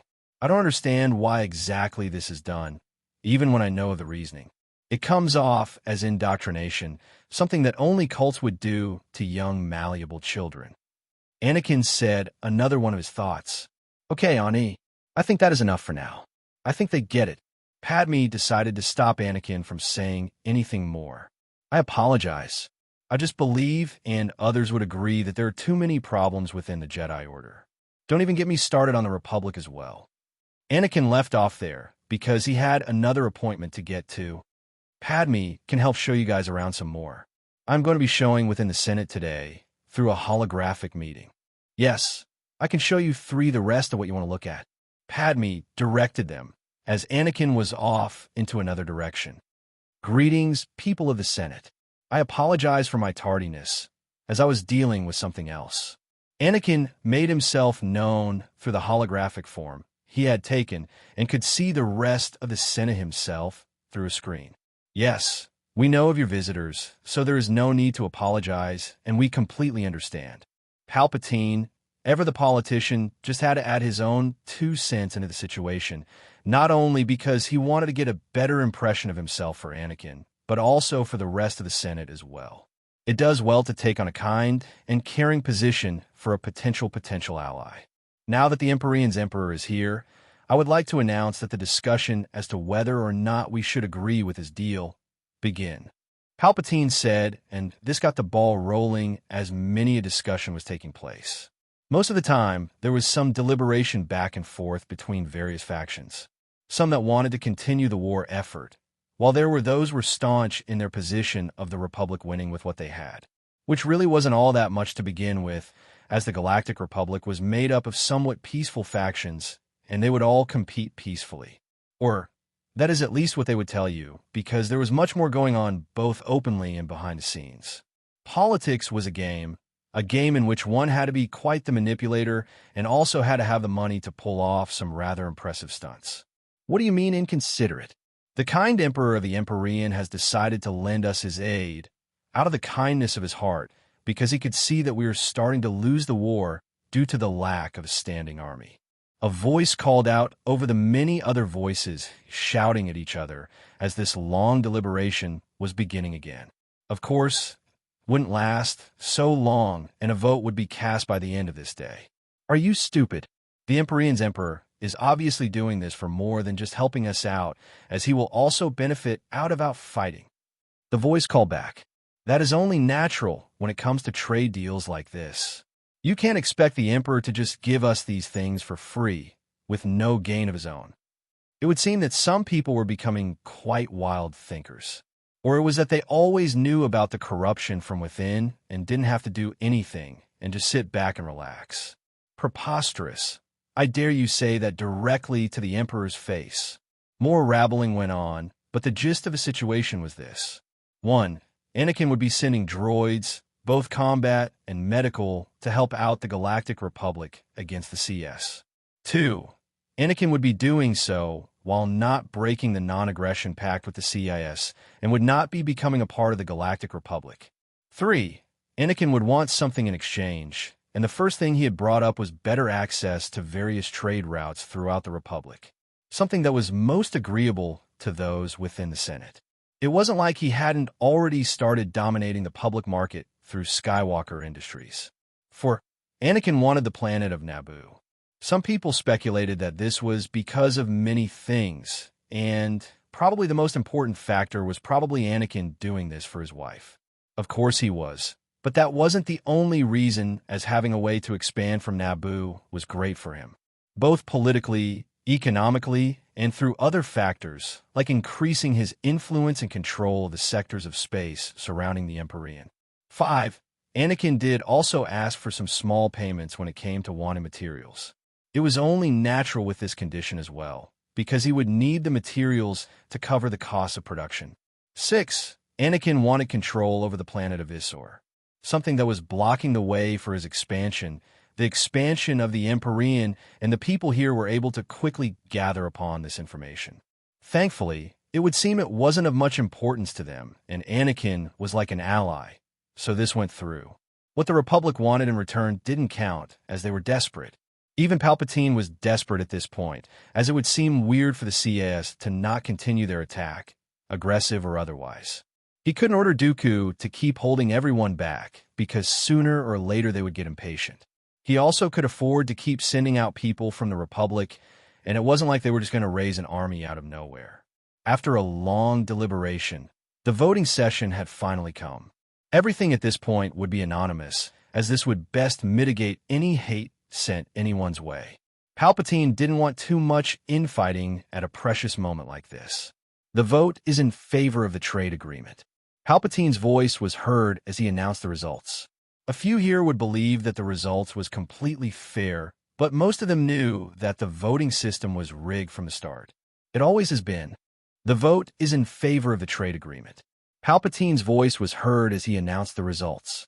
A few here would believe that the results was completely fair, but most of them knew that the voting system was rigged from the start. It always has been. War. War never changes. War never changes, as it is always usually about economics. Anakin thought to himself as he was contemplating what to do next. Obviously, he would continue to siphon away the clones from the Republic to make them completely dependent on him for a source of protection. Once the trade agreement was done, Anakin didn't have to sign anything because he had already sent over the proper documents. Of course, there are also virtual signed agreements as well, but they may be prone to being tampered with, so instead, Anakin would also allow the public to view everything. Everything should be revealed, as it isn't even a secret, and a secret like this could be turned against him in times of political distress. If they would somehow change the agreement without people knowing, then it would be Anakin's problem. In fact, he could have slowly made changes of his own as well. But that would also be bad because it would make him look bad. Anakin wanted to appeal to the Galactic Republic on a larger scale, instead of just trying to win over the thousands of senators. That wouldn't work, as they were corrupt, or at least a lot of them were, and because of this, Anakin would appeal to the people first, just as he had always been doing. So you're done then? Ayla had come towards Anakin, as she had also brought along her former master and father figure, Quinlan Vos. Yeah, I'm done, Anakin replied, as he had a feeling that something was going to happen. He was just unsure of what that is exactly. Hello. I don't think I have formally or properly introduced myself. My name is Quinlan Vos. Vos reached out a hand towards Anakin, initiating a handshake. Likewise, I am Anakin Skywalker. You don't have to introduce yourself to me. Everyone within the galaxy should know of your name by this point. Vos replied, firmly grabbing Anakin's hand. Anakin, of course, noticed this, but Quinlan really couldn't harm him. Well, then I would assume that you know some other things as well. After this little introduction, a proper introduction between Anakin and Vos the Three could now talk about other things. Specifically, Ayla had something to say that would surprise both Anakin and Vos. Yeah, I know about that. Have you ever considered leaving the Jedi Order? Anakin asked Vos, as their current topic of discussion had to do with the flaws of the Order. Yes, there has been some times that I had considered to do so, but I have decided that I would stay. Vos replied. Anakin nodded his head at Vos' response, as there was no need to say his decision is wrong. It is his choice after all. By the way, Anakin and Vos looked towards Ayla, as she seemed to have something to say. It did seem important, and there was some hesitance in her behavior. Anakin could sense that something wasn't exactly wrong, but there was something that seemed to be off.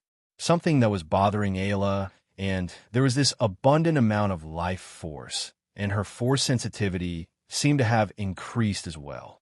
It was like she had gotten more powerful, but she actually wasn't, and instead it seemed like something else. "Well, what is it?" Quinlan asked as he also saw her hesitance. "Well, you see." Ayla still seemed hesitant, or maybe she was embarrassed to say, "Yes." Anakin asked here, instead of Voss as he had already done so. "I am." "You are." "I am." At this point, Anakin and Voss both knew that it was probably pointless trying to get her to say anything more. In a very small voice, one that Voss was unable to hear, but Anakin was, she said, "I am pregnant." Anakin was shocked. Okay, maybe he knew that was going to happen sooner or later, as they had been going at it like bunnies. "Sorry, you are what?" Voss questioned, as he was the only one left not knowing just yet. He didn't have Anakin's powerful sensory abilities. "I said, I am pregnant." Ayla finally said it loud enough for Voss to hear, and he should have expected like this to happen as well. Anakin and Ayla were now connected and bonded through holy matrimony. What didn't make sense to Voss was how they could have a child without genetic manipulation involved to make the two compatible, whether that being they change themselves or go through an artificially made embryo. "Pregnant, you say?" Voss said as he was studied, while Anakin didn't know what to say in this moment. Anakin did, however, know that he should probably show his affection for Ayla and probably at the very least show some excitement. Anakin embraced Ayla in a hug and didn't say anything else. So, what does this mean exactly? Voss still seemed to be in denial that his adoptive daughter would become pregnant already. However, he should know, as Anakin and Ayla are both adults, and that the both of them are also not a part of the Jedi Order anymore as well. "It means that I'm going to be a father," Anakin said, as he felt quite complicated. "It also means that I'm going to be a mother." Ayla was incredibly happy, as Anakin had embraced her and had even declared to her father figure his intentions. "All right." Voss was speechless, as when he was coming here, he only wanted to check on his foster daughter, and what he didn't expect to be coming here was to discover that she was now pregnant. She was about to become a mother of her own, well, within a few months, that is, and if there are no complications. This would also mean there would be a child to be the new heir to the Emperorean. It would probably also bring on some new dangers for Ayla and the new life growing within her as well. There are many that would want to go after Anakin or somehow affect the Emperorean some rather nefarious means. This meant because Anakin was someone that people were unable to harm, they may try and go after his children instead, where they would be completely and totally harmless and defenseless in the face of danger. This is the problem with having children, because they take a long time to develop physically enough to protect themselves, not to mention the mental and emotional requirements for a person to thrive. Anakin was conflicted, not because he didn't want to have children. No, he had already decided to go through with this decision, and he would not regret it. No, Anakin was just reminiscing his previous life and the things he was unfortunate enough to go through. While he may not properly remember the faces or places of his previous life, that didn't mean the feelings didn't exist.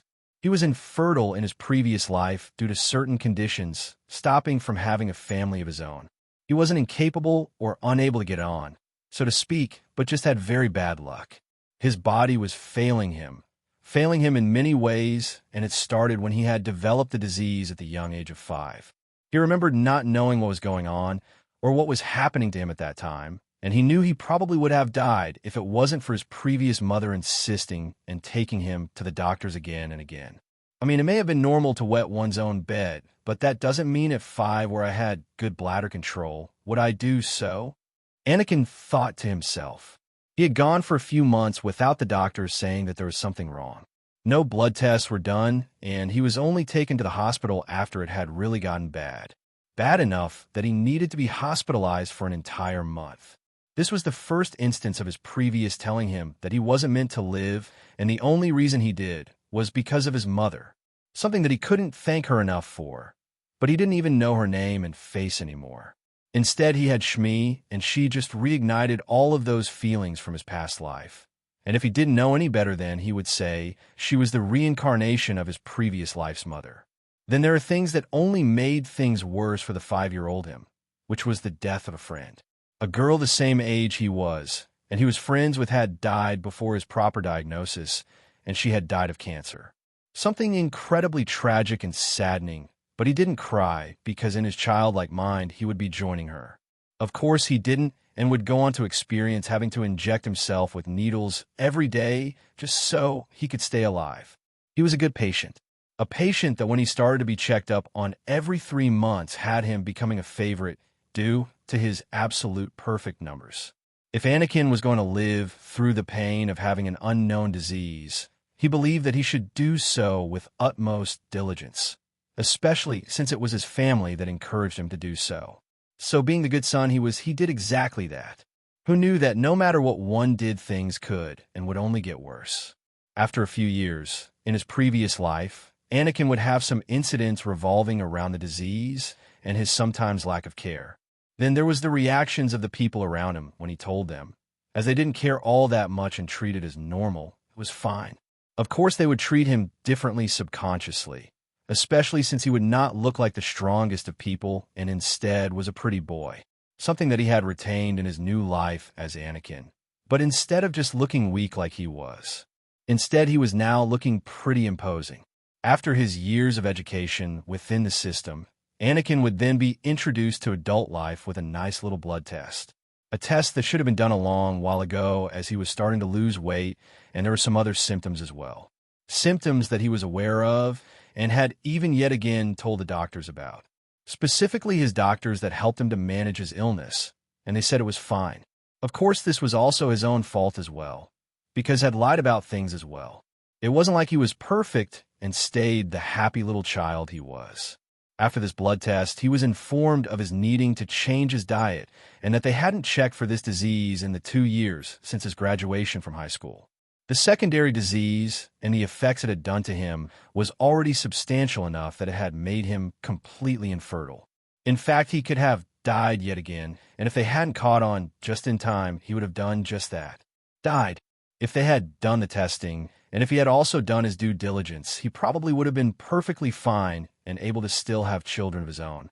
He wouldn't have had to deal with these after effects, but even then Anakin would have never had children himself, out of the simple principle that he would somehow pass down the disease to his future children. That wasn't to say he didn't want a family of his own anymore.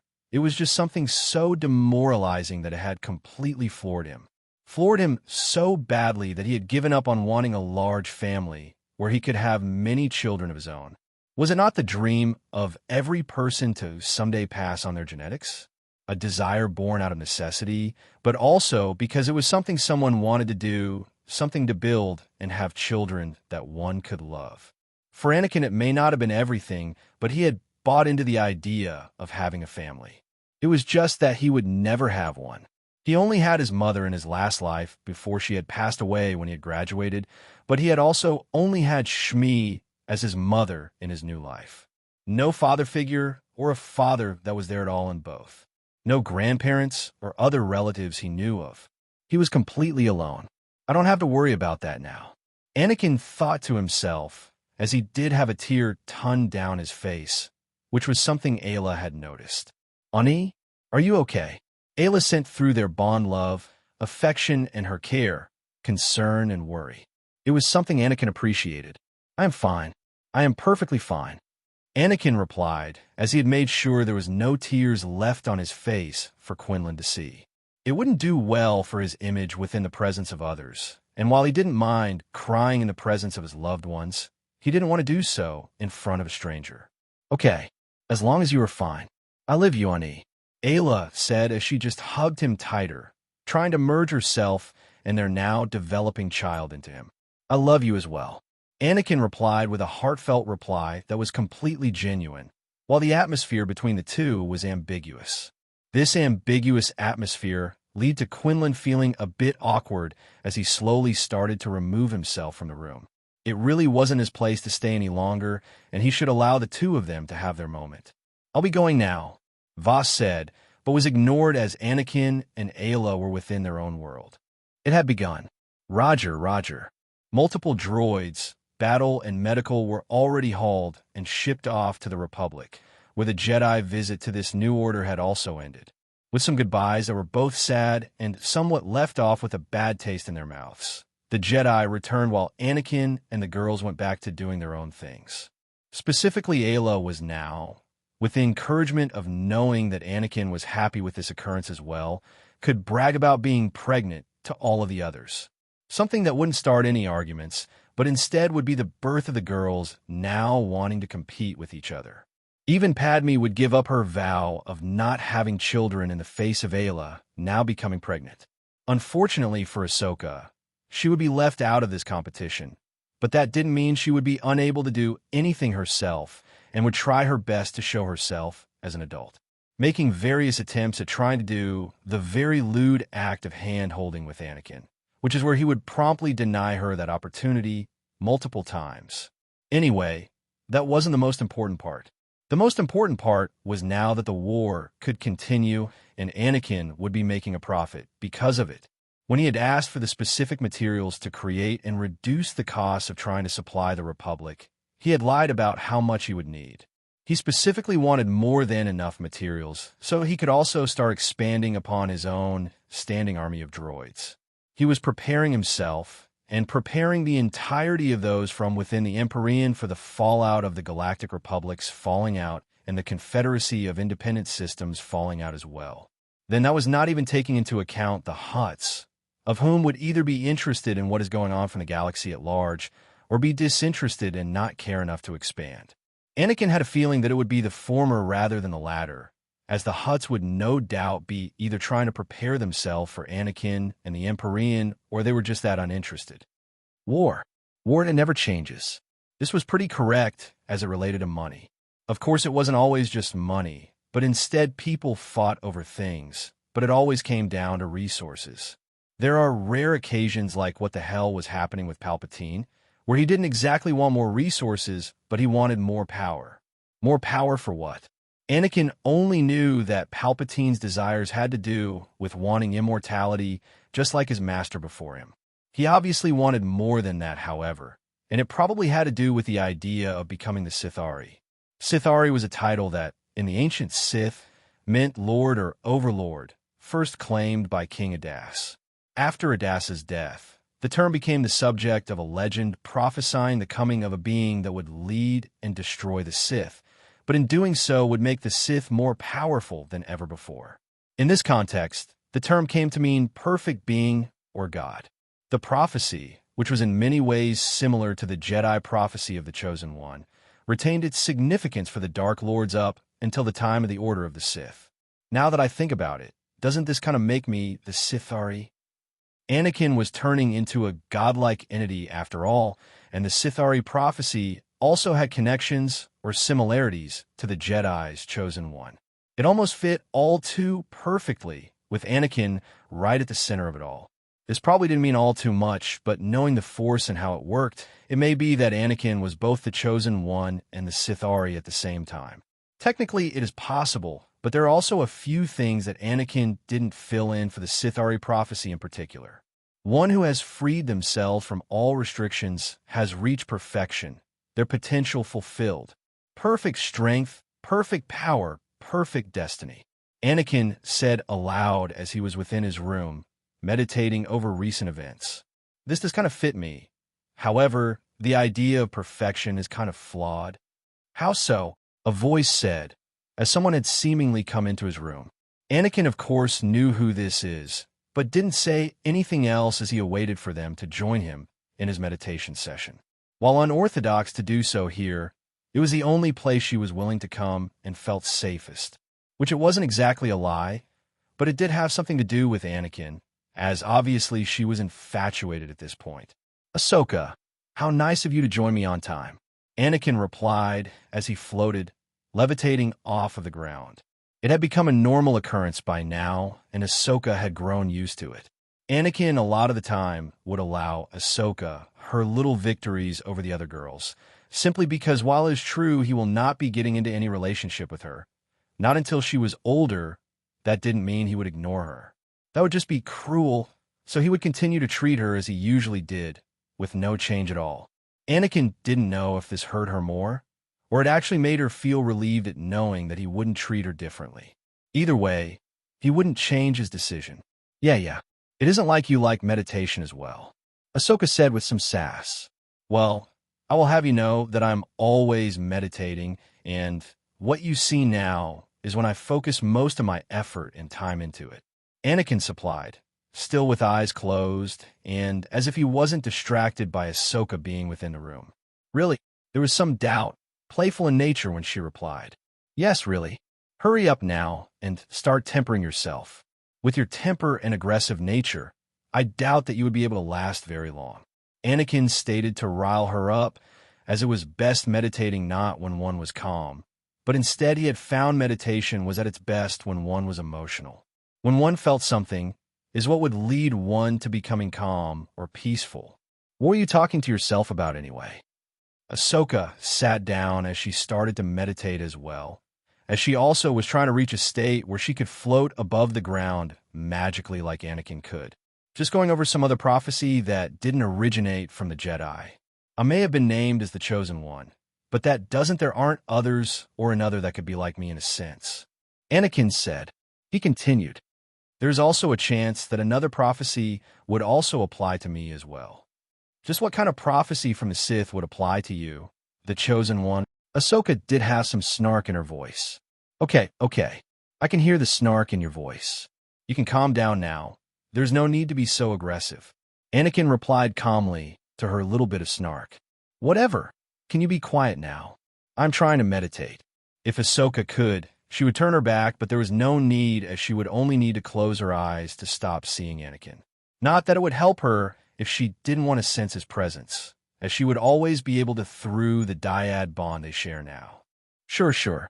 Anakin waved her emotional state off, knowing that this was exactly what he wanted to achieve. Emotion is always a key factor to meditation, or at least he believed so, as there was much more drive or action when meditation began because of it. The real problem was channeling that emotion into the meditation itself, something that Anakin was trying to get Ahsoka to practice. By the way, don't you think that it is quite inappropriate for the both of us to be alone, with each other, within my bedroom? Anakin asked Ahsoka, as he wanted to know her thoughts. What do you mean? Of course she knew what he meant. It was just that she was trying to play dumb.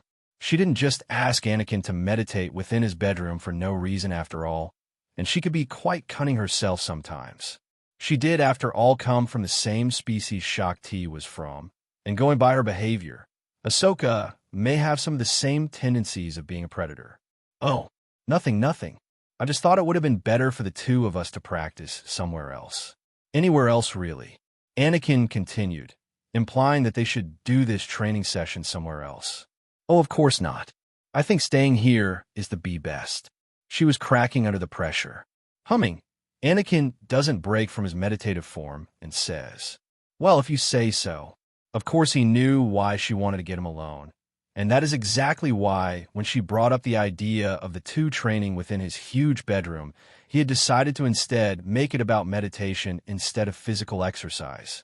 This was the best way, at least to him, to mitigate whatever she is trying to do and otherwise redirect whatever energies, emotions, or feelings into the meditative session instead. He was not stupid, and he was not dense. Or, at least he believed he wasn't.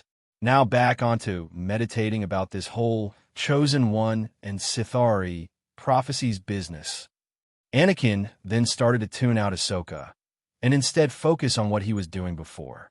She would have to face and deal with her own problems by herself, just as he would have to confront the possibility of himself being a part of this prophecy as well. While the original Anakin would have minimal connection to the Sithari prophecy and could still fulfill his own prophecy of the Chosen One, the current Anakin could see where he could fit into those lines. The Sithari prophecy was considered too sacred to be put into writing by the Kisai, who passed it on verbally from generation to generation. Sources recorded it thus. Around 6,900 years prior to now, the Sithari will be free of limits. It was here that Anakin was starting to see that he was free of all limits, whether that be the limits of society, the limits within himself, his physical and spiritual form. Then there was consideration for Anakin's limits within the Force, and how he was exactly pushing himself through those limits and turning himself into the Force itself. It was fitting a little too well, but as always, when it came to prophecies, they could and would be interrupted in various ways. The Sithari will lead the Sith and destroy them. This could also apply to him as well, because while Palpatine is technically the one and only Sith Lord, there is, however, Xana, Renala, Ali's son, and other rogue dark side users that may or may not be considered a part of the Sith. Especially Xana, who would still consider herself both a Sith and now is a part of his faction as well. Again, more interpretation was at work, but Anakin could very clearly see the possibilities and the chances of him being connected to this prophecy increase. The Sithari will raise the Sith from death and make them stronger than before. Now, even more interesting was the fact that this could be taken in more ways than one, where Anakin would lead the Sith, that being those dark side practitioners within the Emperorean order, and then destroy those Sith outside of his order, being Palpatine and those Sith under him. Anakin would fulfill that part in a way, since it also lines up with his destiny of the Chosen One. They technically don't both conflict at all. The idea of raising the Sith from the dead and then making them stronger fit all too well with Anakin as well. He raised Xana from the dead and had made her stronger as well, through her now dyad connection to him. Then there's also the fact that he was increasing or strengthening dark side practitioners within his own order as well. What is this? Anakin thought as he came across a vision of the past. A past that included Darth Plagueis saying some words that are better fit for himself, like smoke, and kind of like what you would see when viewing a memory through someone's eyes. Anakin was starting to see things through the eyes of Plagueis. Prophecies are generally wishful thinking. The fact that the Sith created their own savior myth is predictable. Yet these predictions seem uniquely specific to the actions I am taking now. I am not a creature of superstition, but if the robes of the Sithari fit, I see no reason not to claim them. Anakin couldn't help but agree more with what Plagueis had said, as while he was evil, just like Sidious, and had manipulated events to how they were within the Republic today, that didn't mean his wisdom is invalid. Sometimes, even in the greatest of evil acts, does one find something that they wouldn't have found before.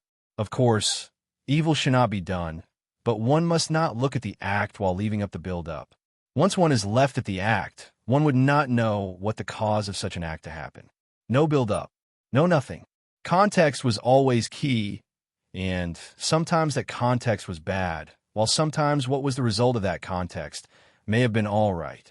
However, one needs to think things through and not always take things at face value. Anakin had said Plagueis' words aloud, meaning that Ahsoka could hear him say these things, which did disturb her. While her plan may have failed, that didn't mean she wouldn't try and get something out of this failed exchange. So she was at the very least trying to make sure she mastered whatever Anakin was trying to teach her. That was until he was speaking strangely. "Hey," she called out with her eyes still closed and her brow furrowed. "What?" Anakin asked, confused. "Can you at the very least keep that weird stuff going on within your head?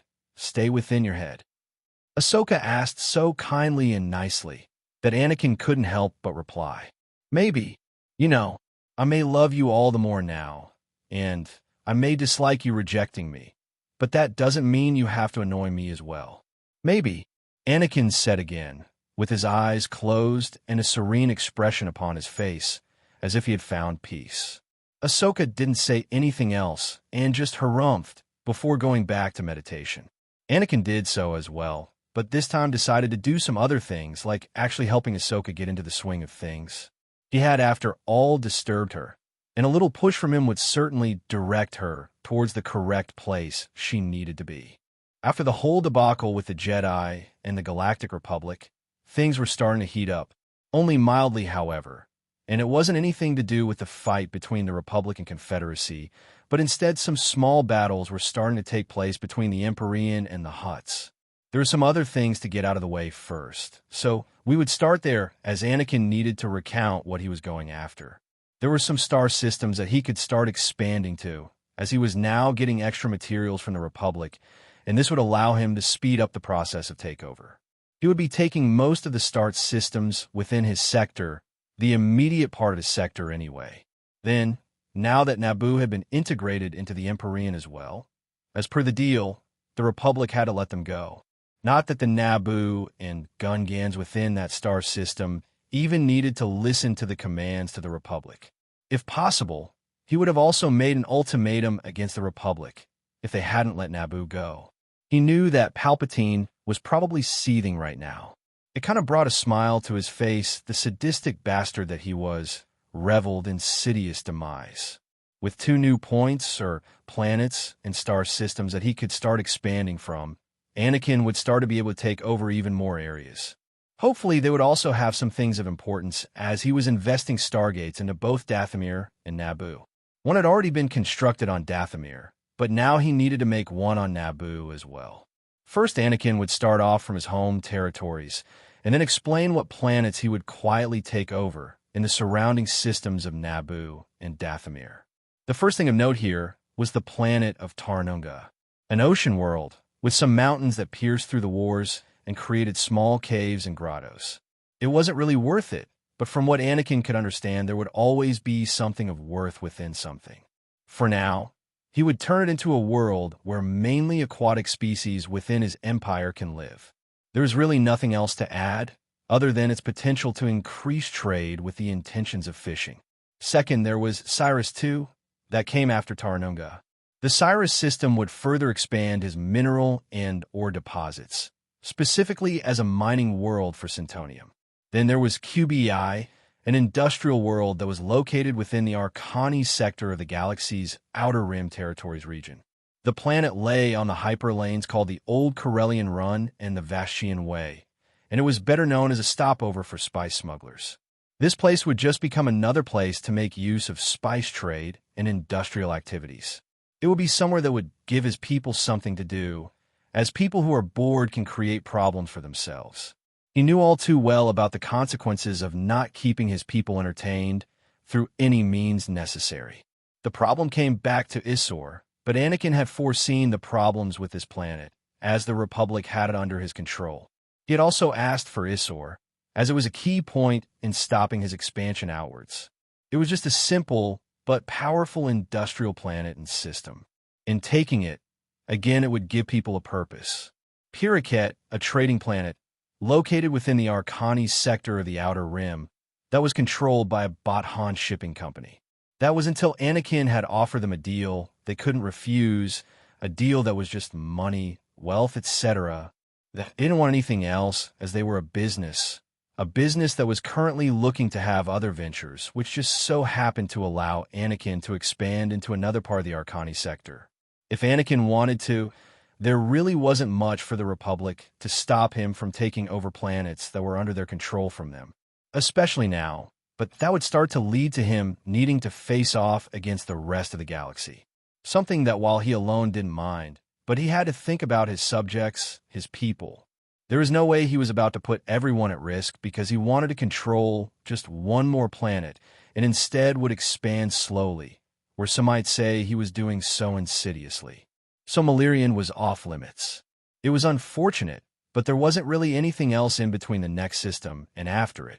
So it was an acceptable loss, and some might be wondering why he didn't try and ask the Republic for this system.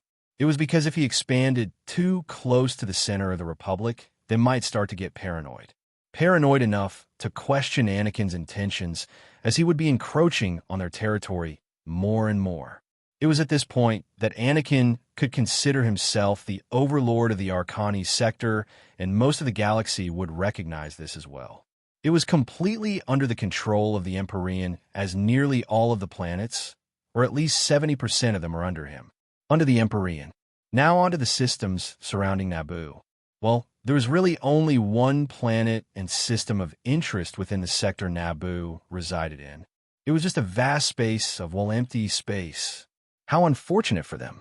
However, Naboo did have something that Anakin would most certainly like to start mass-producing. Plasma.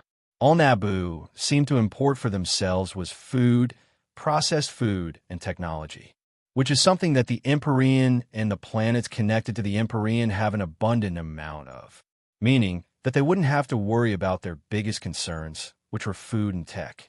Anakin would like them to focus more on plasma, and there was the milliflower, which had a calming effect. This would be best used for agents, whether it be for themselves or on berserking synths. It could also be used on people they would interrogate, as it could be used to mess with someone's mind. The rest of the things they can make, which were cultural items, wine and grains, were things that were relatively unneeded, but it would definitely start to increase the sense of luxury those within the Empire would feel. Finally, we end on Dathomir, or the Queelii sector, where there's also again nothing of too much importance to note. However, Anakin did take over Amoris, Queelii, and Drakmar, worlds of which there was nothing of importance. Maybe some historical importance, but Anakin decided because of how bad they were, he would give this sector control over to the Night Sisters. You see, he was in control of the entire Empire at this point, and was reaching a certain limit due to the problem of physical distance. He would be unable to continuously keep taking and increasing his own domain size. So, now that Talzin was a queen of her own, he would give some planets to his vassal, even when they were not as good as the developed places within the main Emperorean homelands. That didn't mean the Night Sisters would be unable to thrive in that sector. They had been doing so under the harsh conditions they lived in. So Anakin decided that while he keep an eye on what they were doing, it would be best to delegate. He didn't want to have to do all of the work. Delegation should be at the top of the leader skill list, after all. Okay, men, this mission is important. We are here to scout out the area and not come into contact with any of those that would be considered a part of this heretical empire. A massive soldier, a synth with the distinct look, armor, and markings of the Emperorean, was speaking to his men. Yes, sir. Many people exclaimed back, making sure not to cause too much noise as they were here as a recon mission for the Emperor. For the God Emperor. The captain of the mission exclaimed, which got a response. For the God Emperor. A response from multiple of the men there, as they were considered fanatics for the Emperor. Or that is what they would at least be called because of their behavior. They were on Unajin, a minor trade planet. It was located within the Unajin system of the Al-Nazil sector, a part of the sliced portion of the Outer Rim territories. The planet lay on the hyperlane called the Halastan Run, which connected it to the worlds of Tsyk and Sivris. A smaller hyperspace route also connected Unajin to the planet Ryleb.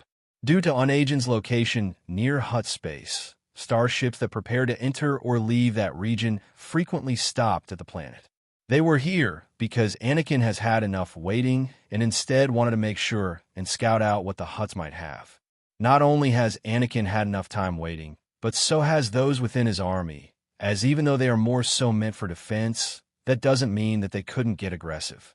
While this may seem detrimental, it is probably the best and easiest time for the Emperorean to not expand, but to declare a war. A war that would force the Hutts into signing a contract with the Emperorean that they would do as he says. One might wonder what Anakin wants the Hutts to do, and that is quite simple. Since he wants to go to war with them, they must have something valuable to him that he wants, and that is to make them free all of their slaves. He thinks that if he waits any longer, the suffering of the people that haven't had a chance to yet come to Emperorean will continue to suffer. Of course, he wouldn't openly declare why he is going to war with the Hutts, as that could give them a reason to hold the slaves as hostages. He needed to make it seem he wanted to go after them for another reason, and that he was only retaliating while the treaty that would force them to outlaw slavery would only be secondary. Politics is a scary thing, and giving your potential enemies your weakness would make it easier for them to do what they wanted. It would also be harder for Anakin or anyone from within the Emperorean to act, because they were not perfect. Of course, he could always go after their leader, but like always, the Hutts would just grow another head. There were many of their species and many families that could easily take over the leadership position from within the Hutts. So, Anakin needed to make sure they were alive and that their leaders stayed the same, at least for now. We must move in slowly, because the Hutts don't have control of this planet, and it is not considered a part of their space. We will make this choke point ours. The captain said to all of the men, as their new mission was to secure this planet. They would have to do this by destroying and getting all of the rats and heathens to come out. The smugglers that have set up here. The criminals. Where do we strike first, sir? One of the soldiers questioned as they needed or more like wanted to get into the action already. Here, and here. Teams Beta and Delta are already at this 2 hideouts. We, Team Alpha, are going to get the main spot. Once this is taken, we will then start the plan for what needs to happen next. I heard that the God Emperor is intending to go to war with the heathen Hutts. Is this correct? Not everyone within the army is always told of what was going on, as good soldiers follow orders. You are correct. Now, focus on the mission at hand. We must nor fail the God Emperor. The captain redirected the conversation to what was going on, their task at hand. We rejoin this troop of soldiers with all of their newfound power, gifted by the Emperor himself, that he would even sacrifice himself to torture himself and give them pieces, small as they may be for them, to have these new and extremely powerful bodies. When one worded it like that, it was no wonder these men, the living droids that had now become these modified synths, were so loyal, devoted, and whatever word could be used to describe how they were. Go in. Yes, sir. Entering the bar, that doubled as the main hideout, as there was an entire underground bunker hidden just underneath. They were quite imposing. The rowdy noise from within the bar stops, as those people within look to see huge, armored men within power armor. They were incredibly tall compared to all of them, and it was lucky enough that their heads didn't touch the ceiling. It was only 3 meters off of the ground, after all, and these men were all around 2.4 meters tall. We are here for the heathens, the captain said, not realizing that no one here would know what he is talking about. Heathens? There are no heathens here, a man tried to speak, but having identified that he was reaching for his weapon, the captain shot him down. Then and there, any resistance to our orders will be met with aggressive use of force. The captain wanted to do this as peacefully as possible, but if there was going to be any bloodshed, he had orders that it was completely fine as well, because most people that were here were either working with the heathen criminals or were the criminal heathens. Hey, you can't just do another bites the dust. No, Frank, someone screamed as he went for his own gun. Mark, don't do it. Someone else screamed towards a man to not do anything, but it was too late. I'm going to kill you all. Mark was unfortunately gunned down. Silence, and another one down, and another one down. Another one bites the dust.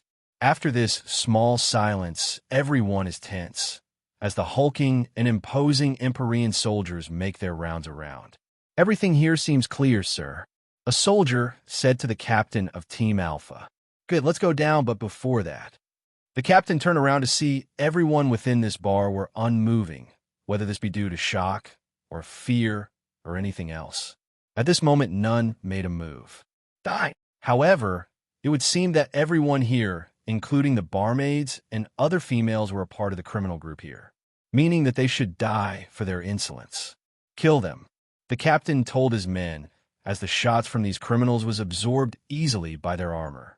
Armor upgraded to withstand shots from blaster rounds. But of course it isn't perfect, but it is more than enough to deal with low-caliber weapons like these heathens have.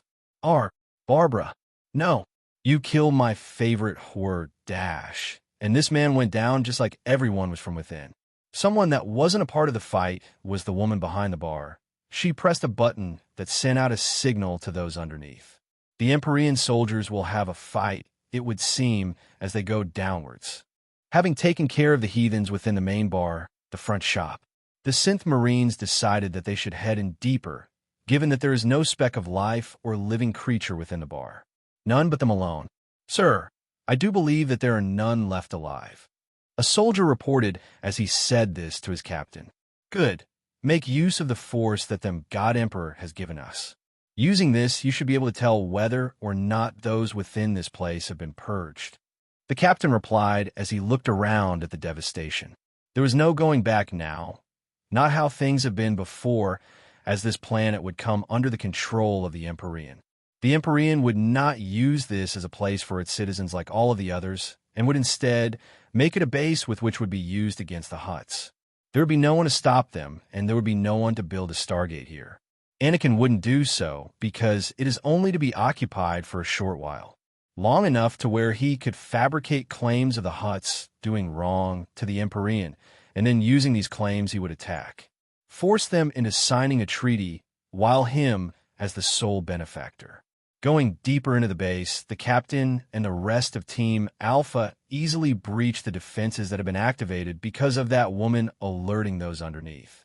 Having not needing to think much about anything anymore, the captain and the men just go on a killing spree, slaughtering people left, right, center, down, and above. None were left alive, as they wanted to make this place clear as soon as possible. Well, they didn't kill absolutely everyone, as there were some slaves that needed to be freed. They were easily freed, as those within had the capabilities to use Mechodaru, which deactivated the implanted bombs within them. They were subjected to unthinkable and thinkable horrors, where the criminals did things that were best left unsaid. To think that the heathens would do this, the captain thought to himself, as the soldiers were also trained in using healing-based abilities through the Force. They started to repair and heal what they could, with some soldiers needing to leave as well. There was no way all of them could stand the sight of it. Not because they thought of the slaves as below them or were disgusted by what had happened, but instead, they were like this because it made their blood boil over. They didn't want their bloodlust activating over these things, so some of them needed to leave because they were both a danger to themselves and others. Right, I guess we're done here. Let's try and support teams Beat and Delta if they need the help. The captain communicated with those other soldiers through his communication device. Roger. Hey, okay. Yes, sir. Many voices replied with their own reply of confirmation. For the God Emperor. For the God Emperor. They would chant this for a while, as their fervor and zealotry only increased as they were reaffirmed in their beliefs that Anakin was doing the right thing. Why, just look at the poor enslaved people that deserve freedom, justice, and liberty. Within the Hutt Empire, the Hutts were completely unawares of what was happening on one of the planets that were not a part of their space. There was an entire war or mini-skirmish happening just outside of their doorstep, and they didn't seem to be none the wiser about the situation. There was no panic, no hesitancy, and no reaction to such an event taking place. No, instead they were too busy doing their own things within their own time, whether that be Tatooine and making money or using and abusing the slaves that they have created within their territories. Millennia ago, we were idolized by the younger species. We brought a golden age to 1,000,000 worlds. The Hutts would say as they remembered their good old days. The Hutt Empire was a large pre-Republic empire in the Outer Rim that arose to be a galactic power. The empire was founded and ruled by the Hutts using economic means as a way to control a population. It rose to power after the fall of the Infinite Empire that was founded before the formation of the Republic that was once the dominant power in the galaxy. But its power would fade, forcing it to adopt a new philosophy known as Khajiitic and to advocate indirect control through commerce, and, as it developed the criminal underworld, the Hutt cartel, while the crime lords continued to maintaining their political base as means to an end. The Hutt cartel, also known in plural as the Hutt cartels, or alternatively as the Hutt clan or clans, was a powerful criminal family or business alliance of Hutt families in the galaxy, making riches through smuggling and myriad illegal businesses across worlds. Aside from its criminal activity, the Hutt cartel ruled over swathes of territories known as Hutt space. After the devastating civil war known as the Hutt Cataclysms, the Hutt Empire collapsed. The Hutt clans re-established themselves, the Hutt cartel, under the leadership of Badila Hastilic Amura, who adopted a new philosophy known as Khajiitic, a renunciation of war and conquest, instead advocating indirect control through commerce. It was certainly the smart move. By taking control of the economy, especially within their own areas, it would make it near impossible for others within to rise up against them. During the time of the Great Galactic War, the Hutt cartel was displeased with the Sith Emperor because he did not include them in his plans and intrigues. However, due to the subterfuge of Imperial intelligence agents, the Republic was unsuccessful in gaining the Hutt's support against the Empire. The cartel remained neutral in the war, like most others in the criminal underworld. During the Cold War, the Hutt cartel owned and ran the HoloNet in the Network Access Division on Nar Shaddaa, which was operated by Kabura. Around 3,600 years prior to now, the new supreme mogul, Taboro, led the cartel's invasion of the planet Makeb, and Imperial and Republic forces began to arrive on the planet with their own agendas. With their empire, now a semi-republic of their own, they could both be as open as they were, and as quiet as they were with the things they do. This included the slave trade that was happening and frequented the Outer Rim worlds. Now, during the times of the Clone Wars, there was someone within that was stirring things up from within. Borka the Hutt held considerable power in the cartel. During the Clone Wars, he cooperated with Severance Tan during the early days of the war after he gathered information about the Decimator, a Republic superweapon which was still in development. He was annoyed by the Galactic Republic's trade activity near his territory and agreed to reveal their secret plan to the Separatists. He would have also lost most of his forces, except for a few mercenaries, for turning against Jabba. Instead, he would be protected by the Separatists. As a reward, he would give them information about the Decimator, provided that someone destroyed the Republic spaceport. Borka would then later be killed by Republic forces during the Second Battle of Tatooine. The Republic would be deeply encouraged to do so by Jabba the Hutt, after he offered them a 5,000 Nova Crystal bounty to kill him. With all of this information at hand, Anakin could use this to his advantage as well, given that Borka still wanted all of this to happen as well. Now that it was Anakin that was in control, Borka would be unable to do the things he wanted. He would have to try and set up some sort of deal with Anakin, and by doing this, Anakin would be able to leverage his position and Borka's greed and anger to get him in a Hutt space. Borka was a male Hutt crime lord with a masculine personality who operated on the planet Tatooine at this time frame. Around the time of the outbreak of the Clone Wars between the Galactic Republic and the Confederacy of Independent Systems, Borka received information from Bogiga Boudet, an operative on the planet Eridan Prime, about a new series of superweapons that the Republic was building known as the Decimators.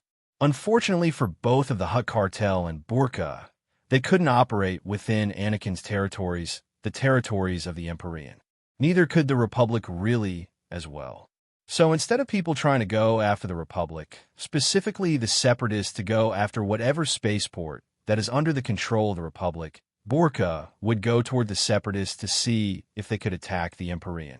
He would obviously fail in his negotiations, as the Separatists, specifically Dooku and Anakin, had an agreement and some level of understanding with each other.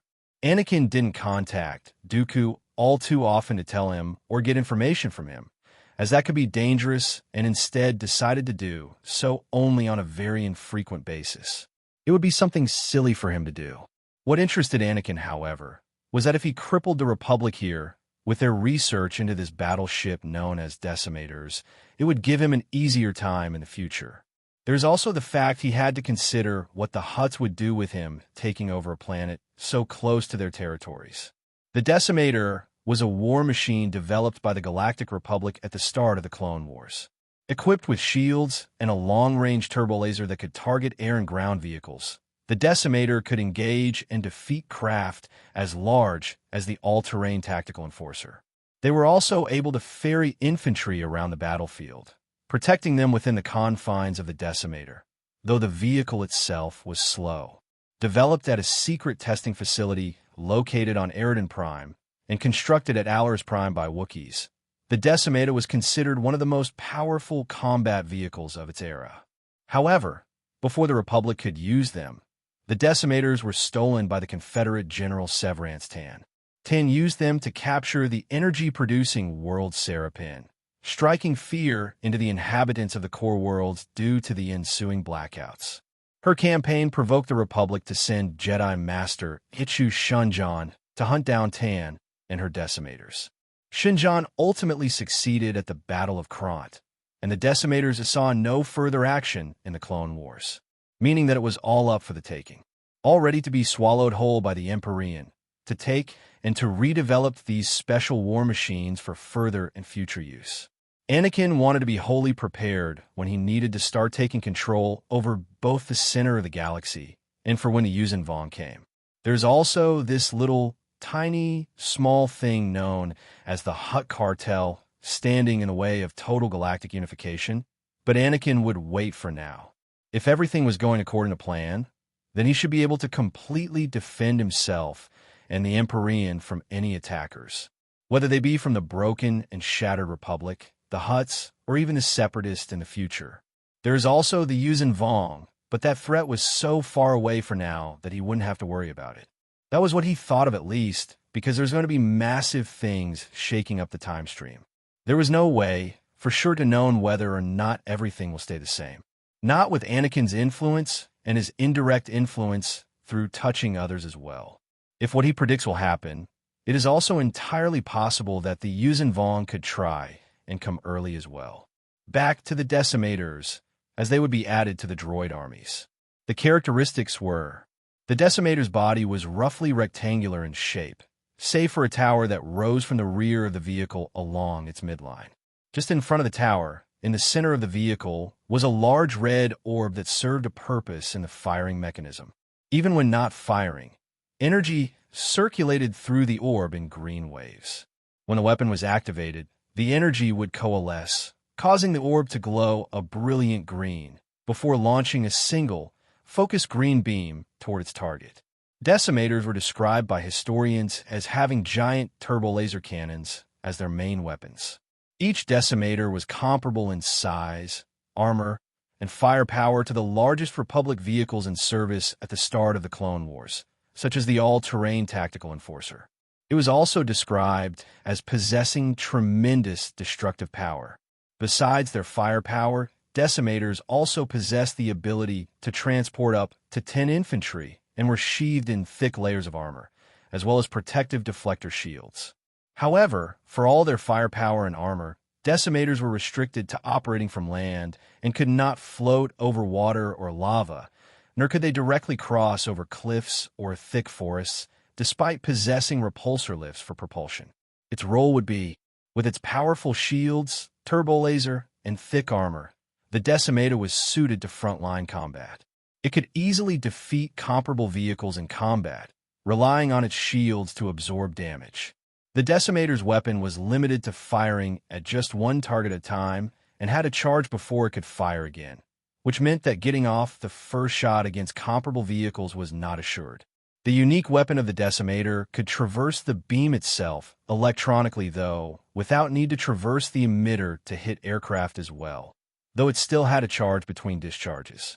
The slow speed of the Decimator and low firing rate meant that it was better equipped to combat other frontline assault vehicles rather than greater quantities of swifter adversaries. In particular, opponents that could close inside the firing arc of the Decimator's main weapon, such as Jedi or close-range assault troops, were able to avoid its significant firepower. However, the ability to ferry 10 additional infantry inside the Decimator meant that it could augment its defense by deploying these soldiers if the vehicle was threatened. Everything going according to plan. Anakin thought to himself as he started to receive a message that would start off something amazing. Terribly amazing. Everything going according to plan. Anakin thought to himself as he started to receive a message that would start off something amazing. Terribly amazing. So, what do I owe the pleasure? Anakin asked as the all-so-might Sith, but not Sith lady, had come into his throne room and approached him. Pleasure? And who said I was here to give you any pleasure at all? Zannah raised an eyebrow as she replied to Anakin. Are you thinking dirty thoughts? Why would I want you to quote-unquote pleasure me? Anakin said, as both he and she were well aware that they both shared a dyad bond. At this point, Anakin had already explained to her the implications of what it meant, which in turn made her angry. But wouldn't be angry, as this was basically chaining herself to him. Through the way of the Sith, it would mean she is limiting herself. And, of course, Anakin, saw this in a different light. Sighing, Zannah decides to move on the subject, as she knew that she wouldn't get anywhere. She had grown to know more about Anakin the more time she had spent here, and in fact she was wondering to herself more and more why she didn't leave. It was entirely possible that her leaving has something to do with the dyad, but she wasn't sure, or was it really because she also believed that it was the correct decision. Well, I have come here because I want to talk about that thing, Zannah says, as she had a small blush come across her face. That thing. Anakin asked her, not knowing what she was thinking. You know, that thing. Xana seemed to also be getting annoyed at Anakin's inability to read her mind. It wasn't like he wasn't able to, but at the same time, he also wasn't going to just go into the minds of just anyone, especially without their express permission.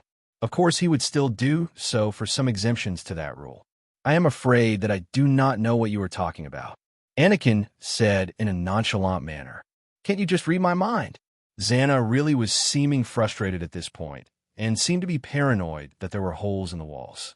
It wasn't like this place was insecure, and in fact was probably the most secure place in the world, as Anakin had made sure to keep it that way. First, it was constructed for the safety of his mother, and now it was used to house his wives and friends, and lastly, it would be used to house his budding family. With a new addition on the way, Anakin was making sure to speed things up to where he could have children in a relatively safe period of time. What is so embarrassing that you don't even want to say aloud? Anakin stated as he had gotten permission, but because he was enjoying her self-torment, he would instead wait for her to blurt it out herself. Xana has had enough and just stared at Anakin, making use of their bond, and in doing so, increasing her own and Anakin's affection for each other. At the same time, she was stubborn enough to do this because she also wanted him to know of what she was talking about. Oh, you want to know more about that? Well, Anakin was referring to the dyad bond itself, as Xana still seemed to either be confused, in denial, or was a mixture of both. Let me explain it to you in terms that your barbarian mind will understand. Anakin wasn't attempting to speak down to her, but wanted to invigorate her emotions in a way that got a reaction. Something was better than nothing, as that indicated that they had nothing between the two of them, and Anakin wanted to know just how much he could rile the dark side user up. She was very over-reliant on the dark side, and Anakin wanted to show her that the path of the Sith was and is wrong. Not to, be biased or anything, but that Sith have done a lot of shit stuff, even with whatever benefits they may happen to bring to the table. The same could be said about the Jedi, but instead of indirect benefits, they caused indirect harm. Barbarian mind? I am not stupid, you are. Xana snapped back in quite the calm tone, as it would seem her anger wasn't the explosive kind, but it was instead much more focused. I apologize. I didn't mean to offend you. I just wanted to point out something that you seem to be overlooking from within yourself, Anakin said as a peace offering. And what could that be? Xana subconsciously knew her problem, but that didn't mean she was going to straight away openly address the matter. Anakin had two options available to him in this instance, where the first option is he forces her to work through her problems. The second is slow, but he would coax her into admitting herself that she is in the wrong, and that she is at fault or has some faults that originate from her Sith teachings. Well, I don't think we should go into it right now. Instead, why don't we get back to what you wanted to know of? Anakin began to explain more about the dyad bond to her, and how he is in fact connected to more than her. Obviously, this was both confusing and a bit hurtful to know that even when she found her chosen one, she would have to share him amongst other things. It wasn't the fact that she was connected that got to her, but the fact that it was Anakin of all people. Someone that she never would have had a chance to connect with. Because what are the chances of him coming across her in hell? It was all based on chance or luck, but she knew better than that, and knew that this was probably all planned by the Force. Free will? She knew that didn't exist with something like the Force around, but that didn't mean she was just about to give up and surrender herself to this power. It was also the reason behind why she was so against what a dyad was, even when the origins of a dyad existed within the Sith. Way back when the Sith didn't even follow the rule of two. Way back when the Sith were nothing more than a splinter group from the Jedi who had become the Jedi. I don't like what this is or what it means, but I see that you, yourself, and the rest of those girls you are connected to don't seem to mind. Xana finally said after Anakin in death explained the dyad and his situation in relation to her and the others. Really? You would think that I enjoyed the idea of being connected with them? Despite the advantages, I have no control over the connection. They have no control over me or the connection as well. The Force interfered with my life, and it has done so to you as well. Anakin said. He continued, the reason why I am fine with this is because of what I discovered. Yeah, compatibility, and all that. Xana said as she gazed into Anakin's eyes for a split second longer than she should have. It didn't help that Anakin was attractive to her. Even without the bond, she may have tried to get him to be her lover. And it probably would have been more than a fake lover with that man she used ages ago. Yes, and it is the fact that I can love them. That I can love them all, and that themselves can also accept the situation. It isn't like polyamory or polygamy doesn't already exist out within the galaxy at large. Anakin said as he saw that Xana seemed to have some embarrassment for looking at him too much. Which was silly, but that was a problem, not his. Anakin was of the opinion that while someone could be the cause of someone feeling a certain way, that didn't mean, just because they were the cause, that they were at fault. If someone had an emotion that he didn't reciprocate, it wasn't that it was his fault, but instead it was their emotions. Not his. He can read minds and sense emotions, but he doesn't do so often. At least, not when it comes to strangers in his family. At that point, he would just be in violation of their respective boundaries, whatever they may be. You sound stupid, and, at the same time, like some sort of hopeless romantic. Not everyone will see it your way, especially those that dislike relationships like the one you have. Xana said to Anakin, "You mean someone like you?" Anakin gave her a pointed look that indicated that she was self-projecting. No. Xana shook her head, but internally she knew that it was a yes. I can't give up any of the girls for you. I wouldn't sacrifice myself for anyone else as well, just as those I love shouldn't sacrifice themselves for me. I won't give any of them up for one or the other because that just isn't how I work. Anakin stated, "There's sometimes more to things, and sometimes it is simple and basic. I just want them, as I love them all in that manner. But because I'm a hypocrite, I also don't want to share them with anyone else and keep them to myself." Anakin continued, "So you admit it yourself, huh?" Xana said as she then looked down, thinking about what he had just said. There's no need to go to in-depth with how it works, or why they haven't gotten overly jealous with each other. There are a few reasons, and probably one of the best reasons I can give you, with me sounding narcissistic here, is that I am able to love them all equally. Anakin left off as he wanted Xana to hear what he was saying properly. Look at him when I'm talking to you. I want you to know, because if I someone fail to portray my feelings through my actions, then you should hear them, listen to them through my words. Anakin stated, and Xana came out of her own thoughts. Okay, I am listening, Xana replied, as she was now looking anywhere else but Anakin, as she most certainly didn't want to look into his eyes or view his form at all. Instead, she just focused on his forehead, as that made things easier. Well, not equally, as that would indicate that I have reached the same level within a romantic relationship with all of them. I haven't, as that is not impossible, but because of who I have started to love first, and when I had gotten into a relationship, any of them, that was when my feelings and it could start to take off.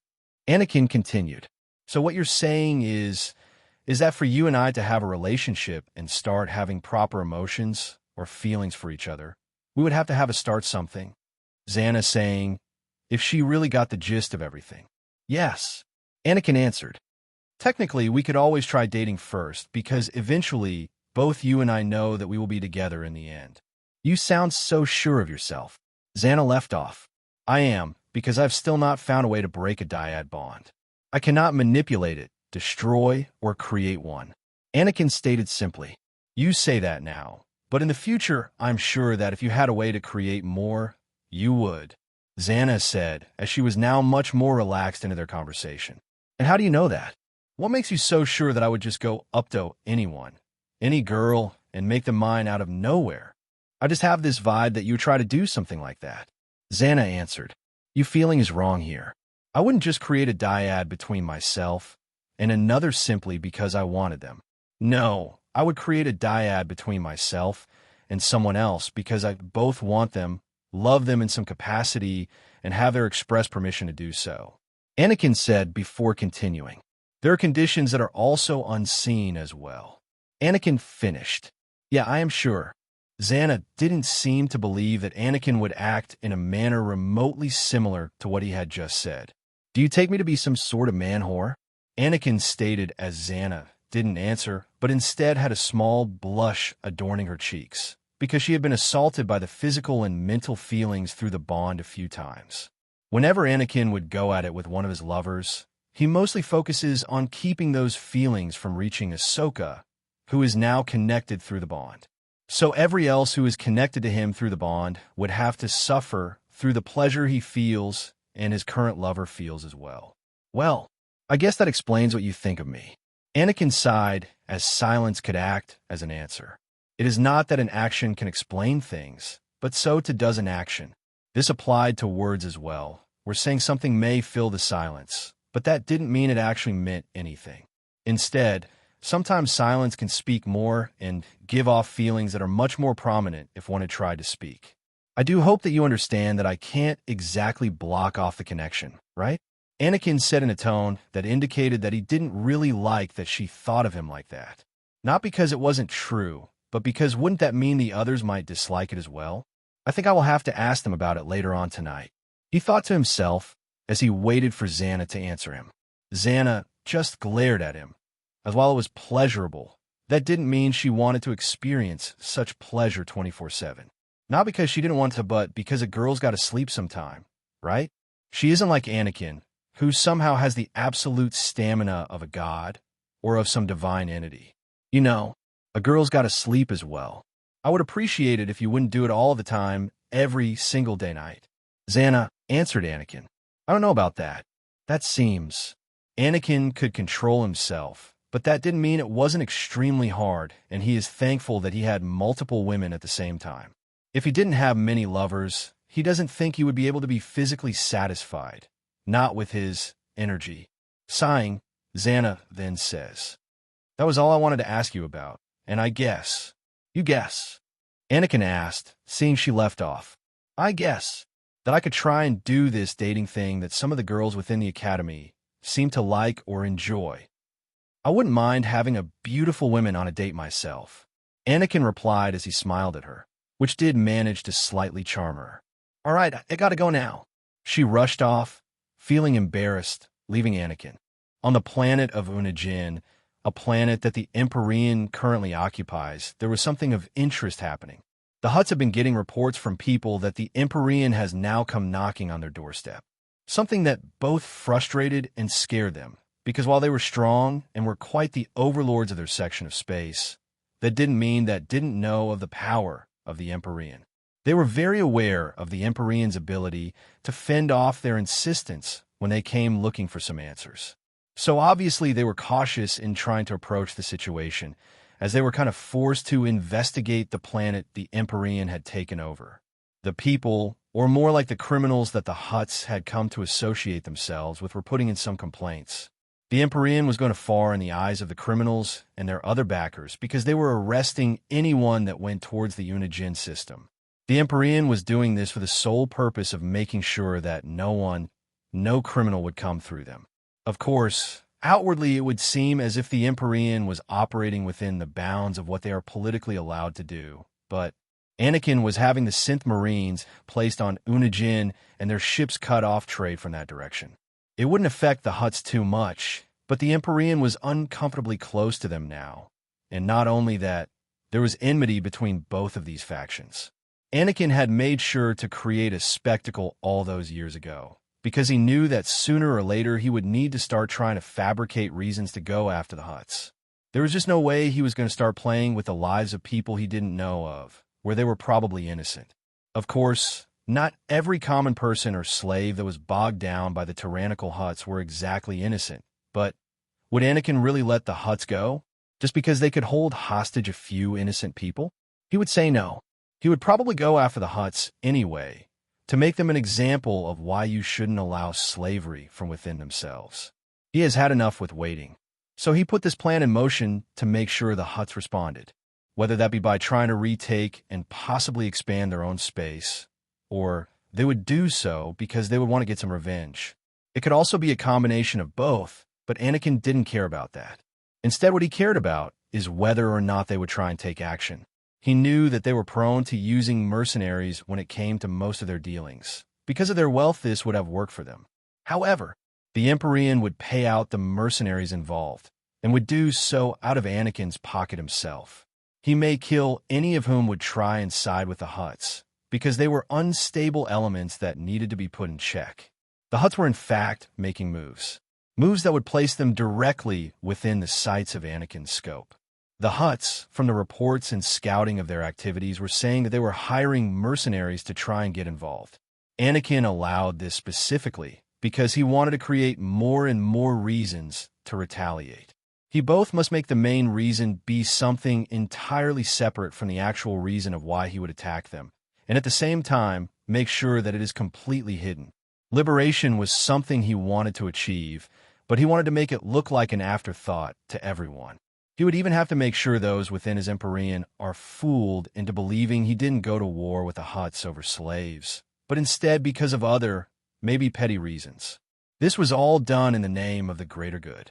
The Hutts were fast approaching now, with their mercenaries in tow, and Anakin needed more evidence of their wrongdoing. Once he liberates everyone and enforces the Hutts to outlaw slavery, he would be set and ready to turn his attention back towards the Republic and Separatists. What were the Khajiitics of the Hutts thinking? If one doesn't know what the Khajiitics are, then here is a simple explanation. Khajiitic was the name of the Hutt philosophy which guided most of Hutt daily life and politics. It was developed by the Hutt Badilla Hastilic Amura after the Hutts relocated to Nal Huda following the Hutt cataclysms. The Huttese word for Khajiitic is said to literally mean somebody's got to have it. Why not us? Something that they would learn to regret, as Anakin would also similarly adopt this mindset himself when taking into consideration the Hutts. They have already started to turn their attention towards the planet Anakin, where the Emperorean has control over, and they were getting greedy. One of the reasons the Hutts have never really expanded the amount of space control they have is the lack of reasons. Specifically, they had grown kind of fat off of the backs of their ancestors, and Jabba, the one that had went ahead and formed his own empire, was killed. Someone that could be considered to be ambitious and follow the idea of somebody's got to have it. Why not us? Khajiitic was also a loose Hutt term for their clans, their business enterprises and criminal syndicates, and for the archetypal superclan they believed was destined to eventually rule the galaxy. Separate clans would usually run their own Khajiitic in competition with other clans. The Khajiitics were governed by the Hutt Grand Council, which oversaw their operations, and each Khajiitic had an appointed leader, called a Khajiitii or Lorda. Using this broken mindset to his advantage, Anakin had made sure that they got greedy. He knows well enough about his own possessiveness and greed, which may have resulted in him accidentally getting multiple wives and lovers for himself. However, he has some temperance and control over that desire, simply because it would be impossible to have it all. No matter how much more powerful he gets, it would slow him down in a manner. Unlike the usual crime syndicate that operated in secret, the Hutt clans operated out in the open, claiming leadership over dozens of worlds. The Khajiitics employed those of all species as vassals, such as the Nikto and Gamorreans. Though once being in constant conflict with each other, such as during the Hutt cataclysms, the Hutt clans were kept in order by the Hutt Grand Council, the ruling body of the entire Hutt species, Hutt space, and Hutt clans. However, some rivalries could not be contained, as was the case with the prominent Bisadius and Desaligics, who were bitter enemies, and the Nemaro and Ephaethra clans, both of whom had members that were major rivals. The Hutts were famous for their ruthlessness and success in the underworld. Many Hutts would ransack ships for their load. As masters of the criminal underworld, they would steal, cheat, and murder without regret. They often hired smugglers to transport illegal spice. They would often have a fortress of some kind, often on remote planets, such as Jabba's palace on Tatooine, that was actually no more. It was destroyed because Anakin didn't like it. Of course, there are other reasons as well, since it had slightly become a place of latent dark side energies as well. He liked the harmony he had created and was starting to create on Tatooine at the time, so he had to have destroyed it. Hutt fortresses would usually be guarded by selected mercenaries or bounty hunters. Gamorreans and Weequay were common species to fulfill this duty, leading an organization of crooks and scum mint competition. The Hutts that got involved with criminal activity were often killed or enslaved. Only the more cunning and clever Hutts, like Jabba, stayed at the top of the food chain. Some Hutts, like Jabba, had such an influence that they actually controlled entire planets. However, there were a few Hutts who didn't follow the lifestyle of a crime lord and stick to their Khajiit's criminal activities, such as Juvert of the Ellip clan, who became a droid engineer. Hutt kingpins often had torture chambers to deal with failures and unwanted guests. Other Hutts had pets which they would watch in enjoyment as the victim was devoured. There have been several Khajiitics that produced some very successful Hutts, such as Gorga Desaligic Arpo, Giliac Desaligic Tyrant, and Jabba Desaligic Tur, all from Clan Desaligic that proved to be very successful crime lords. Also, Clan Besadii also produced some successful crime lords, such as Gardulla the Elder, Aruk Besadii, Eora, and Durga Besadii Tai. Clan Angiliac produced some successful crime lords itself, such as Mika Angiliac Hiera, a Force-sensitive crime lord, and Khajiitii Vito Angiliac Adiru. Also, the Ellip clan produced the famous scientist, Dr. Juvert Ellip Agurab. Naming off and listing every single one of these Hutts lead Anakin to want and destroy their cartel even more. There were some that were absolutely disgusting, if not all of them, and it kind of made Anakin's blood boil. A problem that he knew was a part of his being, because he is the combination of his two selves, the original Anakin and him from his past life. In the war to come, Anakin would be focusing on and capturing the leaders, the Khajiitics, because of their importance to the stability of the Hutt cartel. It would only be appropriate that he went after them, even when a lot of the Khajiitic, or at least a few of them, had been slain by Anakin while that whole rebellion happened years ago. Not only would he be focusing on taking the leaders, the Khajiitic, but he would also be focusing on taking the heirs to those clans as well, whether that be the children of the Hutts or the Khajiitic and those that would be next in line. So that would mean close family members and even their wives if he really wanted to go that far. He needed to have as much leverage as he could, and he needed to secure as many as he could to properly have everything destabilized. He would also be doing this to make sure he made the Hutts dislike and even hate him. There was no way he was going to let go of such a chance. The Hutts had sent some of their mercenaries over, but the Emperorean within the Unijin system had already either captured, bribed, or killed them. This led to the Hutt cartel needing to take even more action which included labor they were not used to. They were not a species with the best endurance out there, and it would be extremely hard for the Hutts to move themselves. It was built into their biology, making them extremely powerful and have a great defense, but that would be at the impact of speed. Of course, there are always outliers within the bunch, but in general they were kind of sitting ducks. Anakin would also be taking advantage of that, but he would do so in a manner after he find a reason to go to war with them. Again, he could always just declare a casus belli that would have everyone be freed, but that would just be too dangerous. If any of the slaves from within even thought about fighting back, then that would only lead to a disadvantageous outcome for them. Not for Anakin, as that would provide him with many distractions, but was he really willing to just forego all of the lives of these people? No, that would just be silly.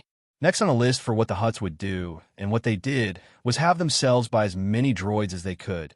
Even funnily enough, some droids that were a part of his own Skywalker Industries design and attack the Unijin system again. They were unsuccessful in this attempt, and assumed to themselves that the Emperorean would not retaliate, especially for a planet like the one they had taken over.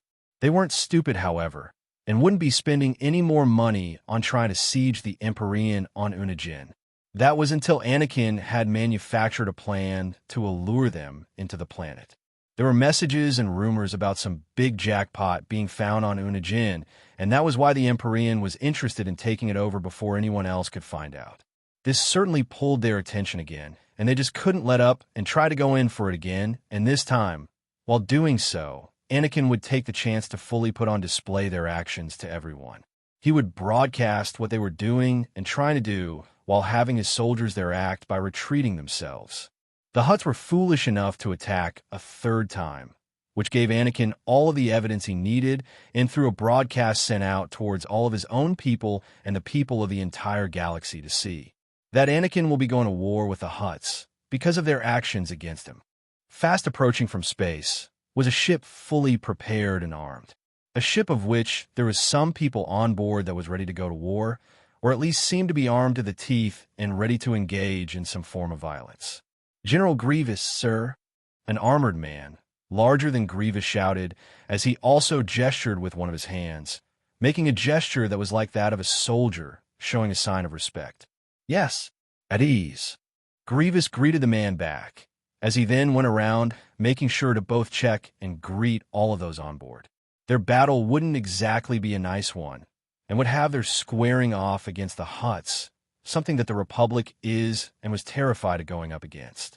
"Sir, the situation at hand is that they seem to be quiet," a soldier reported.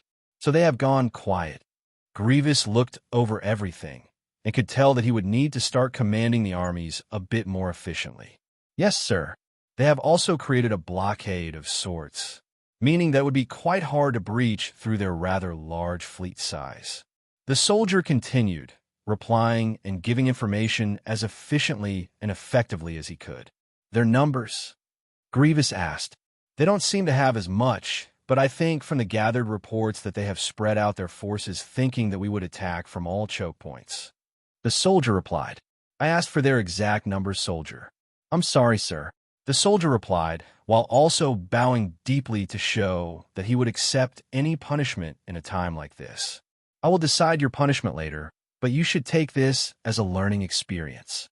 Come prepared, fully prepared the next time you meet a superior." Grievous gave some friendly advice. "What would happen if you had meet the Emperor with your incompetency?" "Yes, sir. I will remember, for the God Emperor." The soldier was now on the ground, but he wasn't exactly in that position because of Grievous, but instead because Grievous had mentioned Anakin, the precious, precious God Emperor of the Sith, and to most of the Emperorean as well. "Man, I get the idea of the Emperor being a divine being, but there is no way that I would ever go down to that level of devotion." Grievous thought that within his head as he both simultaneously pumped for the action to come while at the same time observant of those under him. One might wonder he didn't really question the behavior and only made a small mental note on this soldier's action, and that was because he was desensitized to what the Siths did, and most of all, because of the amount of time he has spent either within the Emperorean and even on Dathomir, he was still exposed to the madness of the Emperorean. The chaotic, mad order of the Emperorean. If the Jedi were ever looking for peace, and if the Sith were ever looking for their chaos, then everything would be found within the Emperorean. All of those aspects that take from the best of both worlds were found from within, and Grievous loved it. It was something he could totally get himself behind, especially since Anakin wasn't all peace-loving and was even starting a grand-scale war. A war of which would have him center field, leading and commanding people like he had done all those years ago with his old body. Even before the cyborg form, thanks to Anakin, where he was a proper biologically living being. Of course, he has his own body now, a new old body recreated from the leftover DNA of his previous self. Walking around the deck of the ship, there wasn't only just the synthetic marines that used to be living droids on board, but there were other things. Other things that were specifically going to be used as cannon fodder or something like that, as they were also upgraded to be as good as possible. Droid, of course. How many droids do we have, and can we deploy them straight away? Are they the pilot kind, or do we only have simple combat droids? Grievous was asking Spitfire questions, as while he had gotten a report already before he had come, there was still a problem of logistics. It was never perfect, and there could be mistakes in the coding or system. We have access to combat droids, a few medic droids for the Sith soldiers, as well as some pilot droids that can be used as the forward attacking force. Another soldier, different from the one before, stepped forward to give this information. Grievous wasn't staying around in one place, and was moving throughout the area to make sure everything is ready to go. They would be launching and declaring war soon, and Anakin was so gracious as to give the Hutts to prepare some level of defense. While they had taken care of the mercenaries and the higher droids, the Hutts still had access to their very own army retinues. It only made sense, as if they didn't have their own standing army, then how could they still be in control? Money is a powerful thing, but it is something dangerous to hold for the owner, as people could get greedy and just take it from you if it is left unprotected. Are the medic droids set up? Yes, sir. Are the combat droids ready for planetary deployment? Yes, sir. Grievous came to a stop as he gazed at the large amount of smaller vessels that housed some other weird-looking droids that seemed to have the capabilities to pilot a ship. A starship, to be exact. Gesturing towards all of the smaller vessels, Grievous then asks, "Are the pilot droids ready for deployment as well?" He looked into the eyes of the man that was larger and taller than him, and it was quite intimidating. One doesn't just spend some time under Anakin within her persona of Vader and not adopt some of his intimidation tactics or the way Vader would hold himself. Why, yes, sir. In the end, while the synths were trained, particularly trained through normal training, nothing like what the actual creator of the Sky Seed intended, as it was quite backwards. At least to Anakin, it was backwards, and he instead decided that it would be better if he just generalize and specialize things to make it easier on the synths.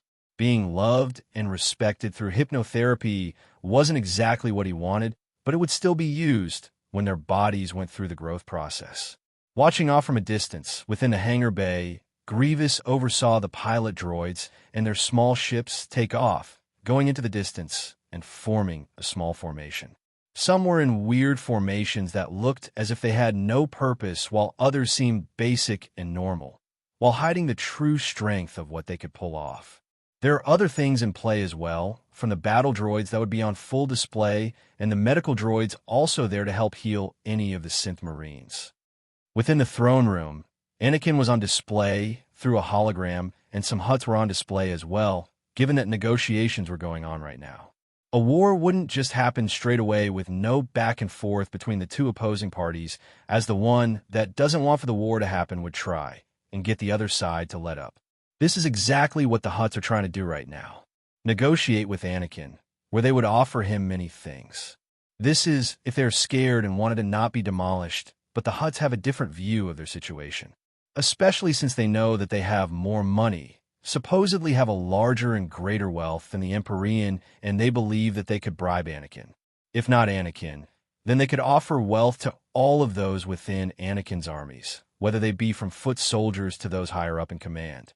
In this instance, they believe that they are on the top of the galaxy, with them being on the top of the long list according to the food chain. It is true that they have a large amount of wealth, but Anakin would be able to contest them, and even then, their attempts at trying to bribe others would be unsuccessful within the Emperorean. The fervor and zealotry had already reached a point of no return a long time ago, and it would truly take something drastic to happen for the people to turn against Anakin. Those within higher positions may be more prone to doing so, and Anakin was waiting for those elected officials, some that were corrupt, to just try. To what do I owe the pleasure? Anakin was speaking with those that were a part of the highest management positions within the Hutt cartel. They were quite intimidating to see, given that they were large tanks that could mostly resist and be immune to physical damage. That is just a part of the evolutionary route they had taken, and it had paid off very, very well. Pleasure? Please don't try to humor us, puny Emperor. We the Hutts take your threats very seriously. Instead of relying on someone to help communicate with Anakin, the Hutts didn't even bother because they believed that Anakin would know their language. It wasn't like it wasn't public information that he used to be a slave, specifically on a planet owned by one of their own. Anakin would be using a combination of the normal galactic standard language along with their own to make sure they play into the fact that he is below them. It works wonders to have your opponent underestimate you, especially since he wasn't within his Vader persona, a persona that had been retired, because it would make the Emperorean look weaker than it actually was. Then there are those within that would try to do something because the supposed military leader was no more, or at least had vanished, who would believe that Anakin was Vader, even with all of that religious squalor from the people, or more specifically created as rumors that was integrated into the legends of Anakin. A mythos was already starting to form, and some parts of it had already been done so, with Anakin becoming the center of the Emperorean people's world. It was certainly strange, if not flattering at some level, for Anakin to know that they thought so highly of him. Puny Emperor, Anakin said as he looked at the Hutts within their holographic forms. Many as they were, Anakin knew without a doubt that they would be easily dealt with. You must have an idea of why this is happening, correct? Anakin asked them, to see if they did have an idea of why, but it would seem that they didn't see the full picture. His plan had worked. What are you talking about? Slave Emperor. Of course this is because the Hutts want to take something that is not yours and should be ours. Their laughing could be heard, as multiple found this funny. It would seem that you are a jester instead of an almighty leader then. How could you create jokes when I am right in front of you? Do you not fear for the well-being of your subjects, those that you all lord over? Anakin wanted to see if they had some level of care. Jester, how dare you? Whatever it is you want, you better call off your armies and retreat back to whence you came, slave. It would seem that Anakin's display of talking ruler to rulers didn't seem to affect them much. They felt assaulted by Anakin insinuating that they would even dare to feel anything for those underneath them. It was the world of business for them, and there was no need in getting involved with those that were beneath themselves. Insulting me won't do you any good, and in fact it would only worsen the situation if you all were to be captured. Anakin could start to use the Force on them and kill them, even though he was so far away, but he still needed to capture them all instead of doing that. What he could do, however, is intimidate them. I advise that you all take caution when insulting someone.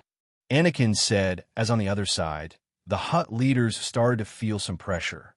It was as if something was wrapped around, and it also felt like some life force or something similar had been taken from them.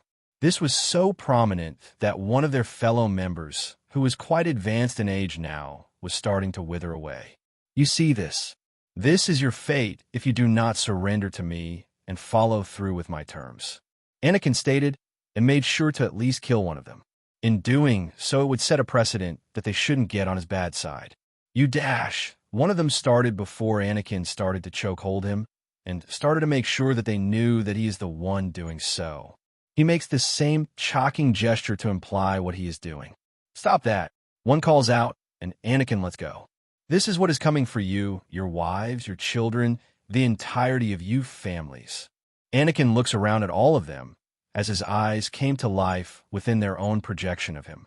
Instead of the blue coloring the entirety of his body would take, they could actually see that Anakin's holographic eyes went from blue to purple, the same color as his natural eyes. Never. You slave boy. You and your mother will pay for what you have done. The Hutts will have their revenge.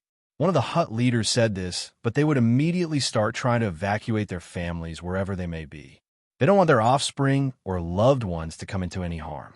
They were incorrect in assuming that Anakin would just kill off all of their family, because what he would be doing is putting on a front. He wanted to make them believe he was just going to go on a mad slaughter, but that would be detrimental to those beneath them. While it is true that the Hutt cartel had created a monstrosity of their own semi-republic, but they had normal people under themselves as well. Not everywhere within Hutt space were there criminals of all calibers. So be it. The communication was cut, and this was the final straw before it would lead to an all-out battle. Report to all battle stations. A flurry of movement was happening as the people on board the battleship, along with other battleships within a formation that allowed for a stable and defensive position. Report to all battle stations.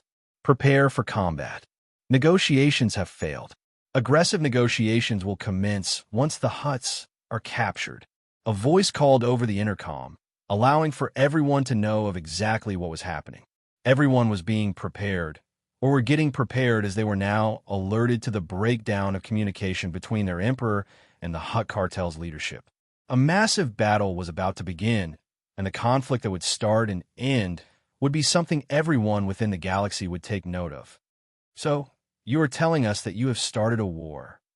We rejoin Anakin, along with his loved ones, families, and friends within his throne room. The current asker of this question was Ayla, who seemed to be both happy and now at Anakin having told them of what was happening, frustrated at the same time. Well, if you put it that way, then I guess. Anakin said as he was to face the gauntlet that was a bunch of peace-loving girls that held peace-loving ideals. You guess.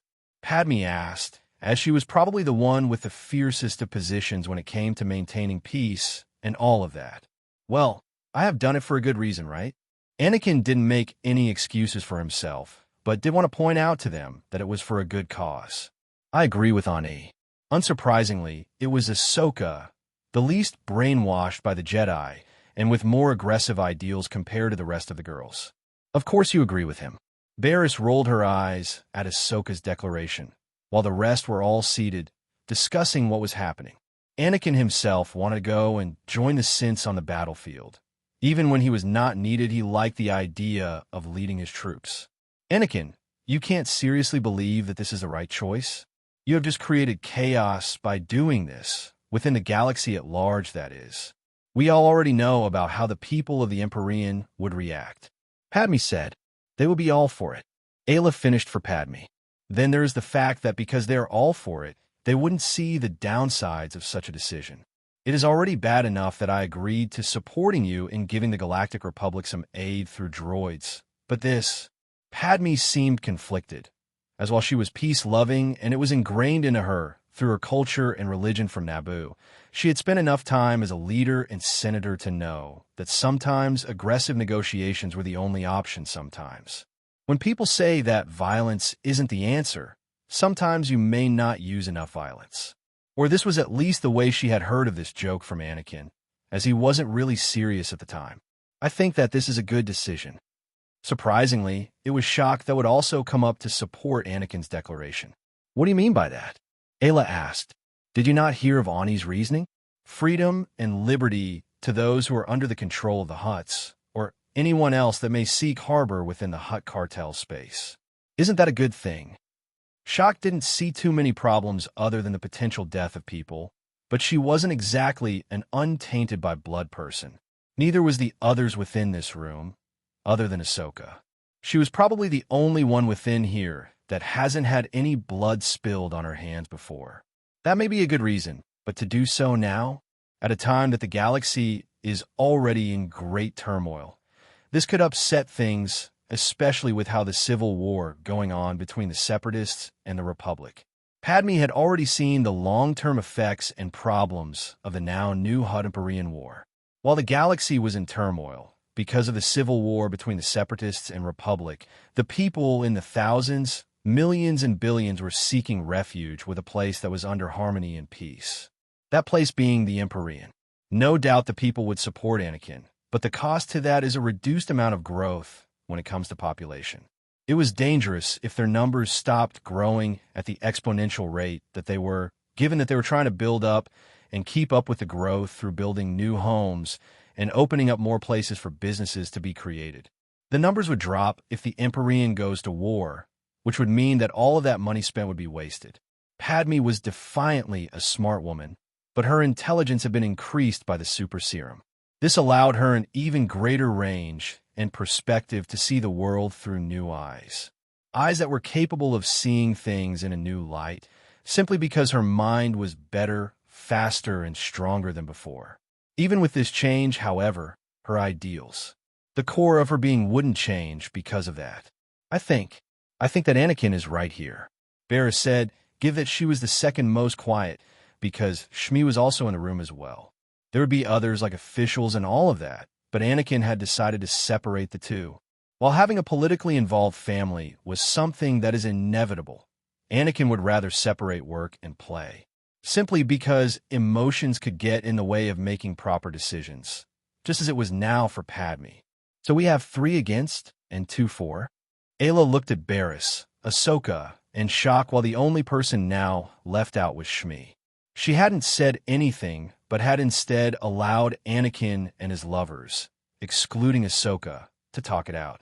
Well, there's also one other person that wasn't present, because she couldn't care less whether or not Anakin declared war on someone or not, and this person was Xana. She could have at least come and displayed some support. Anakin thought to himself. The girls and Xana had all been properly introduced, but there seemed to be some level of conflict between Xana and the rest of the girls. Anakin put this down to the girls still being attached to the Jedi ideals. Even when they didn't follow them, they were properly still uncomfortable being around someone like Xana. She radiated dark side energy. It would seem that you're the last mother, Anakin said, as Shmi was just sitting there with a smile on her face. She wasn't the tiebreaker in the vote, but she definitely still had value in the discussion. Ani has done it before. Gone to war, that is. Shmi said, and everyone here were both surprised and tried to remember just when Anakin had gone to war. He did so for his people. The people of Tatooine, just after he had become a Jedi. Does no one remember that? This definitely got them thinking. As from what they remembered, it wasn't Anakin that went to war, but instead it was the infamous and now vanished Vader. Did he really? I had thought that he had only taken you off of Tatooine when that had happened. Barriss asked, as she was wondering just where this idea had come from. Everyone knows, or at least they believe, that Anakin was not on Tatooine and instead had only peacefully taken Shmi off planet. Anakin knew what Shmi was about to say, and he thought it was about time that they found out about his now-dead persona. Ani is Vader, or at least he was Vader. That was until he had officially been recognized as the Emperor. This was quite the shocking news, as everyone was surprised, but the person that had the biggest reaction was Ahsoka. No one else may know it, but she knew of the possible dark and many terribly great things he could accomplish. She had seen it happen, and it pulled at her heartstrings every time she remembered Anakin like that. Broken mask, glowing, glaring, hatred-filled yellow eyes. No, while the other half of his face was obscured, that didn't matter. She knew that was Anakin through and through. Her other, older, alternate self didn't want to believe, and was also heartbroken at such a sight. Is this true, Ani? Ayla asked Anakin as he sat there, awaiting their gazes to fall upon him. It is, Anakin confirmed, and they didn't know how to react, given that Vader was said to be a monster, or within the scriptures passed on from the Emperorean. Vader was meant to be some other version of Anakin that focused on judgment. It would seem that the living droids that were now synths, along with the rest of the Emperorean's people, were actually in on the idea as well. They may not know explicitly that Anakin was Vader, but subconsciously they believe this fact to be true. Now, before any of you ask any more questions, I just want to make it clear that this was no vote, and it was most certainly only meant to inform all of you of my decision. It has already begun, and I hope that you all are not upset at my decision. Anakin said. Everyone was okay with it, other than Padme and Ayla. Whatever you say, Sky Guy, but I think we need to talk some more later about you being Vader. Ahsoka gave him a look that would leave no room for argument, and he knew that she knew about that other him. So it would be best to address this problem with her, and alone at that. Ahsoka walked off, going somewhere else, while dragging the dumbfounded Barriss along, and shocked just decided that she would go with Shmi, her now mother-in-law, and get to know her a bit better. She had not had enough time to acquaint herself with Shmi because she was busy doing other things, specifically adult things with Anakin, to concern herself with being social. But she knew that sooner or later she would have to interact with her. I guess that just leaves the three of us. Anakin stood up as he went over to both Ayla and Padme. You two aren't mad now, are you? I don't know. What can you sense through the dyad? Padme asked, having gotten more and more used to applying and using the dyad to communicate with Anakin and using it to increase her power even more so than she had before. I'm glad then. What Anakin sensed from Padme wasn't anger, but instead some frustration, because she wanted to know more about him instead of anger at the situation. She was actually a lot more forgiving to Anakin, even when she was outright saying that she was against his choice. Since you know now, I would appreciate it if you would talk with all of us before you decide to do something like this, Padme said as she went up to Anakin, hugged him, and then proceeded to kiss him on the cheek and then onto his lips, full of passion. She wouldn't stop loving him just because of this, and she doubted she would ever stop loving him like this. It may seem strange, but she was totally willing to give her life for his. It would seem, however, that you have to deal with your soon-to-be baby's mother. Padme winked away, giving him a display that he appreciated, trying to seduce him, but he needed to pay attention to Ayla now. It was her that was the most upset with how things were going. So Anakin stared only to be interrupted by Ayla, who was glaring a bit at him. There was a mixture of emotions he felt from her, and he could attribute a few to her wild hormones, due to pregnancy. So, Ayla said as she walked up to him, not afraid of her small, swollen belly being knocked up against him. She embraced him and gave him a kiss on the lips as well. It was filled with just as much passion as Padme's was, and then some. Really, she had gotten hornier due to the pregnancy, and it seemed to be something Anakin both appreciated and didn't. He was able to have a lot of fun times, even more frequent because of Ayla's increased sexual sensitivity, and because of this he was able to feel good as well. The dyad is all about both ways, not one. After her passionate embrace, Ayla let him go and started to speak again. You know, I didn't at first worry about how having a child now could affect things, because the war between the Republic and the Separatists had nothing to do with us. But it would seem that it doesn't matter anyway. I wanted to start a family during peace where we wouldn't have to worry about this or that. And now that you have started this war, I fear for the worse. Ayla looked into his eyes, and he gazed into hers, sensing her mixed emotions yet again. You know, I want the best for us. You four, for myself, for the rest of the girls, and what is probably most important is that I want the best for our children as well. Anakin scooped her up in his arms. You don't have to worry. Everything will be fine. You say that now, but you do have a bad history when it comes to things turning out just fine.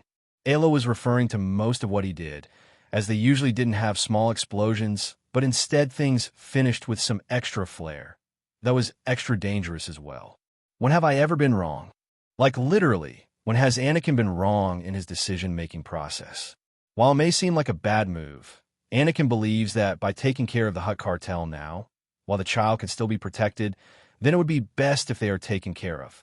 While he may worry about Palpatine, or Dooku, or even the future threats, what matters the most now is that his soon-to-be first child is safe from the revenge of the Hutts. Taking them down a notch would at least ensure they wouldn't try anything funny as some sort of revenge. You know I love you, right? Ayla said with a trembling voice because she was scared. Scared for her future, the future of Anakin and their child. Also the rest of their family, Ahsoka, Barriss, Shak, Padme, all of them and more. I love you, Anakin replied as he gently gave her a kiss that didn't speak of passion, but of a type of feeling that would imply love. Pure romantic type. Forgive Anakin for doing this, but sometimes you have to be cheesy when it comes to things like this. There really is no other way around it. Space. The great expanse of nothingness. We're not talking about space where it is the boundless three-dimensional extent in which objects and events have relative position and direction. Instead, we are talking about space, an almost perfect vacuum, nearly void of matter and with extremely low pressure. In space, sound doesn't carry because there aren't molecules close enough together to transmit sound between them. Not quite empty, bits of gas, dust, and other matter floats around emptier areas of the universe, while more crowded regions can host planets, stars, and galaxies. Right. Let the war begin then, Grievous said as he started to direct everyone within the starship he was within. The Hutt's blockade was also fully in action, and both sides started to fire at each other, trying to destroy or harm the other side in an attempt to get one or the other to retreat. If one was able to hear anything within space, they would most likely hear sounds that were synthesized because of the shots fired. Laser-like sounds and electrical-based sounds. Everything would sound strangely futuristic while at the same time epic. From the Emperorean control ship, the pilot droids within their smaller vessels were deployed, heading towards to engage in combat with the Hutt's pilot fighters. The Emperorean control ship was slowly making its way forward, while multiple other ships that weren't as small as the pilot droid ships, but instead large enough to hold a few of the synths were also deployed. Their mission was to go in deep and get the Hutt cartel's leading families under their control. Flashing lights, large structures of metal, floating out in the vast nothingness. A war had begun, and there would most certainly be some casualties. But for what side? It would most definitely be the Hutts, whom don't have access to the advanced droids of the Emperorean. Their pilots were real people, real living intelligent beings, while they also had access to some ships of their own that would enable them to continue their blockade. Unfortunately for the Hutts, they had decided to stay within their prime world, in Al Huda, and as a result, they would probably be captured. Their families and children taken in by the Emperorean synths. Starfighters and various other star ships went to battle as they were putting their lives on the line for the ideals of either side. Well, the Hutt's armies were putting their lives on the line, but of course they had some droid starfighters of their own as well. They may not be as advanced like those from the Emperorean, but they would do to act as cannon fodder, just like the Empyrean was using their droid starfighters to act as cannon fodder as well. The difference being that the Empyrean was winning out on the front line easily. They were winning so easily that the other ships containing the synths were already making their way past the blockade point, meaning that they were well on their way to capturing the Hutt leaders. Potentially even their family, maybe even their extended families as well. Report, Grievous said as a command, waiting for the people carrying out the logistics of the situation to give him the information he wanted. General, the droid starfighters have reached behind enemy lines and have started to attack their main control ships. One of the logistics people said. Good. This is good. Grievous nodded his head as this was too easy, something that would usually not sit right with him or anyone else. But Anakin had done so much to improve the Empyrean, there was no way that they would be losing an equal fight. General, I think that our men are fast approaching their home grounds, but we need to speed up our approach and get around the blockade to provide them with ample backup. Then what are you waiting for? Let's destroy their fleet already and get to capturing those heathens. Grievous exclaimed as he gestured to everyone within the room to get back to work and to do so hard. Back within space, the Hutt fleet was losing control over their space, and because of the Empyrean droid starfighter being able to push them back, there would be many problems in trying to escape. They were panicking, and because of their rather small size, due to splitting off their fleets at different points throughout the Hutt cartel space, they were limited here. The Hutts believed that they would be able to stop an attack, but they were wrong to underestimate the Empyrean and their power. They should have figured out by now that the Empyrean was something greater than they could handle, what with their current decadence getting to their heads. Their arrogance and decadence would be their fall, just as Anakin had planned.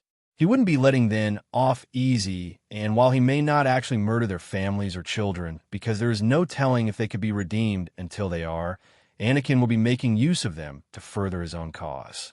The freedom and liberty of the slaves and better quality of life for those within the Hutt cartel space. Moving ever closer and closer while the battle was still continuing, the Empyrean control ship had finally gotten close enough to the Hutt control ship as their offensive and defensive capabilities had been taken down. The Empyrean droid starfighter had infiltrated and the battle droid carrier ships were being deployed to start the takeover of the Hutt control ship. Now, this point of contention is under the control of the Empyrean, under the control of Anakin. General, we have finally taken control of the heathens' control ship. Everyone within have come under our control and have been captured, and so has the control come under our control. A soldier reported to Grievous. And their droids? Grievous asked as he wanted to slowly build their armada, dependent on their enemy's resources. Anakin had done so before by taking the resources of the long-done-for Trade Federation. Their droids, ships, and now even more, so their resources as they were dissolved and assimilated into the Empyrean's control. Grievous was looking to do the same here, but instead of just taking their stuff and then leaving, he wanted to turn the enemy's forces against them. It was ingenious, but it wasn't exactly something that he had come up with himself. It was Anakin that had suggested that he do something like this instead of spending and using many resources for the war. By taking over the Hutt cartel's armies, whether they be the ships or droids, they wouldn't have to waste their own resources in going after the Hutts. Having taken over this choke point, what the Empyrean would be doing is using the Hutt's control ship as a front, faking that they had somehow overtaken and beaten the Empyrean, which would give them an in with the Hutt's intelligence. In doing so, they would be able to go into Hutt space and possibly have them surrounded before they even knew. Most of the stuff happening could be considered the boring part, as both sides sent their disposable units instead of trying their hardest. This would also be a mistake for the Hutts in combination with their splitting of their armies to the various choke points of their space. They simply didn't have the same sustainability as the Empyrean, even with their semi-developed economy. This is what happens when someone tries to create something that was doomed to fail from the start. Now that the Empyrean was heading in deeper, the Hutts were none the better in knowing. There were some reports from other choke points, but that was until their reports had Stip coming in about the situation at hand, and they were worried for a bit. Thankfully, it was only a few hours later did a message be sent in again after their insistence and impatience at waiting. Someone would have to answer to them once this war was over. What they were receiving, however, was that there was absolutely no other presence from within or outside of their spatial borders of the Emperorean. This was both worrying and a bit scary, because the Emperorean wouldn't just give up, not after what their emperor had done and shown them. It was simply inconceivable, and they were dumb to think that the Emperorean just retreat after losing a small exchange, but they had sent messages to that choke point in particular and tell them to be prepared for any more intrusion. Of course, they replied that because the battle was over, they were heading back in direct contrast to their orders, which was something unprecedented. No one had ever dared to be defiant against their masters, their lords the Hutt cartel, and the several clans within before. It was ridiculous and also at the same time incredibly suspicious, but they would be allowed passage into the Hutt's homeworld and capital. This meant two things. It was either that the Emperorean and Grievous would be able to get in unharmed and no problems, or it would mean that the Hutta had somehow found out about what they were doing.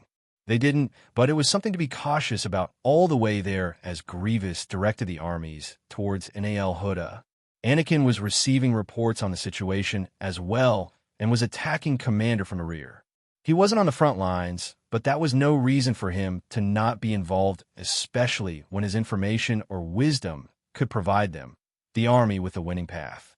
It also helped that the army was able to feel safe in knowing that their leader, their God Emperor, was on board with them in spirit, helping them from behind.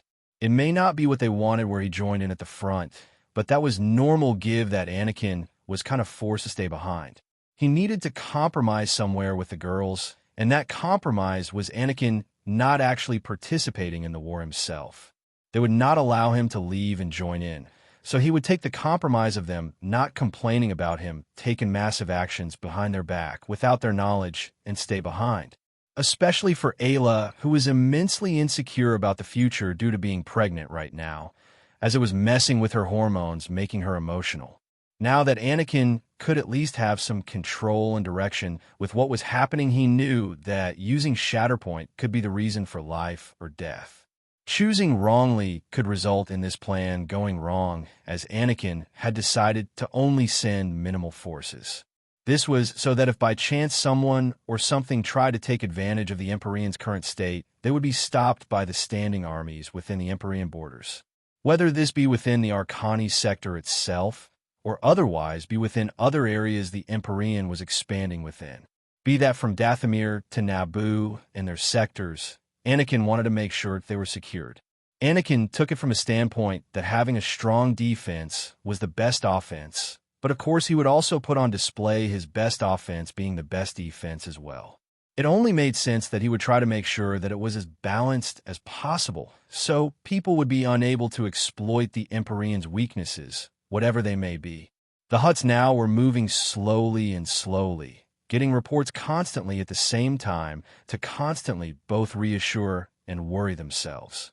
They didn't have the best military, especially when it came to their commanders or general, people that hadn't really been in a war of this scale before. So no one knew what to expect. While the Hutts and their commanders believed that everything would play out similarly to what had happened to the Trade Federation, but instead of being the Federation, they believed themselves to be on the winning side. How wrong they were. "We are approaching them now, sir," a Solider supplied as he told Grievous, as he overlooked the windows, allowing everyone from within to see the capital of the Hutt cartel. Nal Hutta, a hot, swampy planet located on the outer rims and was the homeworld of the Hutt species, now turned into the capital of a sprawling criminal empire that wasn't an empire anymore, but simply a republic that wasn't really a republic. It was a cesspool of corruption, maybe even more so than the actual Galactic Republic that was now under the control of Darth Sidious, otherwise known as Sheev Palpatine. This planet was a home for criminal activities and elements within the galaxy, given that it is located far from galactic authorities. Now that the Emperorean had been formed, however, they had been on the very precise of change for a few years now, and as the Emperorean grew, the Hutt's trade weakened as well on Nal Hutta. Due to a crisis known as the Dringer Crisis, the planet had been befallen by numerous bogs and greasy rain. It certainly wasn't a place that Grievous would like to stay, but it was the perfect climate for the species known as the Hutts. Despite it being the capital, however, most of everything happened on the moon of Nar Shaddaa, and because of this, Grievous and their borrowed forces would focus on locking that first and Nar Shaddaa second. Simply because the leaders came first, their families, the entirety of them came second to the leaders, as Anakin could make do with just the Hutt Khajiitics. Move, move, move. A voice commanded across the absolute chaos that was taking place on the world of Nar Shaddaa. The world was under siege, or at least it was supposedly under siege, as the Hutts didn't really operate here, but instead operated mainly on their moon of Nar Shaddaa. Wailing and cries were off in the distance, as people were starting to raid the various spaceports of the planet. The Emperorean was trying to take full advantage of their surprise attack, which would net them the ability to keep people from escaping, or more specifically, to keep the Hutts from escaping their clutches, their families, and whoever else they find down here. Knowing that those raised within Khajiitic families are prone to becoming cruel, sadistic, and torturous beings, Anakin wouldn't put it past them in having structures built in the swampy planet of Nar Shaddaa. Who knows what just was going on down here, along with the rest of those left below, and those that they may have disposed of. An example of their potential was Jabba, someone that had long ago been taken care of, but there were still some people that was dealing with the after effects of Jabba's rule. Maybe they're not suffering anymore when it comes to their physical well-being, but they were still suffering when it came to their mean well-being. Mental health is just as important to Anakin, just as physical health was. What is the point of creating something that would enable his people to not be affected by disease, when they would still suffer with their minds? So obviously within the Emperorean, there were jobs that were for many various positions, whether that be a normal doctor with various specializations or otherwise becoming something else. There are all kinds of things to deal with stuff like that, and Anakin promoted this concept. Get going. Blood must be spilled for the God Emperor to feel satiated. A large man that looked to be around 2.5 meters tall called out to the others as they were going around collecting anything of value, along with seeking out and freeing enslaved peoples. They had access to Mechadaru, so obviously they were able to take care of this problem. Other large men, just like the one that had called out, responded, "For the God Emperor! For the God Emperor!" It was truly a terrifying takeover, and the inhabitants of Nar Shaddaa would only cower in fear at the fearsome sight. The synths were designed off of what Anakin was going to be at some point, and while Anakin thought the height was fine for him, it would seem once he completed himself fully, he would take on his true form. A might height of 1.9 m. Okay, maybe it wasn't as imposing as what his synth marines were, but it was more than enough, as it would seem that something didn't want him to be all that tall. It was probably the work of the Force. It was because of some other reason. Whatever it is, Anakin would be coming to love his new height, even when in comparison to his synths, as they were meant for combat. He was as well, but his form was both limited and unlimited, as while it didn't look like he had as much power within him compared to his synth marines, he had in fact a lot more. Multiple Nar Shaddaa spaceports were being ravaged as the synth marines and battle droids of both the Emperorean and the ones taken over by them from the Hutts were deployed on the planet. People were being rescued everywhere, whether they be humanoid species or otherwise other creatures that were brought here to suffer along with the rest of them. Soon enough, Nar Shaddaa would be liberated of all slaves, but there was a slight problem. That problem being that any family members of the leaders found were not close relatives, but only distantly related, but this was still something good either way. Damn, these heathens dare hide from us. The same 2.5 meter tall man said as he was easily able to bend some metal bars blocking his way, his armor reflecting the enemy droid's blaster shots while his men fan out and continue to search deep within the swamps of Nar Shaddaa. It was very likely that they were trying to hide in the terrain, somewhere that they would obviously not have any information about. It wasn't exactly a place that the Hutts like to share their secrets about, even when they have their pride. "Does anyone see anything?" he called out as they were trudging through the thick bog that was both obscuring their perception and hindering their movement. "Well," he called out again, as there was no answer, but he was soon enough answered by a few shouting grunts of both pain and surprise. Not panic, as they were trained for situations like this, but they were able to still feel fear. Anakin wouldn't get rid of their emotions, especially since it was their emotions that would allow them to use the Force the same way he does, to its fullest capabilities, because the dark side is one half and heavily relies on one's emotions, while the light side needs them to have some temperance so that they could channel those emotions in a positive way. The better and stronger they were, the stronger Anakin would look and be within the galaxy. Running over, the large man is surprised at the sight before him, and so is the rest of his men. It was a gigantic beast that had been released by the Hutts as some form of last-ditch effort to get rid of them. It's a dragon snake. Men, get into positions. Of course this person was a leader, so he readily got his soldiers in position as they started to face off against this beast. In fact, there was something strange about this dragon snake in particular, because it was much larger than the average range it was supposed to be. At most, the dragon snake would only be around 2.5 to 3 times the size of the Sith Marines. It was in fact twice that size at a whopping 12 meters. Something that was extremely abnormal, and it had strange coloring as well, white scales and red eyes, meaning that it had probably been bred as a pet of some kind. The Hutts did seem to love their pets. "Sir, there are more of them," a soldier pointed out, as there was in fact an entire family of some kind, and they all looked starved, just ready to swallow them all up and digest them slowly and painfully. "Damn it. All right. Get into delta formations and prepare to hold off the beast through the use of the Force," the captain called out, and they all complied while the captain held the largest of the dragon snakes back, as it was also the closest to getting to the soldiers. The swampy bog didn't help matters, but they were all able to easily get into their positions, and they all started to use the Force to create a force field around themselves, while at the same time helping their captain out by using telekinesis to buy him enough time to get into this force field. "Good job. Now to deal with these beasts.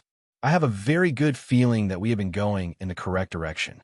The captain was correct in assuming so, because these creatures were only to be released on the conditions those that released it set up. They were nearing one of the many hideouts that was designed to keep the Hutt families safe from harm, in the off chance that they were to be invaded. They could have always come to join in on the fight themselves, and that would have certainly made it harder for the Siths to continue, but that would put them at the mercy of the Emperorean. Something that was extremely hard for them to do, considering everyone at this point within the Hutt cartel knew of what Anakin was capable of doing.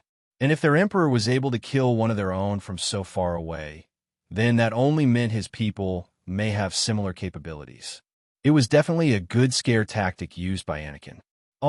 This wasn't a cry of pain, but of resolve and pure anger being pumped into the captain's veins as he was starting to go berserk and decided to pull out his own specialized melee weapon. "I will kill you beasts, in the name of the God Emperor."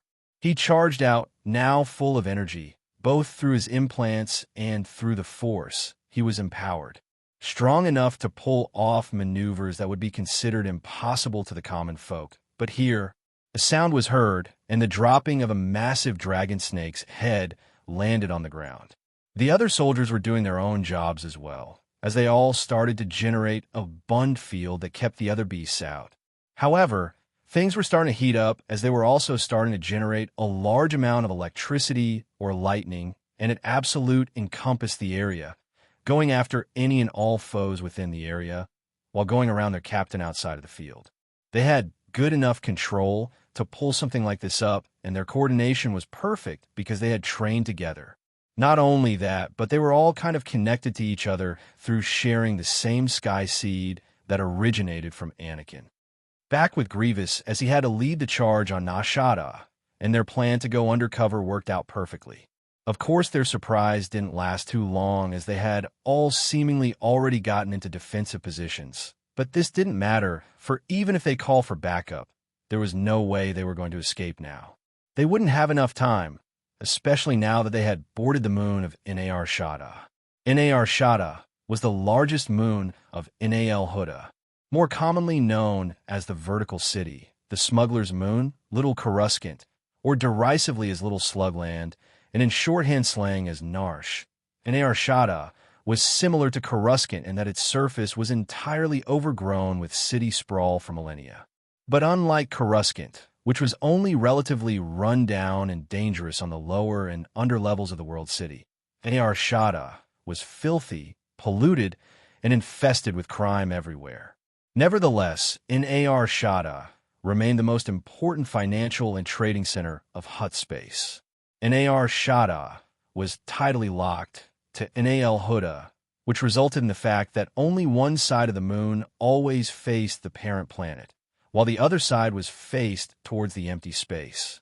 Ancient refueling spires and loading docks reached out from the native soil, and some built in the upper atmosphere.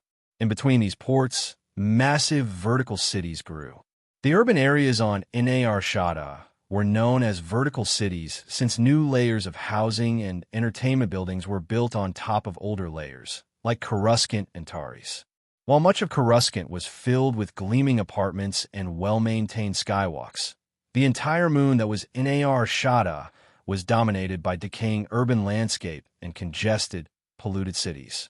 The moon was protected by planetary shields. Anything illegal elsewhere could be bought and sold on Nar Shaddaa, and many young smugglers, pirates, and criminals started their careers on the smuggler's moon.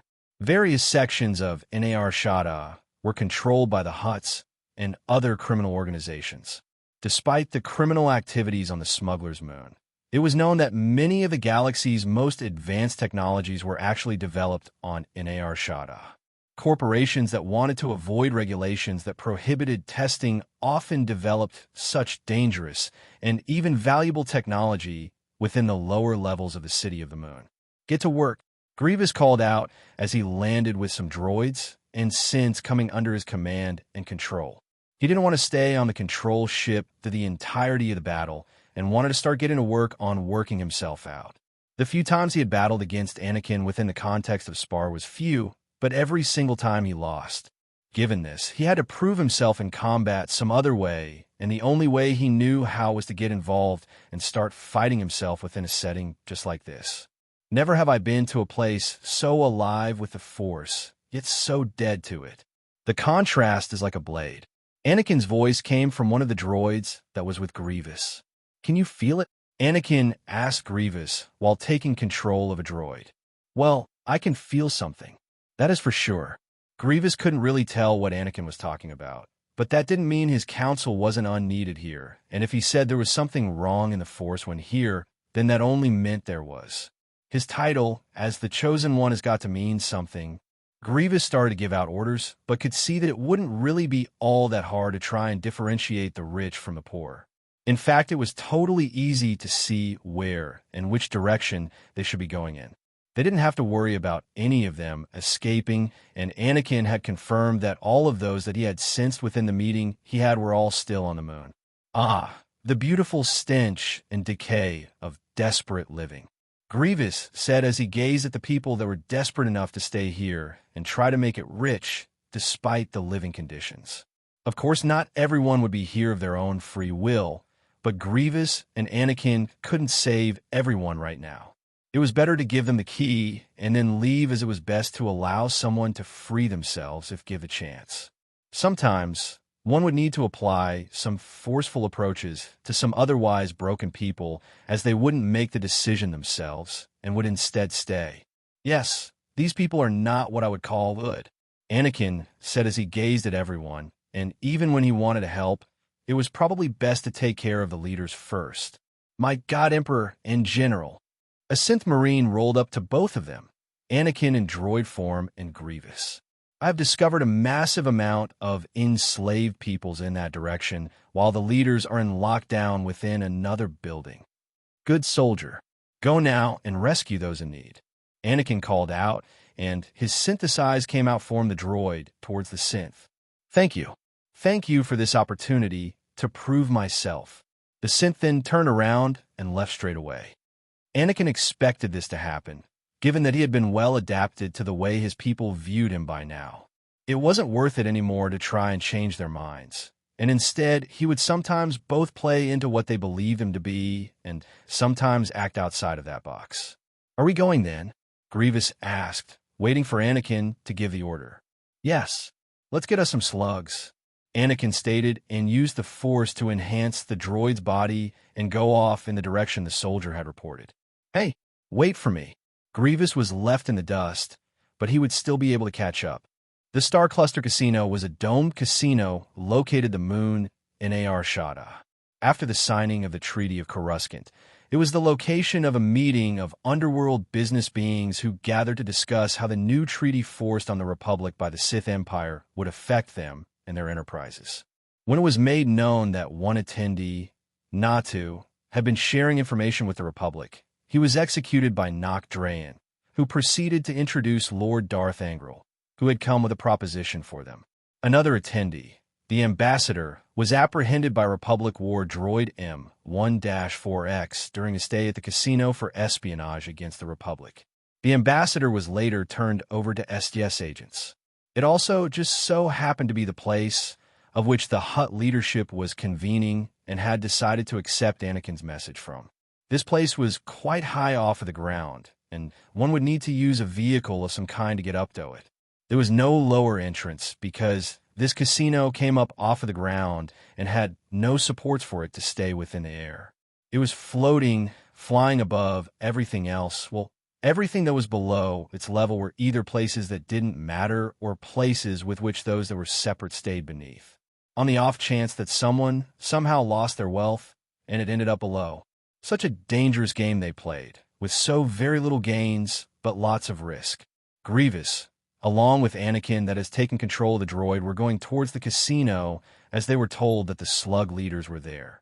The Hutts weren't exactly a good species when it comes to anything involving movement, so of course Grievous and Anakin had already moved in their direction before they would go on some chase.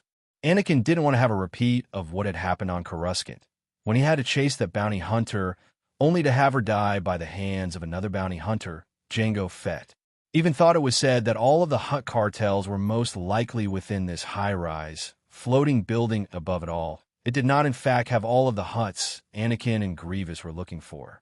This moon may be somewhat of a marvel, and to Anakin, he could also see the unique opportunity to study this planet and its strange state within the Force. He wasn't here for that right now.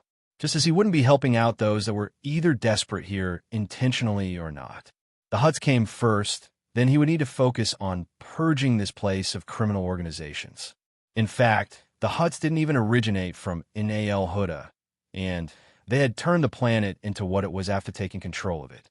When the Hutts left their homeworld of Varl, they displaced the Evoshii, native to Inal Huda, to Arshada 15,000 years ago, and immediately destroyed the remaining Evoshii agriculture.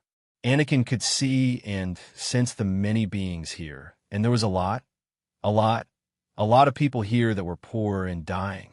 He had also seen that previous native species to what is now called Inal Huda, and could say that they were in a state that could only be considered worse for wear.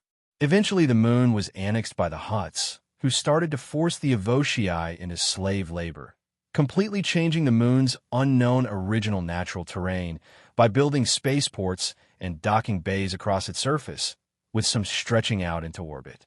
Although the moon's urbanized construction had just started, it quickly began to prosper, along with Inal Huda. It would take 500 years after the Hutts had taken over Inal Huda and then annexing Arshada before the moon would be completely urbanized, and the Evoshii were finally free since their work was complete. However, most had died off during the construction, and the few that remained took refuge in the Undercity.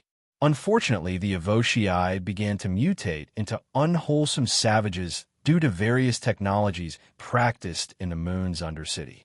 That is right, those creatures that Anakin sensed were abominations of what they were before. Here another interesting piece of information, and that is the Republic had used this place a long time ago. For 11,000 years, had the Arshada been known as a place that used to rival Coruscant when it came to trade. It rivaled the galactic capital Coruscant as an important center of interstellar trade and continued to grow. Unfortunate for the Hutts and those that were in control at the time, but around 4,000 years prior now, or exactly 11,000 years since their settlement on Inal Huda and Arshada, the trade lanes shifted in Arshada, and its planet became obsolete and were eventually abandoned by the Republic. Nar Shaddaa became a criminal haven and gained a reputation of being the center of illegal operations in the galaxy, earning the moniker the Smuggler's Moon. Now distant from most galactic trade centers, the moon was allowed to run its own affairs with little outside interference. Sections of the urbanized moon's vertical city included the Duros sector and the Corellian sector, which contained 3 bars popular with bounty hunters. The Burning Deck, the Slag Pit, and the Meltdown Cafe, as well as another corner tavern called the Orange Lady. "We are nearly there," Anakin said to Grievous, who was just behind him, as Anakin needed to slow down for the old man to keep up. "You know that I'm getting on in my years, right?" Grievous asked, wanting to know whether or not Anakin had been doing this on purpose. "I don't know what you're talking about." His robotic, synthesized version of his voice came from the droid in reply. This led to Grievous almost doing a double take, as it wasn't normal for Anakin to not know about something, especially when he should be able to figure out what he was talking about. "Oh, of course you don't," Grievous responded. "How much further do we have to go exactly?" "You will arrive at your destination in calculating." Anakin was starting to get into a joking mood and decided to humor himself, instead of focusing on the despair this place oozed and the distinct weirdness within the Force calling out to him. "You will arrive at your destination in 12 minutes. Anakin said in a way that was reminiscent of his previous life's navigation devices. "Why are you saying it like that?" Grievous was weirded out, and for some reason, he felt annoyed at the way Anakin was saying that. "Emperor?" he questioned, but Anakin had gone quiet and wouldn't reply until, "Take a right in the next 100 meters, and then continue. You will reach your destination in 11 minutes. Anakin said, and would continue to be this annoying until they reached the building they both wanted to go towards. Within the casino, the Hutt cartel leaders, otherwise known as the Khajiitics, were discussing how things were going. "This is ridiculous." The slave boy wouldn't dardash. "Would you shut up?" "No." Various voices were heard, but everything was being said within the language of the Hutts, something that anyone else within this place kept quiet about. They wouldn't dare go against their overlords. Overlords that have the power to kill them if they wanted, plus they had brought along people that were considered criminals, even more so than anyone else. They were a part of the organized crime here on Nar Shaddaa, while the Hutts had also brought in some extra protection. Those criminal organizations had something to gain and lose in the Hutts falling to Anakin, especially since they didn't even know what Anakin would request of the Hutts once they would win. These criminals that lived here or were here for temporary work probably knew better than the Hutts just what Anakin and the Emperorean was capable of. "We have lost all communication," a distinctly human character said towards his Hutt overlords. And while it may be a mistake to become the bearer of bad news, this guy would still do his job, as he was also on the cutting block. No one here was exactly innocent, and the Khajiitic at least the presence of mind to not bring along any elements that could become traitors. They had also done their research into how things had happened, especially when it came to the Emperorean's droids, since it was something that always made an appearance. "What did you say?" A Hutt Khajiitic called out to the man. "See communications dash." He was interrupted as the same Hutt Khajiitic that had asked this question got his droids to bring the man over. W8. It was too late, however, as the Hutt was easily able to pick this man up and then devour him whole, something that wasn't exactly normal, but there would always be some unusual characters. "Doesn't he taste disgusting? I don't know how you could ever bear to continue eating those fifth." One of the Khajiitics said, "I like the way they taste. Humans taste like pork or beef." The Khajiitic had this look within his eye that would most definitely not be received well. The Hutts had decided to not keep any Emperorean-made droids, or droids that came from, or even had the slightest of connections to the Emperorean, the Emperor, or their company of Skywalker Industries. They were smart to do this, and they had done this because they had discovered some things and incidents from when that slave rebellion happened. They would not allow what had happened to their compatriots on Tatooine to happen to themselves. Not that they were the ones that came up with this information. It was in fact the allies of the Hutts that had brought up this point to them. And while they used the droids from the Emperorean or Skywalker Industries within their armies, they would not use them for personal use. Wherever his creations ended up, Anakin didn't mind what they were to be used for, as long as it wasn't for something against him. He allowed his droids to enter multiple, various economies exactly for this moment, but also because he didn't just spread his reputation and a reputation through normal means for slaves, and had his droids from within or anywhere connected to the slave trade and freeing people. Obviously, the enslaved people, now free from their burdens as slaves, would remember this and go towards the Emperorean. Others could escape of their own free volition, but that didn't mean that they were helpless. Knowing that most slaves were implanted with chips, Anakin would send out multiple of his thought processors to also start taking care of the people in desperate situations. Even though he would deny the claims of him being some divine being, at this point he has the ability to see everything at every point. Well, not at the same level of true omniscient, but because of the way his mind works in combination with his well-thought-out plan of planting his droids that he could take control of and see through their eyes, allowing him a greater view of everything. He was probably one of the closet to being an actual god at this point, but he would still argue against this point. He already had the responsibilities of being the emperor of the Emperorean, and then there were the responsibilities to his family as well. How could he be the god of his people as well? It wasn't like he was starting to amass power enough to create his own energy field, separate from the Force, but with all of the same capabilities. What are we to do now? I don't know. This Kajitic burped from having a nice, delicious human meal. Shut up, you. We need to think of a way to escape. I do not want to die here. Do you really think the slave emperor would kill us? Yes. They were still in discussion about what was going on and what they would do about the situation. The only thing we can do now is hole up here and wait for the slave emperor's troops to come knocking. It would be hard to kill us anyway. Don't you remember what happened to Jabba? This question definitely got all of those within to quiet down at the mention of one of their most successful Kajitics, mutilated beyond belief that he had become a husk of what he was. There was no point in even trying to keep him alive, as they had no way to sustain him. There wasn't much medicine that was practiced on the Hutts, because they had such a hard time being hurt by anything. Their bodies were just built differently and quite literally built like tanks, where they would be able to survive pretty much everything. Perhaps most remarkably of all, Hutts could even regenerate body parts when injured. Around the years ago, a Hutt known as Gargan lost half his head, including an eye and apparently a sizable part of his brain, when he was ravaged by a Wandrella. Yet it was anticipated that he would regenerate the injured tissue completely after a century or so. It is not known if the regeneration of his brain had any effect on his mind or personality. Some Hutts, such as Quafic, were believed to possess multiple brains, though whether this was a species-wide trait was unknown. This wasn't helpful for Jabba, though, as he was completely and total impaired from being able to heal ever again. Well, he could heal, but he most certainly couldn't grow back entire body parts like this particular Hutt. The slimy coating of sweat and mucus protected them from either chemical burns or heat. Hutts were resistant to many poisons and diseases and seldom fell ill. It was also claimed that the species was indigestible with creatures, such as the Sarlacc, facing indigestion from swallowing a Hutt. As a result, such creatures forcibly expelled their kind instead of eating them, which was a trait that saved some Hutts from death.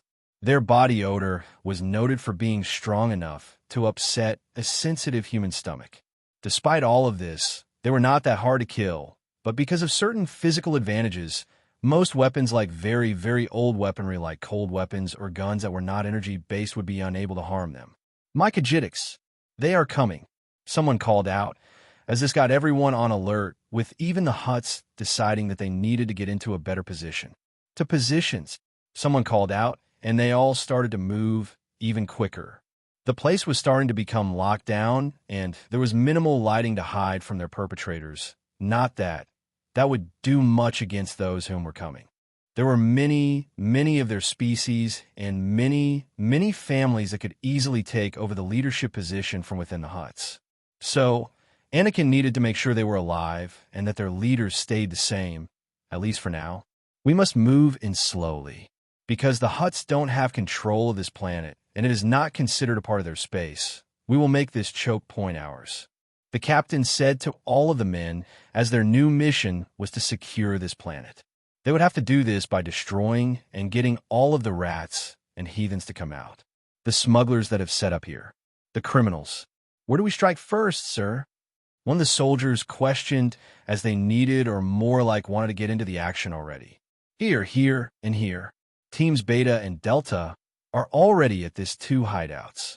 We, Team Alpha, are going to get the main spot. Once this is taken, we will then start the plan for what needs to happen next. I heard that the God Emperor is intending to go to war with the heathen Hutts.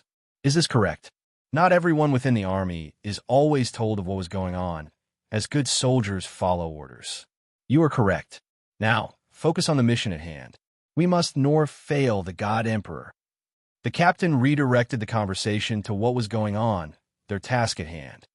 We rejoin this troop of soldiers with all of their newfound power, gifted by the Emperor himself that he would even sacrifice himself, to torture himself and give them pieces, small as they may be for them, to have these new and extremely powerful bodies. When one worded it like that, it was no wonder these men, the living droids that had now become these modified synths, were so loyal, devoted, and whatever word could be used to describe how they were. Go in. Yes, sir. Entering the bar, that doubled as the main hideout, as there was an entire underground bunker hidden just underneath. They were quite imposing. The rowdy noise from within the bar stops, as those people within look to see huge, armored men within power armor. They were incredibly tall compared to all of them, and it was lucky enough that their heads didn't touch the ceiling. It was only 3 meters off of the ground, after all, and these men were all around 2.4 meters tall. We are here for the heathens, the captain said, not realizing that no one here would know what he is talking about. Heathens? There are no heathens here, a man tried to speak, but, having identified that he was reaching for his weapon, the captain shot him down. Then and there, any resistance to our orders will be met with aggressive use of force. The captain wanted to do this as peacefully as possible, but if there was going to be any bloodshed, he had orders that it was completely fine as well, because most people that were here were either working with the heathen criminals or were the criminal heathens. Hey, you can't just do another bites the dust. No, Frank, someone screamed as he went for his own gun. Mark, don't do it. Someone else screamed towards a man to not do anything, but it was too late. I'm going to kill you all. Mark was unfortunately gunned down. Silence, and another one down, and another one down. Another one bites the dust. After this small silence, everyone is tense, as the hulking and imposing Emperorean soldiers make their rounds around. Everything here seems clear, sir. A soldier said to the captain of Team Alpha. Good, let's go down, but before that. The captain turned around to see everyone within this bar were unmoving, whether this be due to shock or fear or anything else. At this moment, none made a move. Die. However, it would seem that everyone here, including the barmaids and other females, were a part of the criminal group here, meaning that they should die for their insolence. Kill them, the captain told his men, as the shots from these criminals was absorbed easily by their armor. Armor upgraded to withstand shots from blaster rounds. But of course it isn't perfect, but it is more than enough to deal with low-caliber weapons like these heathens have. Barbara, no, you killed my favorite whore, and this man went down just like everyone was from within. Someone that wasn't a part of the fight was the woman behind the bar. She pressed a button that sent out a signal to those underneath. The Emperorean soldiers will have a fight, it would seem, as they go downwards. Mycogitics, they are coming. Someone called out, as this got everyone on alert, with even the Hutts deciding that they needed to get into a better position. To positions. Someone called out, and they all started to move even quicker. The place was starting to become locked down, and there was minimal lighting to hide from their perpetrators. Not that would do much against those whom were coming. Lights out. The smell was absolutely horribly, despite the establishment being something that was much better than anywhere else. It may not have been the actual High Rollers casino, but it was at least cleaned as frequently as they could. The reason for this was because the Hutts usually liked to gamble here. The casino had gone completely quiet as they awaited their enemies to make their entrance. Movement throughout would sometimes startle those that were either further away from each other or close by.